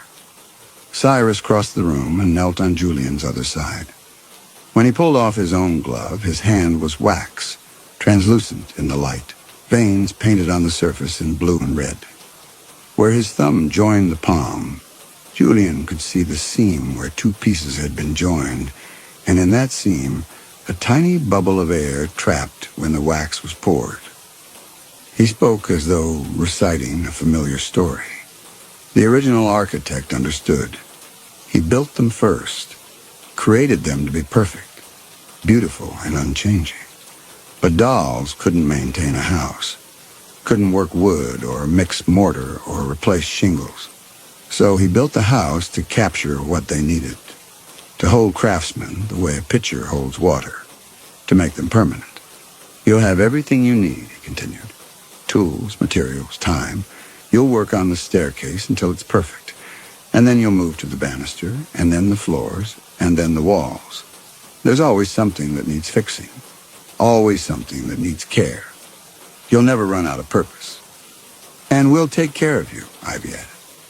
We'll feed you, and clean you, and position you exactly where you need to be. You won't have to think about anything except to work. Isn't that what you've always wanted? To just work? To make things perfect without all the complications? The clients, the money, the deadlines, the compromises? Julian tried to speak, but his tongue was thick and slow. The numbness had reached his chest, his arms. He could feel his body shutting down, not dying, but freezing, becoming fixed in place like the photographs on the walls, like all those other craftsmen, preserved in their final positions. Ivy spoke gently. Don't fight. It was easier if he didn't fight. The house would have him either way. Fighting only made the transition more difficult. They lifted him. Their strength was surprising, their porcelain and wax hands strong as steel, and carried him through the house. He watched the ceiling pass above him, noticed for the first time that the beams were marked with symbols carved deep into the wood. Binding sigils, maybe. Or just decoration. Mathematical formulas. Instructions in a language he didn't know. It didn't matter now. They took him to a room he hadn't seen, a workshop set up with all the tools he would need. A workbench, saws, planes, chisels arranged in perfect order. Dust motes hung in the air like suspended thought. And in the center of the room, a wheelchair. It was old, wooden, the seat worn smooth from use, the armrests polished by decades of hands that had gripped them. How many craftsmen had sat in it before him? How many had sanded and scraped and measured until their hands wore down to nubs and their eyes went dim? How many were still somewhere in the house, propped in corners, preserved in their final deterioration? The Gellhorns placed him in the chair carefully, arranging his legs, positioning his arms on the rests. They stepped back to admire their work. Ivy announced that he fit exactly right. Perfect. Cyrus brought a piece of sandpaper and placed it in Julian's hand, folding his fingers around it. The hand obeyed, gripping the paper, even though Julian's mind was screaming at it, to let go, to throw the sandpaper across the room, to do anything except this fate. They would wheel him to the staircase every day, Cyrus explained. He'd work until it was done, and then they'd move him to the next project, and the next, and the next. Ivy added the final word, and she sounded so happy, so relieved. Forever. He'd work forever, and they'd stay forever, and the house would be perfect forever. Wasn't that beautiful? Isn't that what preservation meant? They wheeled him out of the workshop, through the irregular hallways, past the trapezoidal rooms. Julian tried to turn his head, tried to see where they were taking him, but his neck had gone rigid. He could only look forward at the endless wallpaper, at the patterns that seemed to breathe and shift in his peripheral vision, at the doorways that led to rooms he would never enter. When they reached the staircase, they positioned him at the bottom, facing the first tread. The wood was exposed where he'd pulled up the damaged sections, raw and waiting. Cyrus placed a piece of the balustrade in front of him. One of the spindles he'd removed rotted through the center. He instructed Julian to start with this piece, sand it smooth, make it new again. That was all he needed to think about. This piece, this task, this moment. Julian's hand lifted the sandpaper without his permission, lowered it to the wood, began to stroke back and forth, the rhythm matching the rhythm of the stairs, the rhythm of the house itself, the rhythm that had been designed into every dimension and angle.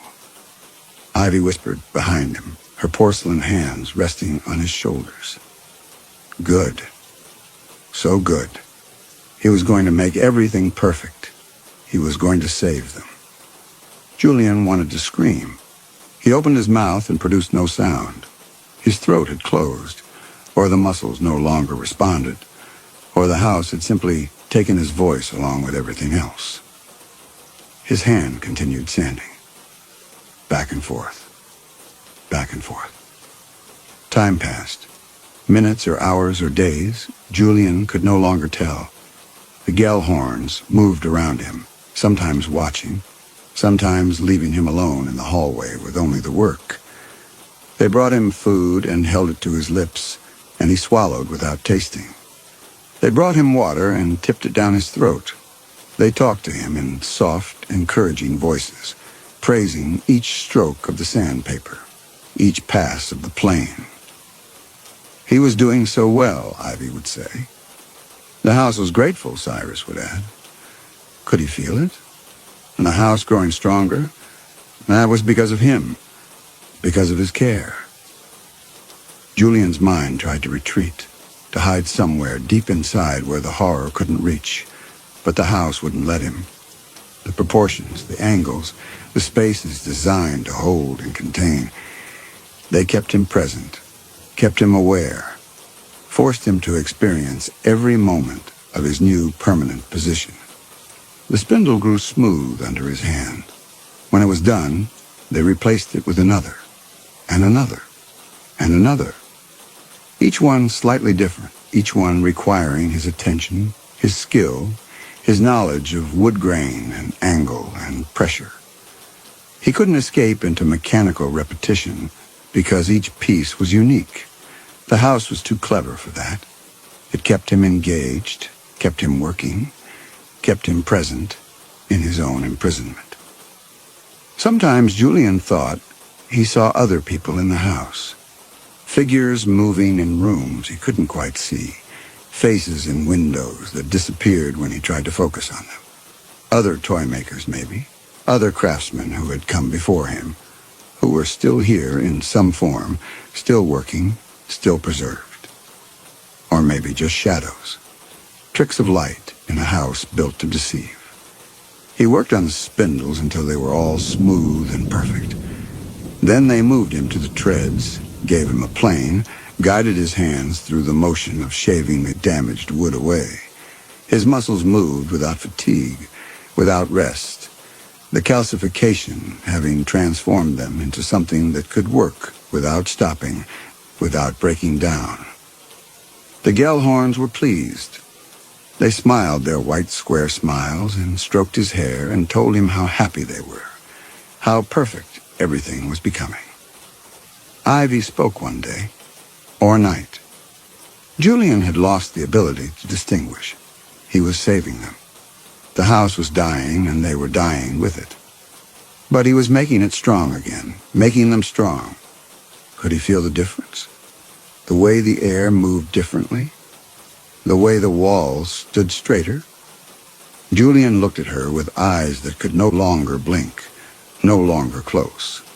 He wanted to tell her that he understood now, that he saw what they'd done to him, that preservation was just another word for death made permanent. But his mouth produced only a soft sound, something between a sigh and a moan, and Ivy smiled as though he had thanked her.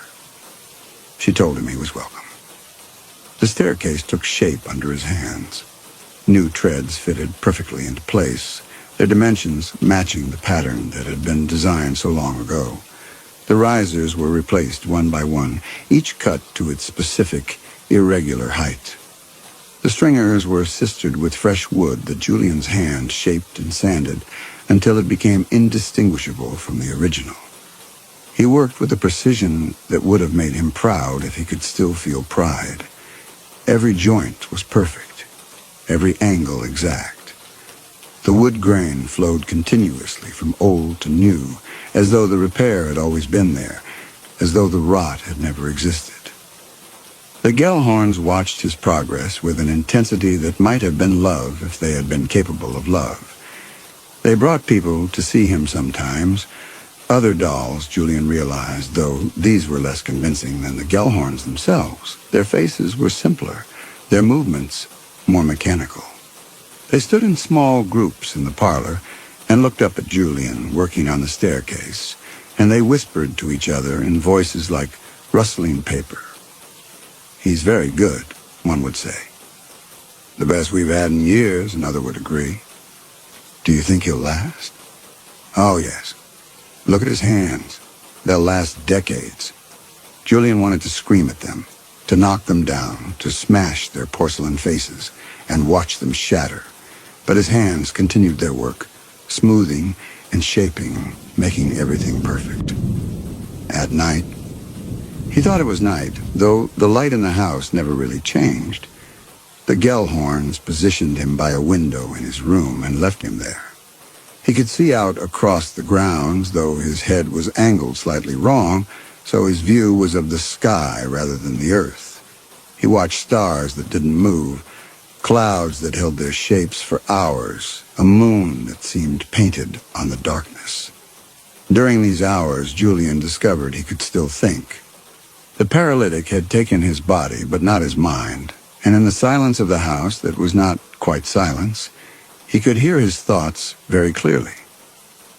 He thought about the phone call he should have ignored, about a woman's voice, smooth and golden and faintly wrong, about how he had driven here of his own volition, had walked into this house, had eaten their food and drunk their wine and ignored every warning. Had he agreed? He couldn't remember agreeing to stay, but he must have agreed. People didn't just trap other people. That wasn't how the world worked. There were laws, there were consequences. Except in this house, which operated by different laws, which had been built to capture and contain and preserve, which had found him because houses like this always found someone eventually, someone who loved wood and craftsmanship and perfection enough to sacrifice themselves for it. The thought that disturbed Julian most was that he had been willing, not consciously, not deliberately, but somewhere deep in his psyche he had wanted this, wanted to work without interruption, without clients changing their minds or budgets running out or time constraints forcing him to compromise. Wanted to spend eternity pursuing perfection, even if it meant losing everything else. The house had known, had sensed this in him, had called to him across whatever distance separated wanting from having.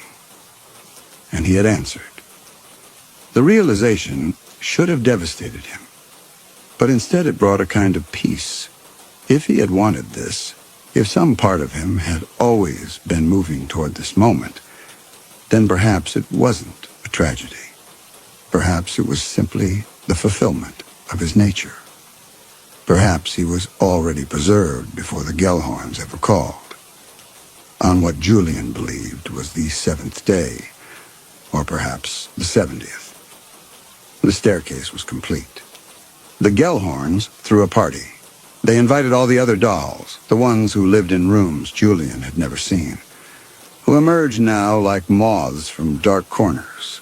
They filled the parlor and the hallways, dozens of them, maybe hundreds. Some were crude, barely more than mannequins with painted features. Others were exquisite, so detailed they might have passed for human in dim light. All of them were beautiful in the way that artificial things are beautiful. Perfect and terrible and wrong. They gathered at the base of the staircase and looked up at Julian's work. The wood gleamed. The spindles spiraled. The curve was flawless. It was, objectively, the finest staircase Julian had ever built. He had put all his skill into it, all his knowledge, and the result was something that transcended mere carpentry and approached art. Magnificent, one of the dolls said. Extraordinary, said another. Now we can last, said a third. And its voice cracked with something that might have been emotion if dolls could feel emotion. Cyrus climbed the stairs slowly, running his wax hand along the new banister. At the top, he turned and looked down at the assembled dolls. He announced that the house was preserved. They were preserved. Thanks to their toy maker, they would endure.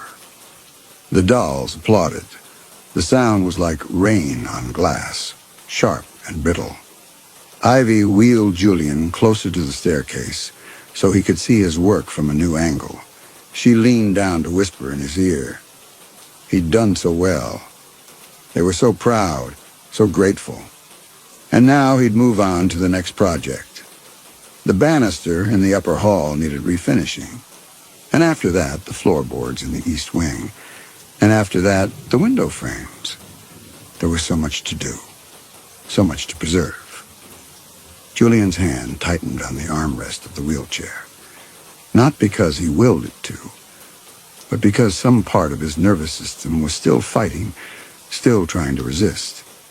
The sandpaper he'd been holding fell to the floor. Ivy picked it up and placed it back in his palm, folding his fingers around it carefully.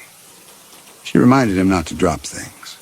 They needed him to be careful, to last as long as possible. She wheeled him away from the party, through the irregular hallways, to a room he hadn't been in before. This one was smaller than the others, barely large enough for the wheelchair and a workbench. The walls were covered with tools, saws, planes, chisels, all arranged with the same obsessive precision that characterized everything in the house. His permanent station, Ivy explained. They'd bring the work to him now, piece by piece. He'd restore everything, and when he was done, he'd start again. The house was always decaying, always needing care. His work would never be finished. She positioned him in front of the workbench, adjusted his angle slightly, stepped back to admire the arrangement. Perfect. He looked perfect there. Then she left, closing the door behind her with that soft click that had marked every closure in this house. Julian sat in the darkness, or what would have been darkness if his eyes still processed darkness as darkness. He could see the tools on the wall, their shapes burned into his vision like after-images. He could feel the sandpaper in his hand, rough against his palm. He could hear, somewhere in the house, the dolls celebrating, their voices like wind chimes in a storm. And he understood finally what preservation meant in this place. It was not keeping something as it had been. It was removing everything that made it alive. The change, the growth, the capacity for choice, and leaving only the essential function. He would work on wood forever because that was all he was now. Not Julian Durant, master carpenter. Just hands and eyes in service to a house that would never let him go. The door opened. Cyrus entered, carrying a piece of wood, a section of the banister from the upper hall. He placed it on the workbench in front of Julian. This needed sanding, he said. The finish was deteriorating. Make it smooth again. Make it perfect. Julian's hand lifted the sandpaper without his permission, lowered it to the wood, began to stroke. Back and forth. Back and forth. The rhythm of the house. The rhythm of preservation. Cyrus watched for a moment, then nodded with satisfaction and left. Julian continued sanding. His hand would sand forever, or until the bones wore through the flesh, or until some future toy maker came to replace him. The house would last. The dolls would last. Everything would be preserved in this perfect, terrible stasis. Outside the workshop, the party continued. Julian could hear music now, or something like music. A melody played on instruments that didn't quite exist, notes that hurt to hear but couldn't be ignored. The dolls were dancing, probably, moving through the rooms in their gliding, mechanical way, celebrating their continued existence. The banister grew smooth under Julian's hand. When it was done, another piece appeared on the workbench, though he hadn't seen anyone bring it. Then another. Then another. The work continued. Time passed. Julian's mind, which had been trying so hard to understand, to resist, to escape, began to quiet. Not because the paralytic had finally reached it, but because understanding was worse than oblivion. It was better not to think, better not to remember who he had been or what he had wanted, or how he had ended up here. Better to just work, sand and smooth, plane and shape, measure and cut. The tools became extensions of his hands. The wood became the only reality that mattered. The small workshop became the entire universe, and the universe was made of grain and knots and the endless task of making things perfect. The Gellhorns came to check on him periodically. They brought food, though Julian no longer tasted it. They brought water, though he no longer felt thirst. They spoke to him in encouraging voices, though he no longer heard the words, only the tone. Pleased, satisfied, content. He was doing so well, Ivy would say. The house was grateful, Cyrus would add. And Julian's hand would continue its work back and forth, smoothing away imperfections, creating the flawless surfaces that the house demanded. Years passed, or maybe only days. Time had stopped meaning anything in the workshop where Julian sat. His body had calcified completely now, becoming a kind of living statue that could move only in the specific ways required for his work. His eyes no longer closed. His mouth no longer formed words. His lungs expanded and contracted just enough to keep him alive, but he couldn't feel the breath moving through him. The workshop became his world. The wood became his only companion. The tools became his only language. And still he worked. The house was always rotting, always needing repair. Banister spindles that had been perfect yesterday were damaged today. Floorboards he'd refinished last week showed new wear. The staircase he'd rebuilt began to deteriorate again, requiring constant maintenance. Or perhaps he was refinishing the same pieces over and over. Perhaps there was only one spindle, one floorboard, one section of stair tread, and the Gellhorns kept bringing it back to him, making him work the same wood into the same shape eternally. Julian didn't know. Couldn't know. Didn't want to know. He only knew the work. The dolls came to watch him sometimes. They stood in the doorway of the workshop, silent and motionless, their glass eyes reflecting what little light penetrated the room. Julian wondered if they envied him, if they wished they could create things, shape wood, make imperfection perfect, or if they pitied him, or if they felt nothing at all, and their watching was just another function of the house, another part of the machinery of preservation. It didn't matter. Nothing mattered except the work. Sand and smooth, plane and shape, measure and cut. Forever. One day. Though day had no meaning anymore, the Gellhorns brought someone new to see him. A man, young, strong, with calloused hands and sawdust on his clothes and eyes that looked at the house with the kind of hungry appreciation that Julian recognized because he had once felt it himself. Ivy introduced Julian as their current toy maker. He'd been with them for quite some time, but they were always looking for someone to assist. The work was endless, she explained. The man looked at Julian, really looked at him, taking in the rigid posture, the vacant eyes, the hand moving mechanically across the wood with a sound like breathing. The man's face went pale. He asked what was wrong with him. Nothing, Cyrus replied. He was perfect. Preserved. He'd work forever. The man's voice rose. You did this to him? Ivy corrected him.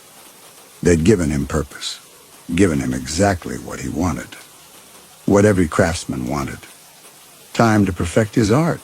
No distractions, no interruptions, just pure, endless work. The man backed toward the door. He needed to leave. Cyrus agreed easily. They understood. Not everyone was ready for preservation. But perhaps he'd reconsider. They'd be here. They were always here. And when he was ready, when he'd had enough of the compromises and the deadlines and the clients who didn't understand, he'd know where to find them. The man fled.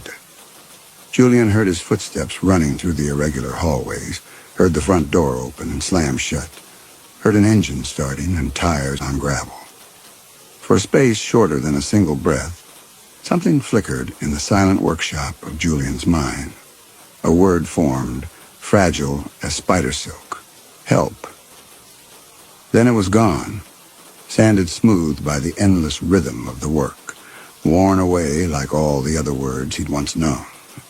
The engine sound faded into the distance, and with it, the last microscopic spark of the person Julian Durant had been. He felt nothing at all. His hand continued sanding. The Gellhorns returned to the workshop, unbothered by the man's rejection. There would be others, Ivy said. There were always others. Craftsmen were drawn to beautiful old houses. They couldn't help themselves. Cyrus added the final word, the certainty that had brought them all here. They had time, all the time in the world. They were preserved. They endured. They stood watching Julian work for a while longer, then left him alone in the workshop. Back and forth. Back and forth. The sandpaper wore down to nothing. Julian's hand continued the motion anyway, stroking the wood with his bare palm, with his exposed finger bones, with the stumps where his fingers had been. The Gellhorns replaced his hand with a prosthetic, something made of carved wood and piano wire, articulated and perfect. It gripped the sandpaper better than flesh ever had. The work continued. Julian had become what the house needed him to be. Not a person, not a craftsman, just a function. A tool the house used to maintain itself. And in the small workshop at the heart of the preserved house, in the chair that held him in perfect position, Julian Durant sanded and smoothed and shaped, his glass eyes staring at nothing, his wooden hand moving in the rhythm the house demanded. Forever. The Gellhorns were happy. The house was perfect. Everything was preserved. And in the parlor where the dolls gathered to admire the flawless staircase, where the light came through the tall windows at angles that defied geometry, where the wallpaper breathed and the floors held their impossible proportions, everything endured as it had been designed to endure, permanent, perfect, preserved. The house found its toy makers one after another across the years. Some lasted decades. Some broke within months, their bodies calcified but their minds unable to sustain the eternal present of preservation. When they broke, the Gellhorns replaced them, always patient, always certain that the next one would last longer. They were always right, eventually. And always, somewhere in the house, in a small room with tools on the walls, a figure sat working, sanding and smoothing, planing and shaping, measuring and cutting, making everything perfect, making everything last, forever. In a house at the end of a magnolia tunnel where the proportions are wrong and the stairs ascend in a rhythm that is not quite natural, Julian Durant works. He has been working for a very long time. He will work for longer still. His hand moves across the wood, back and forth, and the house breathes around him, satisfied. The Gellhorns watch from the doorway, their porcelain and wax faces arranged in expressions of contentment. Perfect, Ivy says. Preserved, Cyrus agrees. And Julian's hand continues its motion, smoothing away the rot, repairing the damage, keeping everything exactly as it should be. Exactly as it will always be. Forever.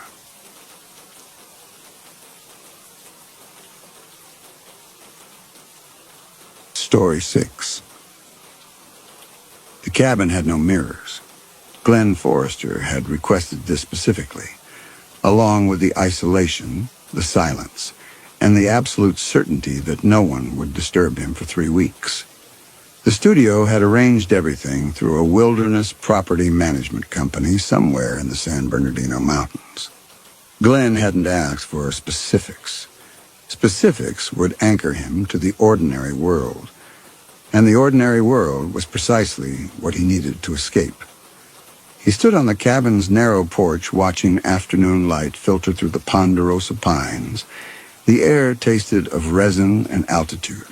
No traffic sounds, no jet contrails, no evidence of the 21st century except the cabin itself, which the property company had described as rustic, but serviceable. They'd stocked it with canned goods, bottled water, a Coleman stove, and a single kerosene lamp. Glenn had forbidden electricity. Electricity meant connections, and connections meant compromise. The role demanded absolute commitment. Cyrus Galt, the character he would inhabit, had lived alone in wilderness for 7 years before the killings began. 7 years of watching, waiting, becoming something other than human. Glenn had read the trial transcripts until he could recite them. He'd studied photographs of Galt's cave dwelling in Oregon, memorized the inventory of objects found there. 12 hunting knives of varying lengths, animal pelts poorly cured, journals filled with increasingly erratic handwriting that devolved into symbols no linguist could decipher. "You're going too far with this one," his agent had warned. But Marty said that about every role now. Marty remembered the Glenn Forrester who'd done romantic comedies, who charmed late-night hosts with self-deprecating stories about forgetting his lines, that Glenn had died slowly over 15 years and 3 Academy Award nominations. This Glenn understood that transformation required sacrifice. He'd left his phone with Marty, along with his watch, wallet, and wedding ring. Diane had said nothing when he'd placed the ring in her palm at the airport. She'd simply closed her fingers around it, her expression suggesting she'd expected this for some time. Perhaps she had. Glenn could barely remember what they'd talked about anymore. His mind had already begun the journey into Cyrus Galt's fractured consciousness. The first 3 days passed in deliberate deprivation. Glenn rationed the canned food, eating only enough to dull the sharpest hunger pangs. Galt had survived on venison and foraged plants, becoming gaunt, wolfish. Glenn needed to feel that hunger, to let it reshape his thoughts. He sat on the porch for hours, watching the forest, training himself to notice the minute disturbances that betrayed animal movement. The tremor of a branch too heavy with bird weight. The ripple through underbrush that traced a rabbit's path. On the 4th night, he killed the lamp early and sat in complete darkness. Galt had written in his journals about night vision, about learning to see by starlight alone. Glenn kept his eyes open, despite the instinct to close them, despite the tears that streamed down his face from the strain. Gradually, shapes emerged. The pines became distinct from the sky. Shadows acquired depth and texture. Something was happening to time. Without his phone, without the tyranny of scheduled meals and appointments, hours became elastic, unmeasurable. Glenn slept when exhaustion took him, woke when light or cold or dreams forced him awake. His thoughts grew strange and looping. He would begin considering how to play a particular scene, the moment when Galt first understood that killing had become necessary, inevitable. And hours later realized he'd been sitting motionless on the porch, the sun having traveled from east to west, while he remained locked inside a single moment of imagined experience. By the end of the first week, he'd stopped using the cabin. The walls felt constraining, artificial. Galt had lived in a cave. Glenn began sleeping on the porch, then on the ground beside it. He wrapped himself in a wool blanket the property company had provided and watched stars wheel overhead. The forest spoke constantly if you learned its language. The rustle of nocturnal hunters, the crack of cooling wood, the vast whisper of wind through needle-laden branches that sounded almost like distant voices. He'd brought the knives from props, exact replicas of 3 blades found in Galt's cave. The largest was a Bowie-style hunting knife with a 9-inch blade and a leather-wrapped handle stained dark with age. Glenn carried it constantly now, the weight of it against his hip, becoming as familiar as breathing. Sometimes he took it out and cleaned it, though it needed no cleaning. The ritual felt important. Galt had maintained his tools with obsessive care, one of the few patterns that remained from his earlier sane life. Glenn practiced the way Galt moved, gleaned from courtroom observers' notes, and a single piece of grainy footage from his arrest. Galt had walked with his weight forward, shoulders hunched, head thrust ahead like a predator scenting prey. Glenn walked the forest this way, feeling how it changed his perception. The world narrowed to what lay directly before him. Peripheral vision expanded, heightened. He became aware of movement he would never have noticed walking upright, civilized. The voice came next. Galt had barely spoken during his trial, but when he did, witnesses described a rough growl, words crushed down into a guttural register that barely resembled human speech. Glenn worked on this during his forest walks, experimenting with ways to reshape his voice box, to speak from deep in his chest rather than his throat. The sounds that emerged were harsh, abraded, as though something in him was breaking down. On the 10th day, he thought it was the 10th, time having become thoroughly unreliable, Glenn heard voices. He froze mid-step, the Bowie knife half drawn from its sheath. The voices came from the west, young and bright with laughter, multiple speakers. Glenn moved toward them without conscious decision, his body remembering Galt's predatory crouch, his feet finding silent placement on the forest floor. Through the trees he saw color, an orange tint, blue backpacks, the unnatural hues of modern camping equipment. 4 of them. College age, perhaps younger. 3 boys and a girl.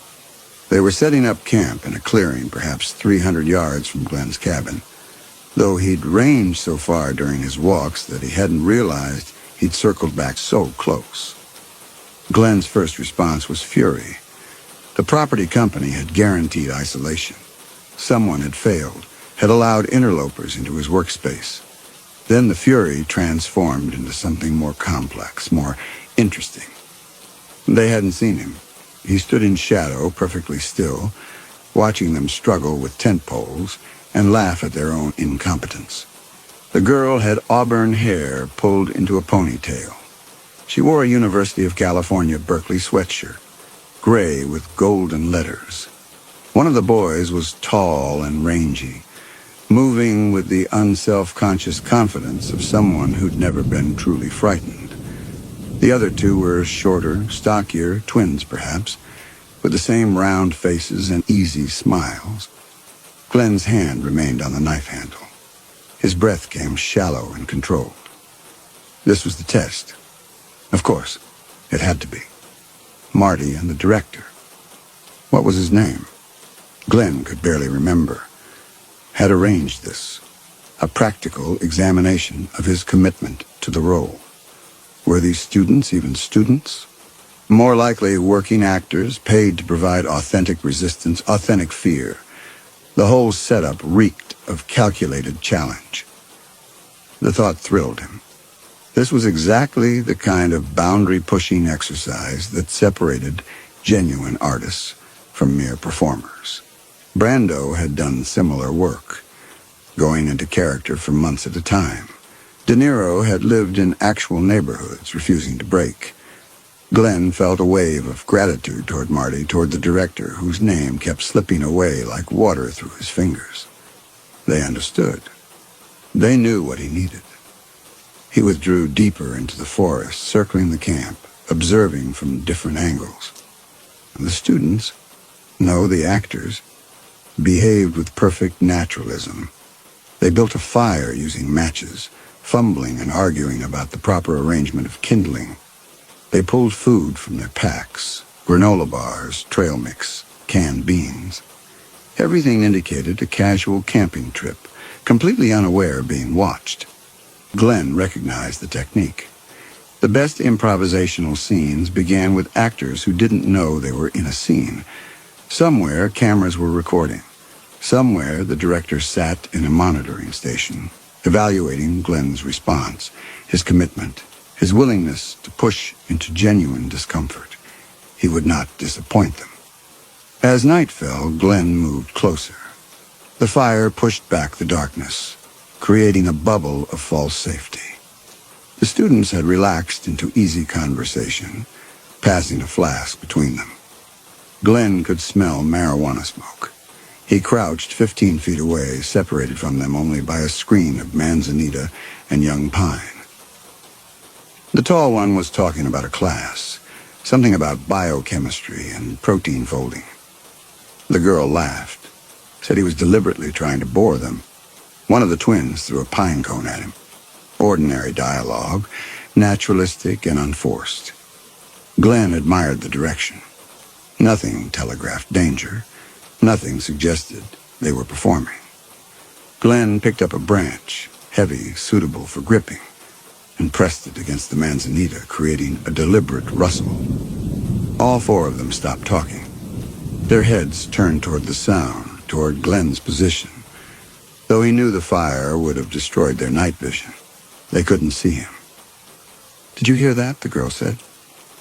"Probably a deer," the tall one replied. But his voice had changed, acquired a thread of uncertainty. Glenn waited 30 seconds, then created another sound, closer, more aggressive. He breathed loudly enough for them to hear, a wet, rasping inhalation. The girl stood up. "That's not a deer." "Sit down, Ivy," one of the twins said. "You're freaking yourself out." Ivy. Good name. Unusual enough to be memorable, organic enough to sound unrehearsed. Glenn made a mental note to compliment whoever had done the casting. He stood up slowly, remaining just beyond the firelight's reach, and growled. The sound emerged from deep in his chest, the voice he'd been practicing, barely human. All four of them were standing now. The tall one grabbed a flashlight and swept it across the trees. The beam passed within inches of Glenn's face. He didn't flinch. Galt wouldn't flinch. "Who's there?" the tall one called out. His voice tried for authority, but fractured on the last syllable. Glenn stepped forward into the light. He'd stopped washing on day 6. His hair hung in greasy tangles. His clothes, jeans and a flannel shirt that had started the trip clean, were smeared with dirt and pine sap. He'd rubbed ash into his face and hand, giving his skin a mottled, corpse-like appearance. The knife hung visibly at his belt. The expressions on their faces were magnificent, terror genuine and absolute. The girl, Ivy, made a small sound in her throat, a whimper of pure animal fear. The tall one raised his flashlight like a weapon. The twins backed toward the tent, their easy confidence evaporating. "What do you want?" the tall one demanded. Glenn said nothing. Galt had been economical with language, had let silence speak for him. Glenn circled the fire slowly, watching them track his movement, seeing them bunched together instinctively, seeking safety in proximity. "Dude, if this is a joke, it's not funny," one of the twins said, his voice climbing toward panic. Glenn drew the knife. The blade caught firelight, seemed to gather and concentrate it. He held it loosely, the way Galt had held knives in the photographs from his cave. Not threatening, yet just present, a fact of the situation. "Oh, God," Ivy said. "Oh, God, oh, God." The tall one lunged for something near the fire, a hatchet they'd been using to split kindling. Glenn moved faster, Galt's predatory crouch translating into explosive speed. He kicked the hatchet away, sent it spinning into darkness beyond the fire's reach. "Nobody moves," Glenn said, using Galt's crushed gravel voice. "Nobody runs." "Take whatever you want," the tall one said. "We got money. We got..." Glenn struck him. Not hard, just a backhanded blow to silence him. The tall one stumbled, hand going to his mouth, blood already flowing from a split lip. Excellent effect work.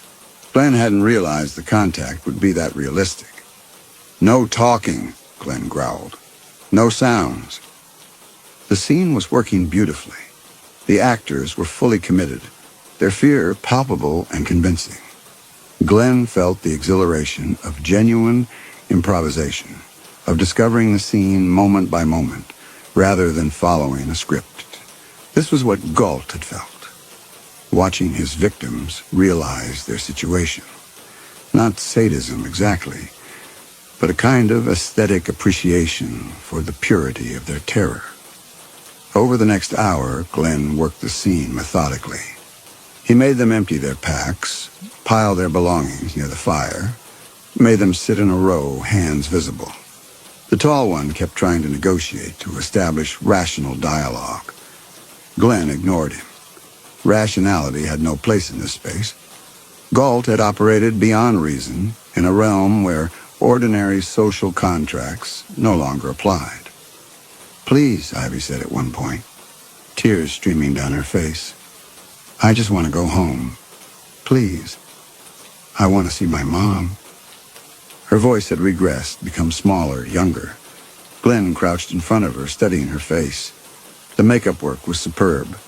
The tears looked absolutely real, and the terror in her eyes suggested either extraordinary acting or method techniques, even more extreme than his own. He reached out with his free hand and touched her cheek, feeling the wetness of tears, the tremor of muscles beneath skin. "You're very good," he said, allowing a hint of Glenn rather than Galt to surface. A subtle break in character, letting the director know he recognized the craft involved. Ivy made a confused sound, her eyes searching his face. Looking for humanity, perhaps. That was her character's motivation. Glenn smiled and withdrew, returning to Galt's predatory stillness. The twins tried to run around 2 a.m. Glenn had been waiting for this. Victims always attempted escape, and the director would expect him to respond authentically to their attempt. He caught the first one. Nathan, he'd heard them call him, within 20 feet, tackling him to the ground and pressing the knife against his throat. Nathan screamed, a high-pitched sound of absolute hopelessness. Glenn maintained pressure on the blade, not cutting, just demonstrating capability. "Back to the fire," Glenn commanded. They obeyed. All fight had drained from them now. They moved like prisoners, like people who'd recognized the finality of their situation. The tall one tried a different approach around 3 a.m. "Look, I don't know what you're on, but you need help. We can help you. We won't tell anyone about this. We'll just leave. Forget this ever happened." Glenn laughed, a sound without humor. "Help," he repeated, tasting the word in Galt's voice. "I'm beyond help. I'm beyond everything." "You're not well," the tall one continued. His name was Derek. Glenn had heard it several times now. "Whatever you're going through, this isn't the answer." "This is the only answer," Glenn said. He was improvising now, finding Galt's philosophy in the moment. "You think your words matter? You think anything you say can change this?" Derek's face crumpled. "Please, please, man. We're just kids. We're just..." "You're not real," Glenn said softly. "None of this is real. Don't you understand?" The confusion on their faces was perfect. They didn't understand what he meant, which was exactly right for their characters. They were meant to represent normalcy, civilization, everything Galt had rejected. Their incomprehension validated his transformation. As dawn approached, Glenn knew the scene was reaching its climax. The fire had burned down to coals. The students sat huddled together, exhausted beyond fear into a kind of numb acceptance. Glenn paced around them, the knife now in his hand, constantly feeling its weight, its potential. The director would expect a conclusion. The scene couldn't remain static. Galt's story had ended in violence, and this improvisation had to honor that narrative arc. Glenn looked at each of them in turn, Ivy still crying silently. Derek watching Glenn with desperate intensity, still hoping to find some argument that would penetrate. The twins, Nathan and Connor, holding hands like children. "Stand up," Glenn commanded. They hesitated. Derek shook his head. No, please." They stood wobbling, holding each other for support. Glenn felt Galt completely now. Felt the logic that made murder inevitable, necessary. The only authentic response to a world that refused authenticity. His hand tightened on the knife handle. "Run," he said. They stared at him, uncomprehending. "Run!" He screamed and they ran. Glenn counted to 5, giving them a head start, letting them scatter into the forest. In that moment before pursuit, something flickered. A phantom sensation on his left hand, 4th finger. The ghost of weight, of gold, of a promise made in a church 12 years ago to a woman whose face he could barely conjure. Diane. Her name surfaced like a drowning thing, one last gasp before the water closed over it. Then Galt rose up and swallowed the ghost entirely. Glenn ran after them, the hunting crouch translating into a loping sprint.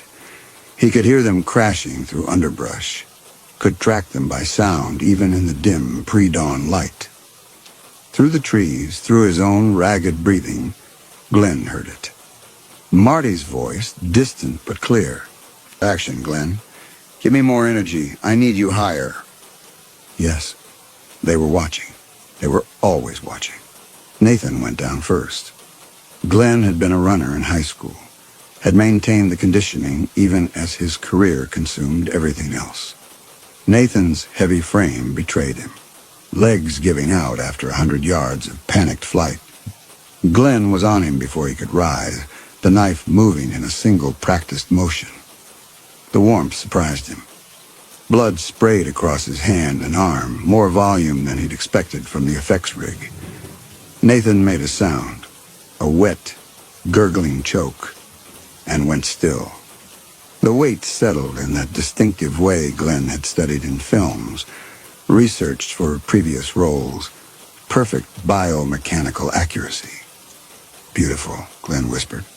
"That's a wrap on Nathan." He stood listening for the others. Connor's sobbing gave him away, high and constant, about 50 yards west. Glenn moved toward the sound, taking his time now. The chase was over. This was the cleanup phase.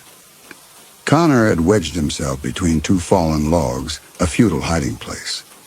His eyes widened as Glenn approached, mouth opening to scream. Glenn was faster. The knife found Connor's throat, and the screaming stopped before it began. The blood kept pumping. Glenn watched it, fascinated by the special effects team's commitment to realism. They must have used pressurized systems hidden beneath the costume. He knelt and examined Connor's neck more closely, looking for the seams, the prosthetic edges. Nothing. Just torn flesh and arterial spray that was already slowing, cooling. "Incredible," Glenn said. "You can't even see the makeup line. 2 down." Glenn felt nothing. Galt had written about this in his journals, the absolute emptiness that followed the kill. Not satisfaction or disgust, just a vast, neutral space. Glenn had found that space. He inhabited it completely. Derek and Ivy had run together, east toward higher ground. Glenn tracked them patiently, reading broken branches and disturbed needles. The sun was rising now, throwing long shadows through the pines. Beautiful light. The cameras would capture something stunning. He found them at the edge of a ravine, Derek trying to lower Ivy down while she clung to roots and rocks. They saw Glenn simultaneously. Derek put himself between Ivy and Glenn, arms spread as if his body could shield her. "Don't," Derek said. "Please, please. Just don't." Glenn moved forward. Derek tried to fight, actually swung a fist that connected with Glenn's jaw. The pain was sharp, authentic. Glenn absorbed it, used it, let it fuel Galt's response. The knife moved twice, once for Derek's stomach, a disabling blow, and once for his throat after he'd fallen. Quick, almost merciful. Ivy was screaming now, scrambling down the ravine, losing her footing, sliding. Glenn climbed down after her, unhurried. She'd twisted her ankle in the fall and couldn't stand properly. She crawled, dragging herself across rocks, leaving a trail of blood from scraped palms. "Please," she whispered, as Glenn reached her. "Please don't. Please."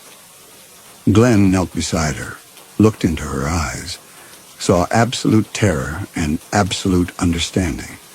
She knew she was going to die, knew nothing she could say would change this. "I'm sorry," Glenn said, and meant it. Gault had written in his final journal entry, "I am not cruel, I simply am." Glenn understood now, felt the truth of it in his bones. The knife was quick. Ivy stopped screaming. Glenn sat beside her body for a long time, watching morning light paint the ravine walls gold and amber. The blood had pooled around her, soaking into earth and stone. He touched it, rubbed it between his fingers, still warm. The effects team had thought of everything. He climbed back up to where Derek lay and studied the body, the way death had already begun changing the flesh, drawing color toward gray. Glenn arranged Derek's arms, positioned the legs. The morning light would hit him perfectly from this angle. He moved to where he'd left Connor, repositioned that body too, pulling it into a shaft of sunlight that made the blood look almost luminous. "The lighting here is perfect," Glenn called out to the hidden cameras. "Make sure you get this shot." Nathan was harder to move, heavier. Glenn dragged him by the arms back toward the clearing, leaving a trail through the needles. He positioned Nathan near the cold fire, arranging him so the camera could capture both the body and the camp in a single frame. Compositionally perfect. The camp was a crime scene now, part of the scene's very similitude. Glenn walked through it slowly, observing the scattered belongings, the cold fire, the tent flapping in morning breeze. He looked around for the cameras for any evidence of the technical apparatus that had captured this extraordinary improvisation. Nothing. The forest remained exactly as it had been, empty, indifferent, vast. Glenn laughed. Of course they'd hidden the equipment. The director would want his genuine reactions, his true response to the completed scene. Glenn stood in the clearing, arms spread, and bowed deeply to the trees. "Cut," he called out. "That's the scene. You can come out now." The forest offered no response. Glenn walked the perimeter of the clearing, searching for a concealed camera, for monitoring stations, for the crew that must be observing. Excellent work, everyone. Truly exceptional. The actors were... His voice caught. The actors were brilliant. First rate. "Please tell them I said so." Silence. A jay called from high branches. The sun continued rising. "Marty," Glenn called. "Director, hello?" He walked back to the ravine, looked down at Ivy's body, the way her auburn hair had come loose from its ponytail and spread across stone. The blood had stopped flowing. Was still flowing supposed to stop? Glenn couldn't remember. The effects were too good. He couldn't see where the prosthetics ended and the actress began. Glenn reached down and touched her hand. Cold. Stiffening already. His breath caught. His mind started to form a thought, started to follow a chain of logic that led somewhere dark and terrible and real. No, that wasn't possible. Glenn's hand trembled as he withdrew it. His heart hammered against his ribs. For a moment, just a moment, he felt something trying to surface, some understanding trying to break through. Then his mind closed around it like water closing over stone. Of course she was cold. She'd been lying on cold stone for... how long? The actress was committed to her role, holding perfectly still. They'd used some kind of cooling gel on her skin, or maybe she'd been lying in shadow. Yes, that made sense. The temperature differential between sun and shade in the mountains could be significant. And the stiffness. That was just muscle tension from holding the death pose for so long. Glenn had done similar work holding difficult positions for minutes at a time. It was demanding, physical acting of the highest caliber. Glenn stood up quickly, stumbled backward, laughing a little. The laugh sounded strange in his ears, too high, too brittle. "You almost got me," he said to the cameras. "The commitment is extraordinary. Please tell Ivy." Is that her real name? "Tell her the physical control is remarkable. I've worked with stunt performers who couldn't hold a death pose that long." He climbed out of the ravine, his hands shaking. Just adrenaline. Natural response to the intensity of the scene. He walked back to Nathan's body and looked down at it. So much blood. How had they managed so much blood? Pumping systems, clearly. Very sophisticated. Glenn knelt and looked closer, looking for the tubes, the hidden mechanisms. Nothing. His hand moved before he could stop it. Fingers pressing against Nathan's throat, searching for a pulse. Nothing. The thoughts started to form again, that terrible chain of logic. Glenn stood up so fast he swayed. His vision grayed at the edges. "No," he said aloud. "No, that's not... They're using muscle relaxants. Or maybe they found actors who trained in yoga who could slow their heart rates voluntarily. There are people who can do that. Yogis, mystics, method actors." He paced the clearing, his breath coming faster now. The bodies lay where he'd arranged them, perfectly composed, perfectly still, too still. The kind of stillness that felt wrong, felt like an absence rather than a presence. "This is very good," Glenn said, his voice climbing. "This is pushing me to the edge, exactly where I need to be." Galt felt this confusion, this questioning of reality. "I'm feeling it now. The method is working." He walked to the tent and found a water bottle. Drank deeply, the cold shocking against the heat building in his chest. His hands wouldn't stop shaking. He pressed them against his thighs, willing them still. Think clearly. What were the possibilities? One, this was the test, exactly as he'd believed. The actors were extraordinarily committed, using techniques Glenn had never encountered. The production team had resources he'd underestimated. Everything was proceeding according to plan. Two, something else. Something his mind kept trying to show him, and he kept refusing to see. Glenn chose one. Of course he chose one. Choosing two would mean... He couldn't finish the thought. "I need to see the dailies," Glenn said to the empty air. "I need to understand how you achieved these effects. The realism is unprecedented." The forest said nothing. Glenn sat by the cold fire for hours, watching the sun climb and begin its descent. The bodies didn't move, didn't breathe, didn't blink. His mind kept offering explanations. They were in deep meditative states. They were using drugs to simulate death more perfectly. They were theatrical masters who transcended normal limitations. Anything but the truth. When night fell, Glenn was still sitting there, the knife on the ground beside him, his hands black with dried blood. He'd stopped trying to find the cameras, stopped calling out. The silence had become absolute, suffocating, thick with implications he refused to process. He picked up the knife and studied it in starlight.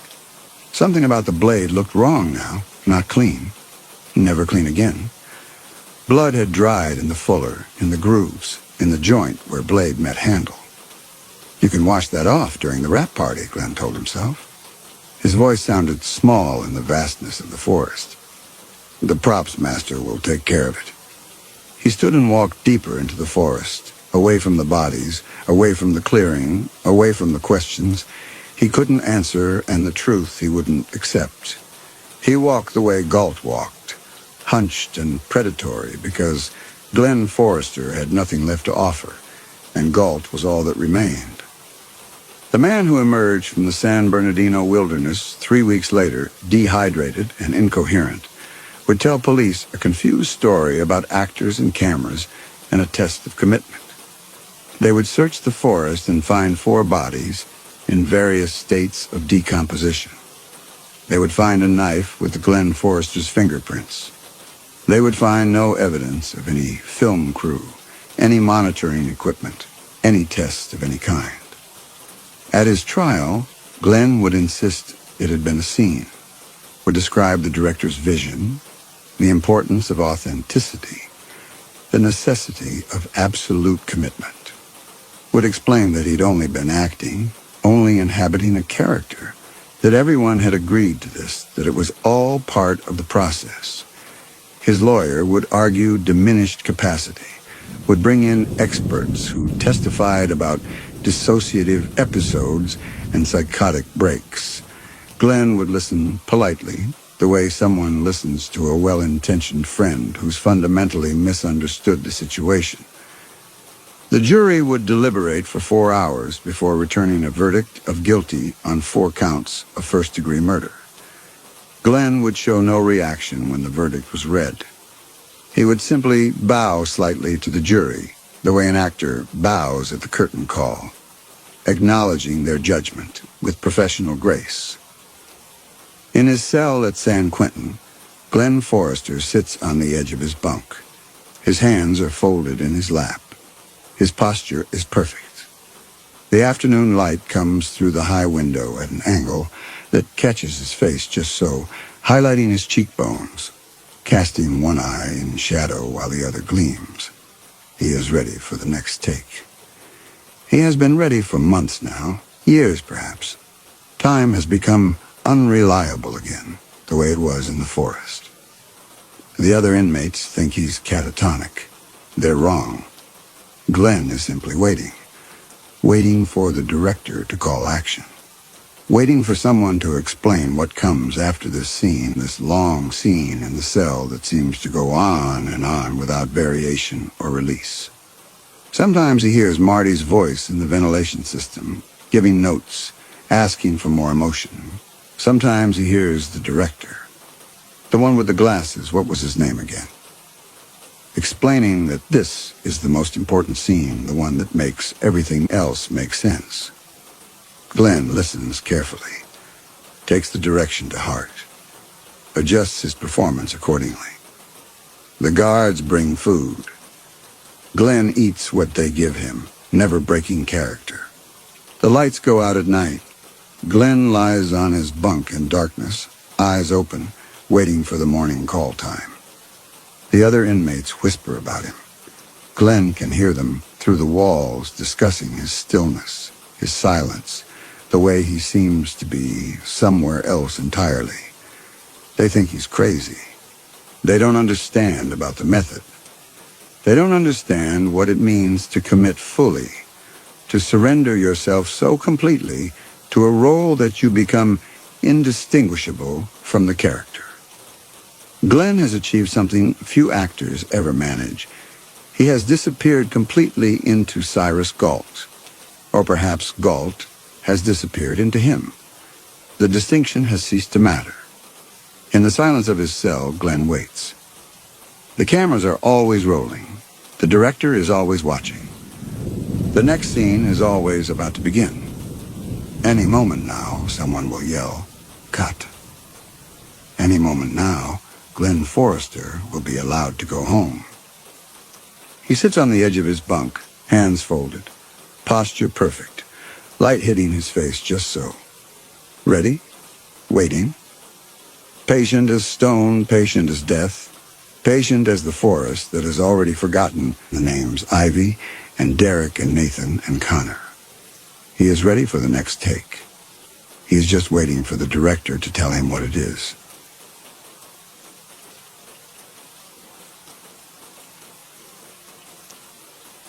Story 7. The gravy boat had belonged to Mara's grandmother and her grandmother before that, passed down through the women of the Collier family like an heirloom or a sentence. It was cream-colored porcelain with a hairline crack running from lip to base. And Mara had always thought it looked like a small, malformed bird straining to take flight. She held it now in both hands, feeling its familiar weight, watching the brown liquid inside settle into stillness. The kitchen smelled of sage and rendered fat and something else, something chemical and sweet that Mara had convinced herself was only the residue of oven cleaner. Through the doorway, she could see the dining room table already set with the good china. The centerpiece of dried corn and gourds that her mother had arranged that morning with the same grim determination she brought to all household tasks. The candles were lit. The napkins were folded into the shape of small birds. Or perhaps they were meant to be turkeys, though they looked more like the crane forms children fold from paper, fragile things that could not survive their own creation. Mara set the gravy boat on the counter and turned to face the window above the sink. Outside, the fields stretched toward the tree line in neat, exhausted rows. Tobacco and corn, the twin pillars of the Collier fortune, now stripped to stubble and waiting for winter. The sky was the color of old pewter, heavy with clouds that had threatened snow all week but never delivered. In the distance, she could see the roof of the old tobacco barn where her grandfather had hanged himself when she was 7 years old. No one talked about that. No one talked about a lot of things in Harrow, Kentucky. She had been 6 the first time she understood that the giving was not something other families did. Her friend from school, a girl named Patience, whose family had moved to Harrow from somewhere in Ohio, had asked what Mara was doing for Thanksgiving. Mara had explained about the confessions, about the forgiveness, about the way the ritual cleansed the family and the land alike. Patience had looked at her with the blankness of someone encountering a foreign language for the first time, and Mara had realized with a shame that still lived somewhere in her chest that the Collier traditions were not universal truths, but local peculiarities, things that set her family apart from the normal flow of American life. She had asked her mother about it that night, sitting at the same kitchen table, while her mother rolled out pie crust with mechanical precision. Her mother's hands had stilled on the rolling pin. She had looked at Mara with an expression that Mara would not learn to recognize until many years later, the expression of someone deciding how much truth a child could bear. "The land needs it," her mother had said finally. "The land has always needed it. And the land gives us everything we have." Mara had not understood. She was 6 years old, and the connection between words spoken at a dinner table and corn growing in a field was too abstract for her to grasp. But she had understood the tone in her mother's voice, the weight of something unspoken pressing down on every syllable. She had understood that this was not a subject for further questions. 23 years later, standing in the same kitchen with poison settling in a porcelain gravy boat, Mara thought she finally understood what her mother had not been able to say. The land needs it. The land had always needed something. She had found Warren's phone 3 weeks into the affair, lying face up on the motel nightstand while he showered. The screen had lit with an incoming message, and Mara had looked, not because she was suspicious, but because looking was what you did when a screen lit up near you. A reflex of the modern age, meaningless and automatic. The message was from Della. It said, "Don't forget to pick up the dry cleaning. Love you." 2 words. Love you. The most ordinary words in the English language, deployed 1,000,000 times a day between husbands and wives, rendered in glowing pixels on a screen that still held the warmth of Warren's pocket. Mara had stared at them until the screen went dark, and then she had set the phone back on the nightstand, positioning it at exactly the angle it had been before. And when Warren emerged from the bathroom with a towel around his waist and the water dripping from his hair, she had smiled at him as if nothing had changed. But everything had changed. That was the night she began to understand that what she was doing with Warren was not a romance, but a crime. Not a liberation, but a theft. Every kiss was stolen from her sister. Every afternoon in the motel room was time that belonged to Della, diverted and misappropriated like funds from a family trust. She had tried to end it. She had composed the text message 100 times, typing and deleting and typing, searching for words that would sever the connection cleanly, without mess or aftermath. But Warren had a way of looking at her that made her forget the message, a way of touching her that made her forget her sister, a way of being that filled up all the spaces in her mind where guilt might otherwise have taken root. And so the affair continued, week after week, month after month. And Mara watched herself from a great distance, a spectator to her own betrayal, unable or unwilling to intervene. The giving grew closer.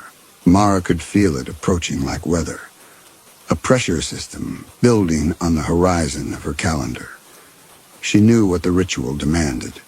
She knew that when her turn came to confess, she would be expected to speak her sins aloud, to name them in front of her family, to offer them up for judgment and hope for forgiveness. She could not do it. She imagined the scene 1,000 times, the candlelit table, the watching faces, her own voice, speaking the words that would destroy her sister's marriage, her mother's respect, her own place in the family. She imagined Della's face changing as the truth emerged, the light going out of her eyes, the love curdling into something else. She imagined the silence that would follow, the terrible pause while the family decided whether forgiveness was possible for a sin this large. She could not do it. She could not face them. She could not speak the truth and watch it detonate in the center of her family like a bomb. And so she began to consider alternatives. The bottle from the hardware store was small and brown and ordinary, the kind of thing you might find in any garage or garden shed, used for any number of legitimate purposes. The label warned of toxicity in bright red letters, and the cap was child-resistant. And when Mara placed it in her shopping basket alongside a new set of pruning shears and a bag of winterizing mulch, the cashier did not look at her twice. She had read about it online in forums where people discuss such things with the clinical detachment of hobbyists comparing notes on model trains. The symptoms, the timeline, the dosage required. The way it could be masked in strong-flavored foods, the way it broke down in the body, leaving traces that could be detected but not always identified. She had read about cases where it had been used by spouses, by children, by people who had found themselves trapped in lives they could not escape by conventional means. She did not think of herself as that kind of person. She was Mara Collier, daughter of one of Harrow's oldest families, a woman who had attended church every Sunday of her childhood and still sent Christmas cards to her elementary school teachers. She was not a murderer. She was not capable of murder. But she was capable of wanting to escape. She was capable of imagining a life without the weight of her family's expectations, without the suffocating traditions, without the constant presence of people who had known her since birth and would never allow her to become anyone other than who she had always been. She was capable of dreaming about a city where no one knew her name, where she could wake up in the morning without the feeling that the land itself was watching her, waiting for her to fulfill some obligation she had never agreed to. She was capable of holding the bottle in her hands and thinking, what if? The plan had assembled itself in pieces, the way plans do when you are not quite admitting to yourself that you are making them. She would add it to the gravy, the dish she was responsible for every year, the dish that everyone would eat, the dish that would sit in its cracked porcelain boat at the center of the table like a small, malformed bird straining to take flight. She would excuse herself before dinner was served, claiming illness or an urgent errand, and she would drive to Lexington and catch a bus and disappear into the vast anonymity of America, leaving behind a family that had ceased to exist. It was monstrous. She knew it was monstrous. But every time she thought about the giving, about the confession she could not make and the forgiveness she could not ask for, the monstrousness seemed to shrink, to become manageable, to become almost reasonable in comparison to the alternative. And so she had bought the bottle, and so she had brought it home, and so she had stood in this kitchen on Thanksgiving morning, adding it to the gravy with hands that did not shake, not even a little, because the decision had already been made, and all that remained was the execution. The doorbell rang at 3:45, exactly on schedule. The Colliers were punctual people. It was one of the few traits that ran reliably through the family line, along with a tendency toward early gray hair and a peculiar resistance to the local strain of poison ivy. Mara smoothed her dress, navy blue washing out her complexion, but traditional, and walked to the front door with the measured steps of someone approaching an altar. Della stood on the porch with Warren behind her, and for a moment Mara saw them as a stranger might, an attractive couple in their early 30s, well-dressed for a family dinner, their faces arranged in expressions of pleasant anticipation. Warren's hand rested on the small of Della's back, a gesture that might have been protective, or possessive, or simply habitual. And Della leaned into him slightly, the unconscious intimacy of a woman comfortable in her marriage. They looked happy. They looked like people who had built a good life together, brick by brick, and were satisfied with the structure they had created. Warren's eyes met Mara's for exactly 1 second. In that second, she saw everything she needed to see. The guilt, the fear, the desperate hope that she would keep their secret through another giving, another year, another cycle of confession and forgiveness that would somehow never include the sin they had committed together. His face did not change. Warren had always been good at keeping his face still, one of the qualities that had first attracted her to him. But his eyes were loud, broadcasting messages that only she could receive. "Please," his eyes said, "please don't." Mara smiled and stepped back to let them in. Della embraced her with the force of sisters who have never quite learned to be gentle with each other. They had been rivals since childhood, competing for their mother's attention, their father's approval, the invisible currency of family regard. Della had usually won. She was the older sister, the responsible one, the one who had followed the expected path through college and marriage and career without ever seeming to question whether the path led somewhere she wanted to go. Mara had been the difficult one, the one who asked too many questions, the one who had left Harrow for 3 years after college and returned only when her father's illness made staying away impossible. She had resented Della for most of her life. She knew this about herself, had examined it in the quiet hours of the night, when self-knowledge becomes unavoidable. The resentment was not rational. Della had never done anything to deserve it, had in fact gone out of her way to be kind to her younger sister, to include her, to defend her against their mother's criticisms. But resentment rarely consults reason. It grows where it grows, like mold in the hidden spaces of a house. And by the time you notice it, the damage is already done. The affair with Warren had been a symptom of that resentment. Mara understood this now, standing in the foyer with her sister's perfume lingering in the air. She had not wanted Warren for himself, had not, if she was honest, ever really loved him. She had wanted him because he belonged to Della. She had wanted to take something from her sister, to prove that she could, to shift the balance of their lifelong competition in her favor for once. It was petty. It was cruel. It was the kind of sin that the giving had been designed to address, a wound that could be cleansed through confession and forgiveness if only Mara had the courage to speak it aloud. But confession would not undo what she had done. It would not give Della back the months of trust that had been violated, the marriage that had been corrupted, the sister she had believed she could rely on. Confession would only transfer the pain from Mara's conscience to Della's heart, and that was not absolution.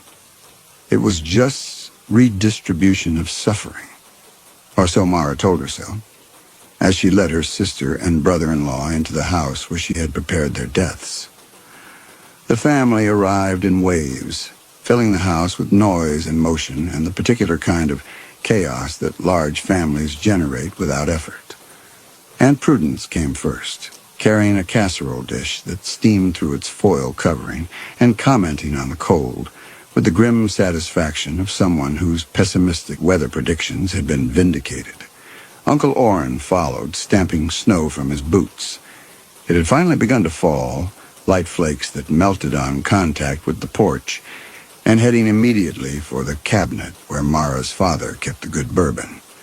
The cousins arrived with their children, small strangers in church clothes who looked at Mara with blank assessment and found her wanting. She did not know their names, had never bothered to learn them, if she was honest, because the children of cousins occupied a distant ring of the family solar system, too far removed to require individual recognition. They called her Aunt Mara because that was what they had been taught to call her. But there was no relationship behind the title, no warmth, only the hollow formality of family connection without family feeling.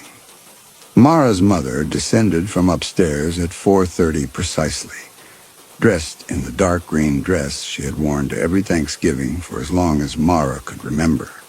She had the look of a woman who had prepared herself for an ordeal, her hair pinned back severely, her makeup applied with the careful precision of someone armoring themselves for battle.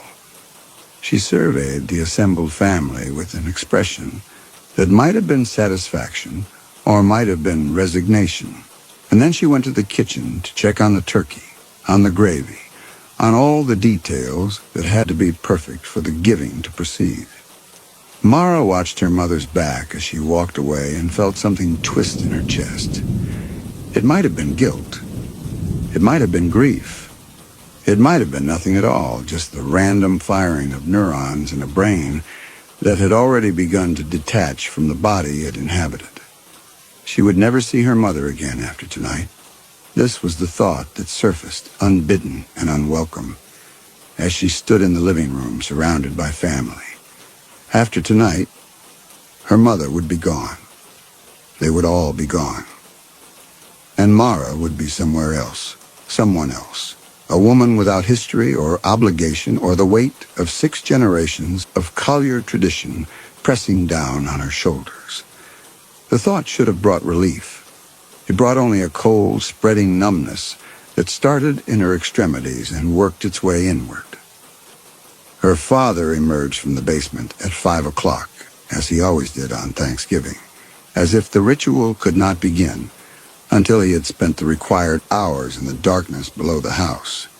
No one asked what he did down there. No one had ever asked.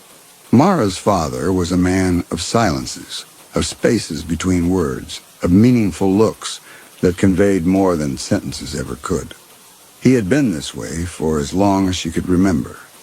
Distant, watchful, present, but not participating in the life of the family he had helped create. But there had been a time before, hadn't there? Mara could almost remember it. A father who laughed, who lifted her onto his shoulders, who looked at her with something other than that terrible, patient resignation. She had been very young, perhaps 4 or 5, and then something had changed. Some light had gone out behind his eyes, and he had become the man he was now, a witness rather than a participant, a keeper of silences rather than a speaker of truths. She had always assumed it was the weight of the farm, the pressure of maintaining 6 generations of Collier prosperity. Now, watching him take his seat at the foot of the table, she wondered if the weight he carried was something else entirely. He folded his hands before him.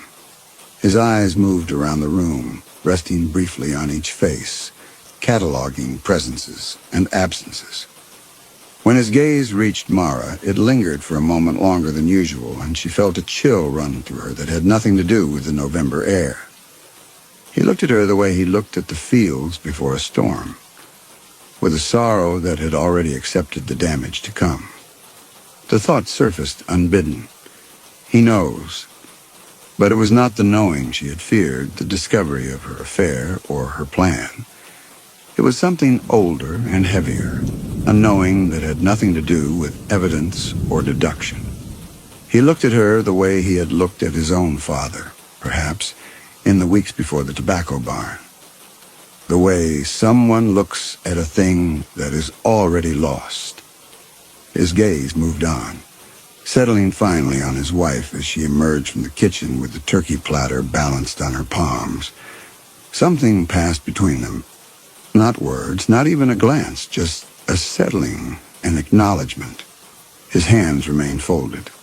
His face remained still, and Mara understood, without knowing how she understood, that her father had no power here. The giving belonged to the women. It had always belonged to the women. He was only here to witness, to bear the weight of knowing without the authority to act. She wondered how many harvests he had watched. She wondered if he had loved any of them. The turkey was placed in the center of the table. The side dishes followed: mashed potatoes, green bean casserole, cranberry sauce, from a can because some things were meant to stay the same, sweet potato pie with marshmallow topping, rolls that Aunt Prudence had baked that morning and transported in a basket lined with cloth, and last of all, placed in its designated spot to the left of the turkey platter, the gravy boat with its hairline crack, its contents gleaming in the candlelight like something alive. Mara watched the gravy boat take its place. She thought about the bottle from the hardware store, now empty and hidden in the bottom of her purse, waiting to be disposed of in some anonymous dumpster in Lexington. She thought about the hours she had spent researching, planning, preparing. She thought about the life she was about to take. Not one life, but many. The entire Collier family gathered in one room, trusting her, depending on her, never suspecting that the gravy she had prepared with her own hands would be the last thing they ever tasted. The candles flickered. The faces around the table were lit from below, shadows pooling in eye sockets and the hollows of cheeks, making everyone look older, stranger, less like the family she had known her whole life and more like figures in a painting, frozen in a moment that would never end. Her mother cleared her throat. The giving began. The words were old. Mara had never learned where they came from, whether they were something the first Colliers had brought with them when they settled in Kentucky, or something they had discovered here, waiting in the soil like a seed that had been dormant for centuries. What she knew was that her mother spoke them from memory, without notes, in a voice that dropped half an octave when the ritual began, becoming something lower and older than her everyday speech. The language was English, but only barely. There were words Mara did not recognize, words that seemed to belong to a different grammar, a different way of organizing thought. Her mother spoke them with the fluency of long practice, and around the table, the family listened with heads bowed, hands folded, eyes fixed on the tablecloth, as if reading instructions written there in invisible ink. Mara had heard these words every Thanksgiving of her life. She should have known them by heart. But tonight they seemed to slip away from her as soon as they were spoken, leaving only an impression of weight and age and something else, something that felt almost like hunger. When the opening words were finished, her mother raised her water glass. The crystal caught the candlelight and fractured it into small rainbows that danced across the white tablecloth. This was the signal. The confessions would begin now, moving clockwise from her mother's left, each family member speaking their sins aloud and receiving forgiveness before passing the obligation to the next person in line. Aunt Prudence went first, as she always did. She was seated in the position of honor to the left of Mara's mother, a placement that reflected her status as the eldest of the aunts, the keeper of family recipes and family grudges in equal measure. Her confession was familiar. She had spoken unkindly about her neighbor, had said things she regretted, had let anger get the better of charity. The neighbor was not present, but this did not matter. The giving operated on its own logic, and the forgiveness offered had power regardless of who was or was not in the room to witness it. Mara's mother nodded and spoke the words of forgiveness. They were simple words. I forgive you in the name of the family and the land. But they carried weight, and when they were finished, something in the air seemed to shift, to settle, as if a small debt had been paid. The confessions continued around the table. Uncle Orrin admitted to cheating at cards during a game with his brothers.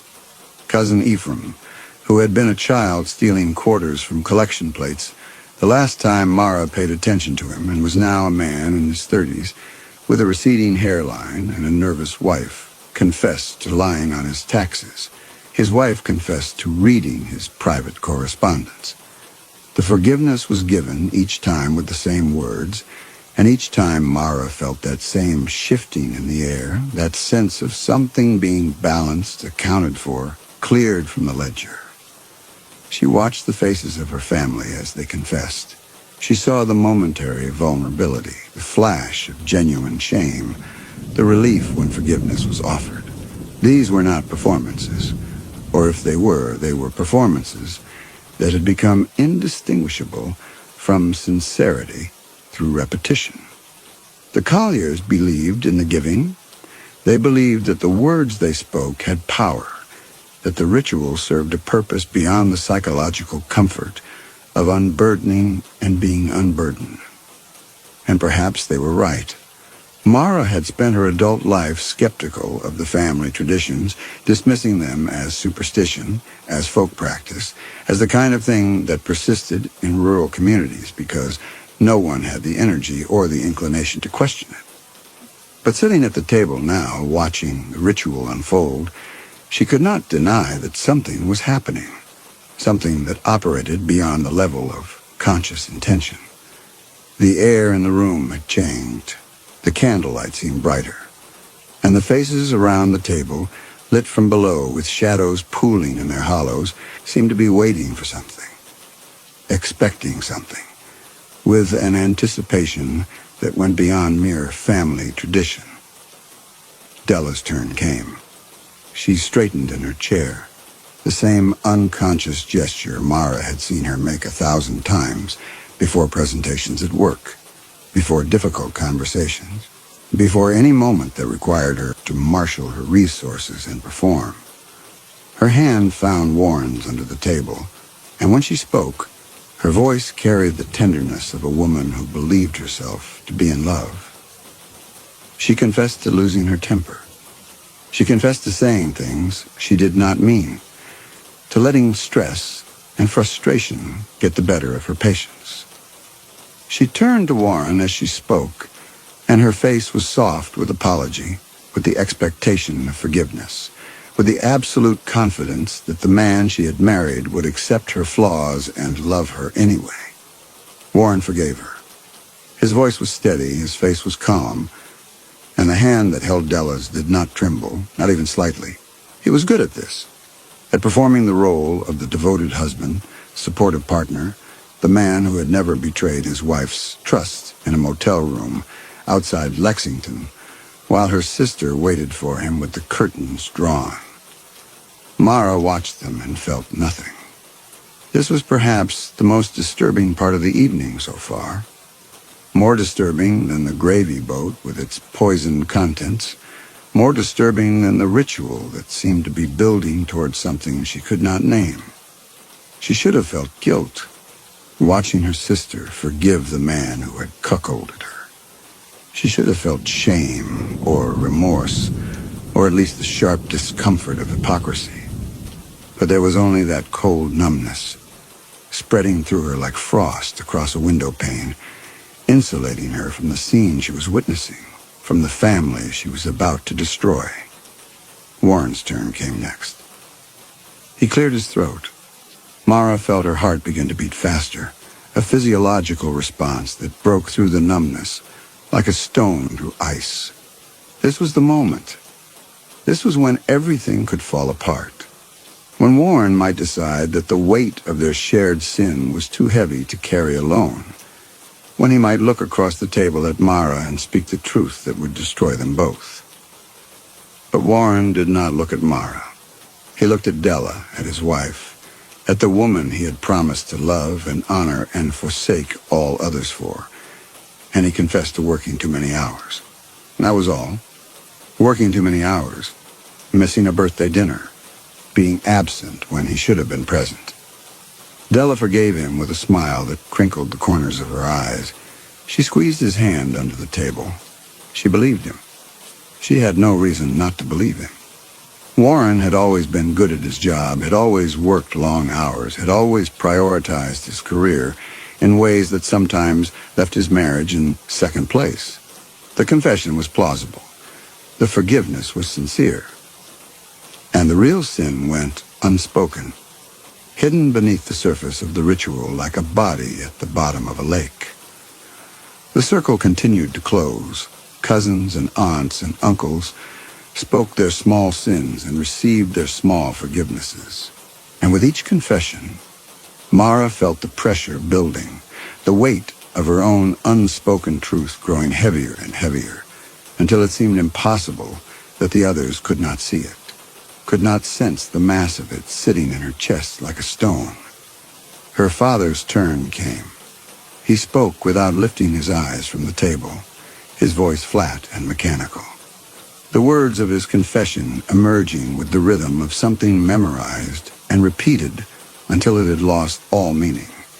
He had neglected his duties as a husband. He had failed to be present when presence was required. He asked for forgiveness from his wife, and his wife gave it, her voice equally flat, equally mechanical. And Mara understood that this exchange had been happening for years, decades perhaps.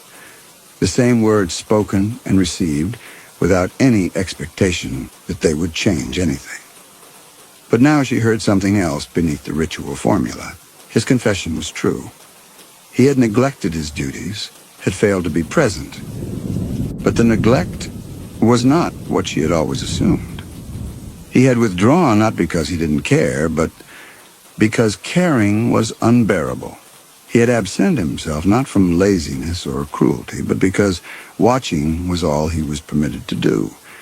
And watching without acting had hollowed him out year by year until nothing remained but the shell that sat at the foot of the table, speaking words that meant everything and nothing.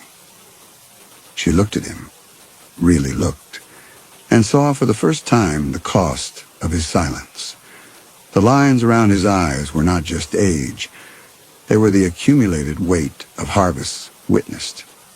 His hands, folded so carefully before him, trembled almost imperceptibly, not with weakness, but with the effort of keeping still, of not reaching out, of not warning the daughters and nieces and granddaughters who moved through this house toward endings he could see coming but could not prevent. How many, she wondered. How many have you watched walk into the fields and not come back? His eyes met hers across the table, just for an instant, and in that instant, she saw something that might have been an apology or a farewell. Her turn was coming. She could feel it approaching like a wave gathering force, and she was powerless to stop it, powerless to do anything but wait. Her mother looked at her. The room was silent. The candles burned. And Mara opened her mouth to speak. What came out surprised even her. She confessed to envy. She confessed to wanting things that were not hers to want, to comparing herself unfavorably to her sister, to letting jealousy poison her thoughts and her actions. She kept her eyes on the tablecloth as she spoke, watching the way the candlelight made the shadows of the silverware dance like small, frantic creatures trying to escape. She did not confess to the affair. She did not confess to the gravy boat. She spoke around the truth, offering up a partial sin in place of the whole, hoping it would be enough to satisfy the ritual, to get her through this moment so she could proceed with the rest of her plan. Della forgave her. Of course, Della forgave her. Della always forgave everyone. It was her nature. It was the role she had been assigned in the family drama, and she played it with the conviction of someone who had never considered the possibility of doing otherwise. Her voice was warm with sisterly affection, and her eyes were soft with understanding, and she reached across the table to squeeze Mara's hand in a gesture of comfort and connection. Mara felt Della's fingers close around hers.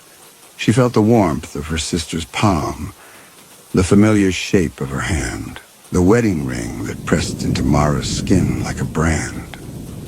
She felt nothing. The ritual moved on. Her mother confessed last, as she always did, speaking vague words about failing in her duties, about not being the mother she should have been. The family forgave her with a collective murmur, and then it was done.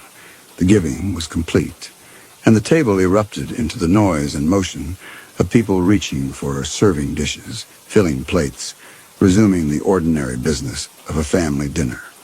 Mara reached for the gravy boat. Her hand closed around the handle with the familiarity of a gesture repeated countless times across countless years. The porcelain was warm from the gravy inside, and the hairline crack seemed to pulse slightly under her fingers, though she knew this was impossible, knew it was only a trick of the light and her own overwrought nerves. She tilted the boat over her plate and watched the brown liquid pour out, pooling around her turkey and mashed potatoes with the slow, lazy movement of something that had all the time in the world. The gravy was the perfect consistency, thick enough to cling to the meat, thin enough to spread evenly across the plate. She had made it exactly the way her grandmother had taught her, with drippings from the turkey, and a roux of butter and flour seasoned with sage and thyme and salt, and the contents of a small brown bottle that was now empty and hidden in her purse. She passed the gravy boat to her left. It made its way around the table, each family member adding a portion to their plate, and Mara watched its progress with a detachment that felt almost peaceful. There was nothing more to be done. The plan was in motion. All that remained was to excuse herself, to slip away while the family ate, to begin the long journey toward her new life. She raised her fork. She took a bite of the turkey. It tasted like ash. For a moment, she thought she had simply burned her tongue. The gravy had been hot, after all, and perhaps she had misjudged the temperature. But the food in her mouth was not hot. It was barely warm, the way food becomes when it has sat too long, and the taste that filled her mouth was not the taste of burning, but something else entirely. Metallic, chemical, wrong. She looked down at her plate. The gravy had changed color. It was darker now, darker than it should have been, and when she looked closely, she thought she could see something moving in it. Small shapes that might have been air bubbles rising to the surface, or might have been something else, something that caught the candlelight and reflected it back in ways that gravy should not reflect. She looked up. Her family was still eating, still talking, still performing the ordinary ritual of the ordinary dinner. Her mother was cutting her turkey into precise, equal pieces. Her father was staring at his plate with the distant gaze of a man who had long ago stopped seeing what was in front of him.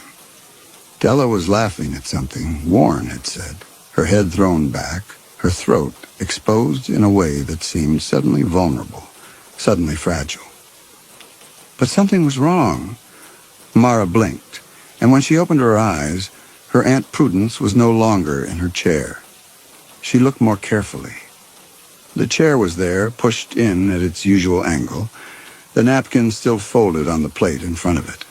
But the space above the chair was empty. Not empty the way a chair is empty when someone has stepped away to use the restroom, but empty in a more profound sense. as if the person who had occupied it had never existed at all, had been nothing more than a trick of the light that had finally resolved itself into absence. Mara opened her mouth to speak, and the taste of ash spread across her tongue like a living thing. When she looked up again, her Uncle Orrin was gone. The table was smaller now, she was certain of it. The table she had sat at her entire life, with its familiar scratches and stains, and the place where her mother had spilled wine during the giving of 1987, was somehow smaller, its edges closer to her than they should have been, its surface crowded with fewer places than she remembered setting. The remaining family members continued eating. They did not seem to notice the empty chairs, the missing relatives, the way the room itself seemed to be contracting around them, like a fist slowly closing.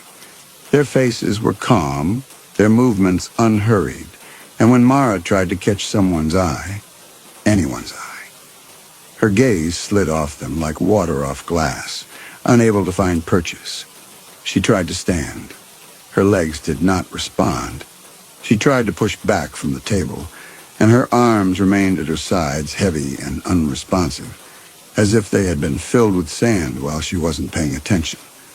She tried to speak, and her mouth was full of ash, and the gravy was in her throat, and she could feel it spreading through her, warm and wrong and patient, taking its time. The cousins were gone now, all of them, their chairs pushed in neatly, their plates cleared, their napkins folded.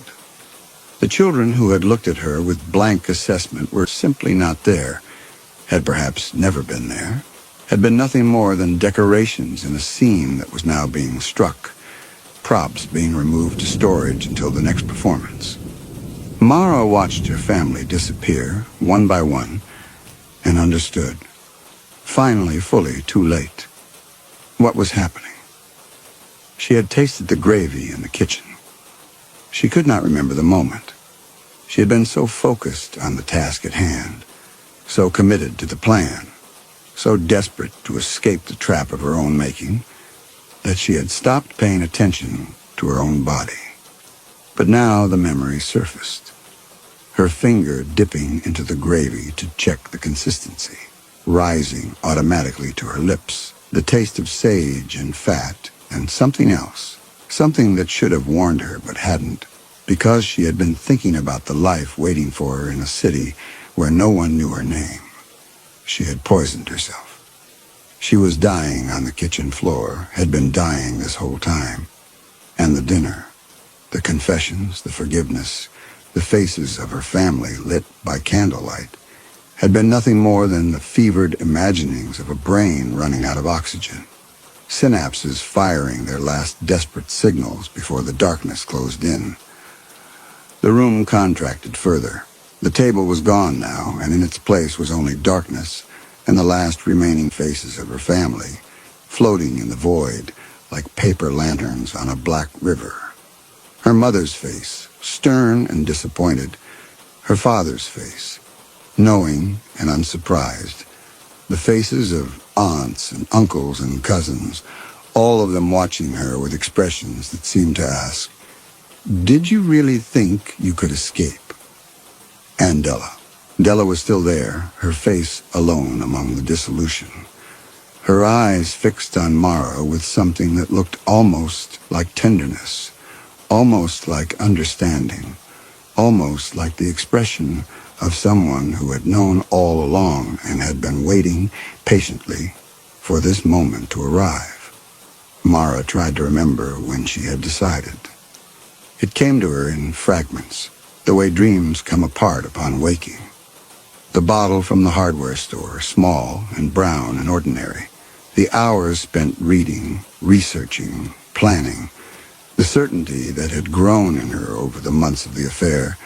The conviction that her life as it was could not continue. That something had to change. That she was trapped in a structure of her own making, and the only escape was demolition. She had planned it so carefully. The timing, the dosage, the way she would excuse herself before the food was served and slip away while the rest of them succumbed. The new life waiting for her in a city where no one knew her name, where the giving was just a story, where she could become someone who had never done the things she had done. But she had eaten the gravy. She had eaten the gravy, and now she was dying.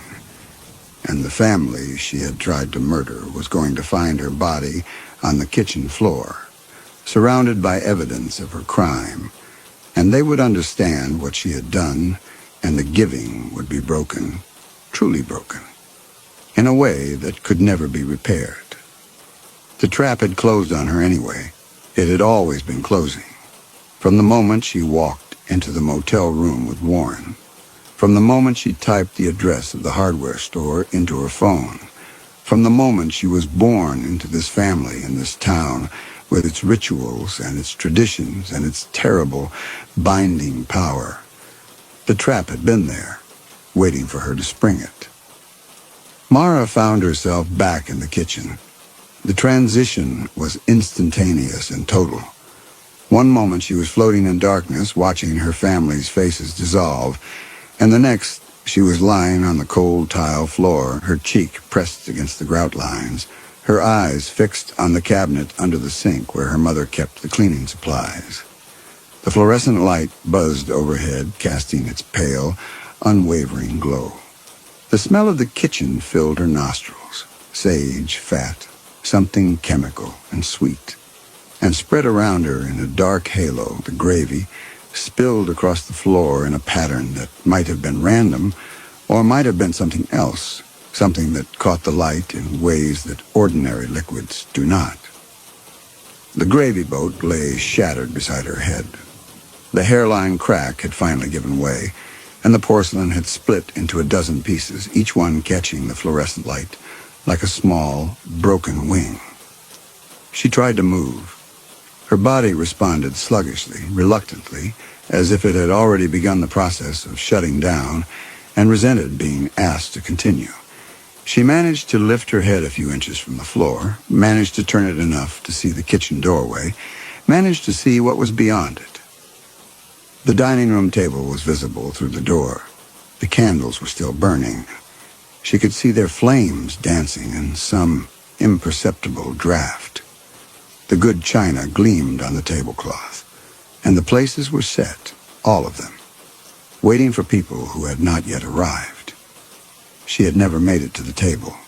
The dinner, the confessions, the forgiveness, Della's warm hand squeezing hers.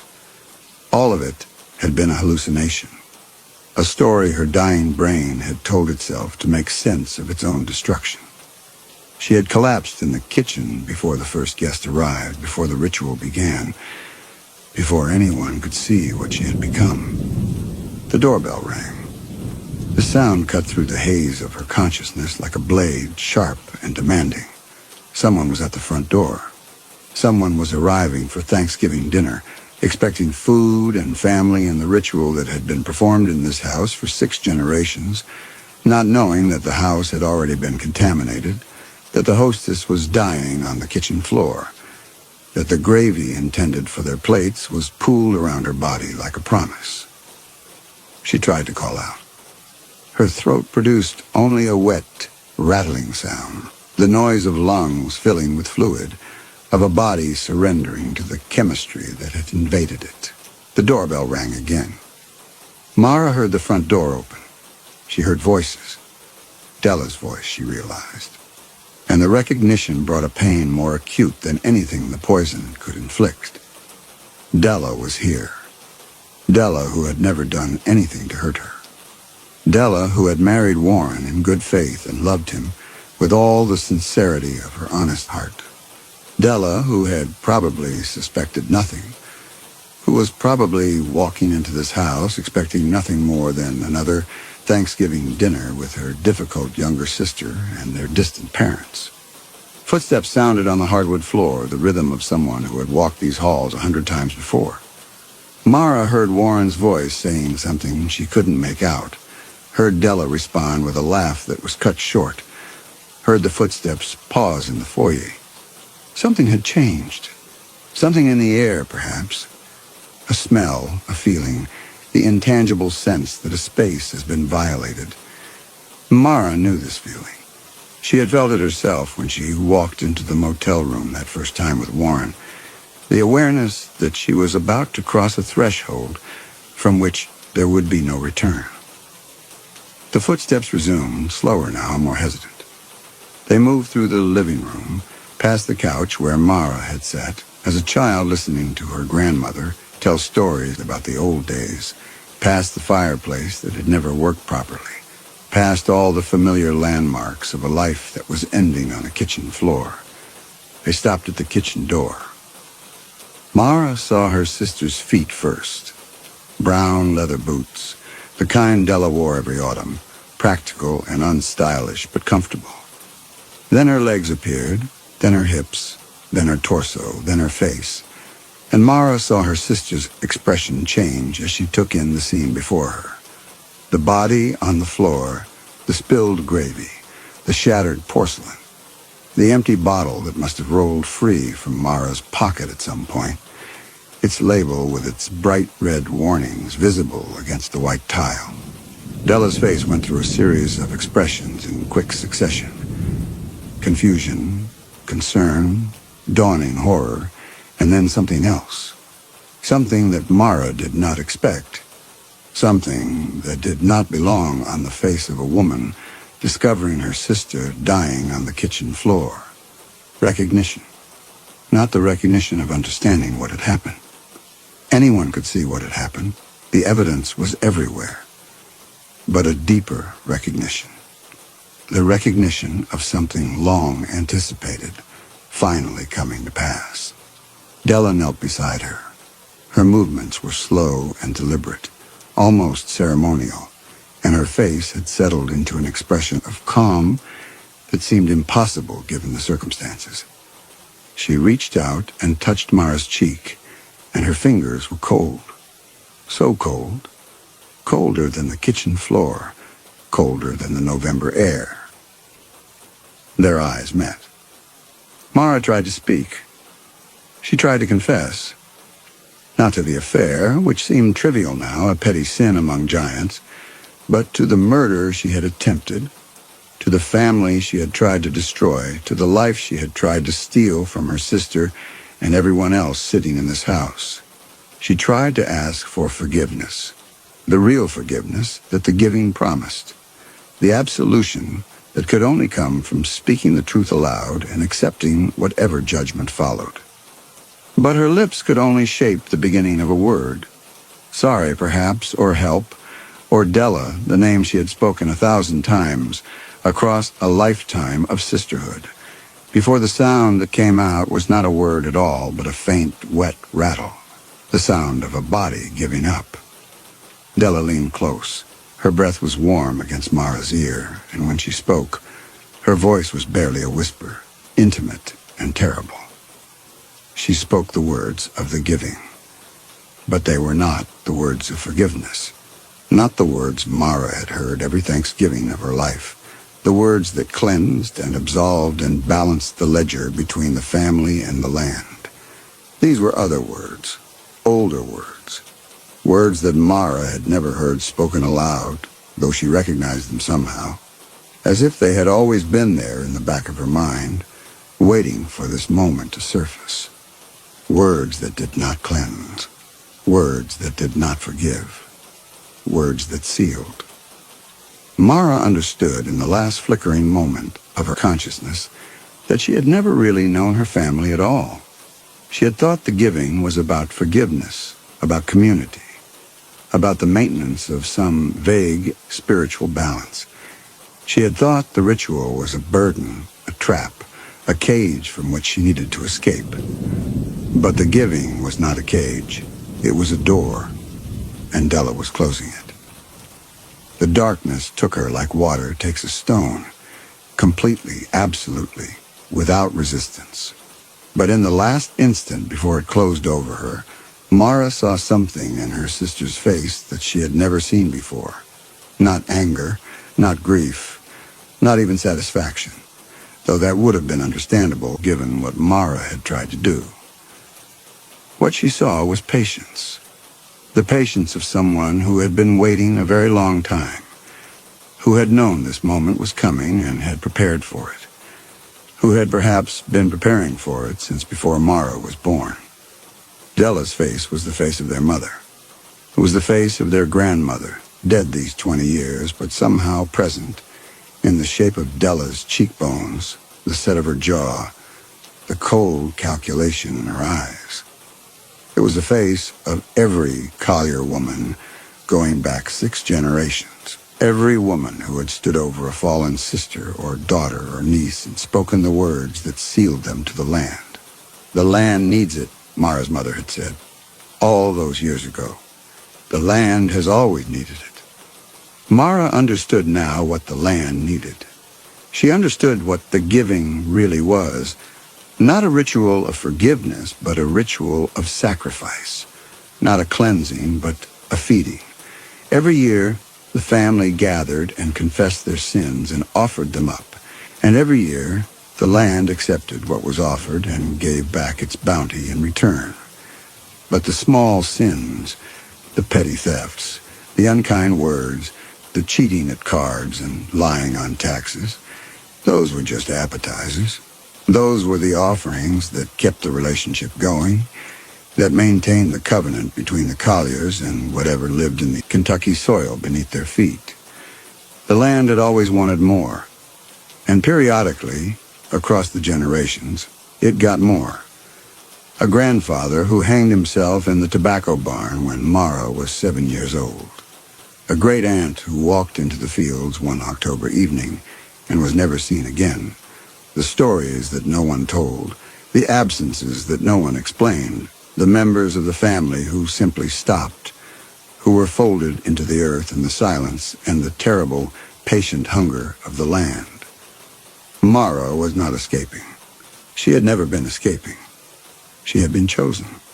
The affair, the guilt, the plan, the poison, all of it had been a path, a maze with walls she couldn't see, guiding her inevitably toward this kitchen floor, this shattered gravy boat, this final moment when she would give herself to the land that had always owned her. And Della had known. Della had always known. Perhaps their mother had told her when she came of age, passing down the secret, the way she had passed down recipes and traditions, and the hairline-cracked gravy boat. Perhaps Della had simply figured it out on her own, watching the family across the years, noticing the patterns, understanding what it meant when someone began to pull away, to plan escape, to imagine a life beyond Harrow. Warren might have been part of it, a tool placed in Mara's path, his weakness and his willingness calibrated to produce exactly the guilt she needed, to drive her toward desperate measures.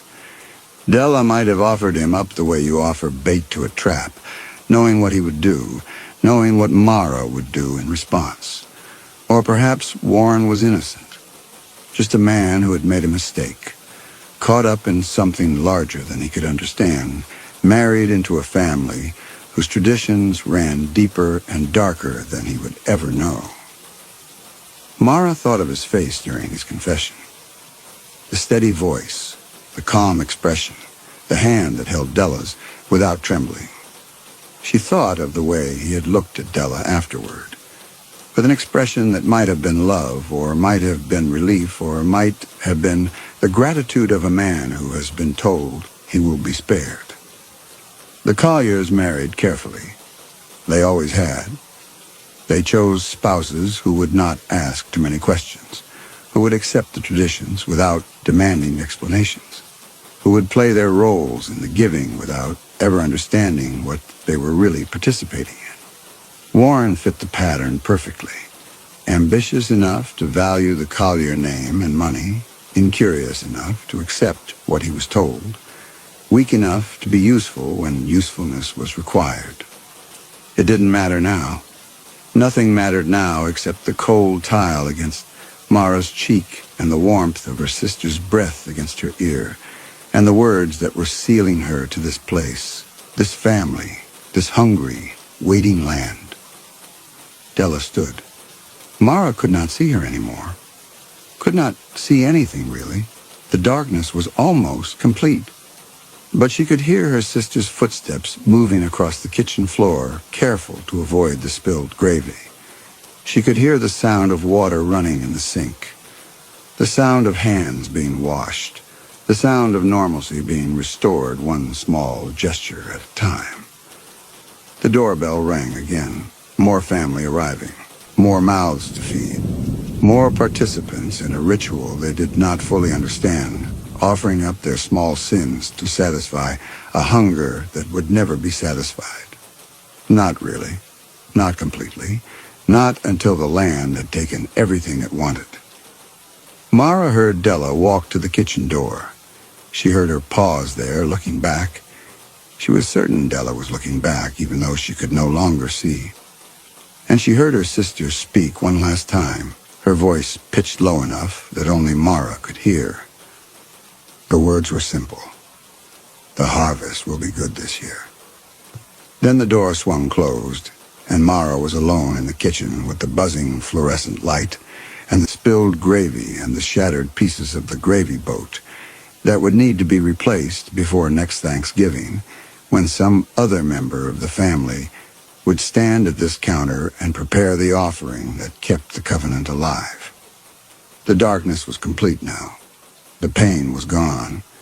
Had been gone for a while, actually, replaced by a spreading warmth that might have been peace, or might have been just another trick of dying neurons. One final kindness from a brain that had run out of ways to interpret what was happening to it.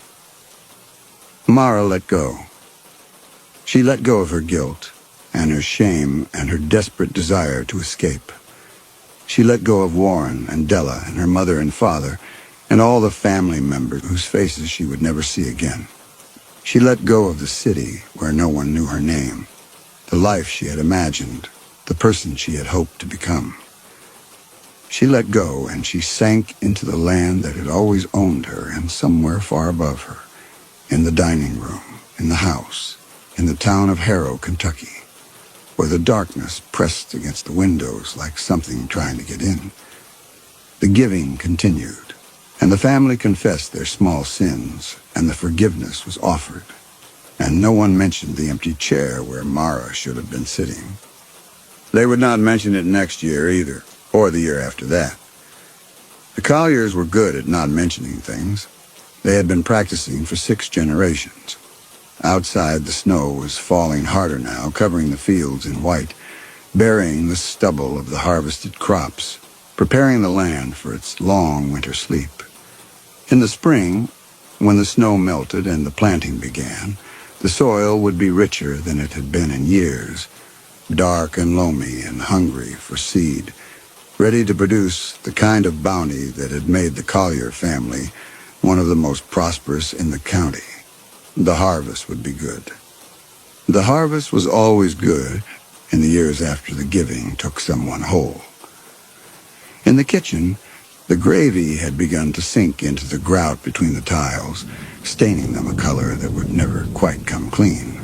The fluorescent light continued its eternal buzzing, and the shattered pieces of the porcelain gravy boat lay scattered across the floor, each one catching the light like a small broken wing. By morning, the pieces would be swept up and thrown away. By next Thanksgiving, a new gravy boat would sit in its place, plain white porcelain, without the hairline crack that had marked its predecessor. The family would comment on how nice it looked. They would pass it around the table, filling their plates with gravy made from turkey drippings and butter and flour and nothing else, nothing strange, nothing wrong. And if sometimes, when the light caught it at a certain angle, the new gravy boat seemed to cast a shadow shaped like a small bird straining to take flight, well, no one would mention it. The Colliers were good at not mentioning things.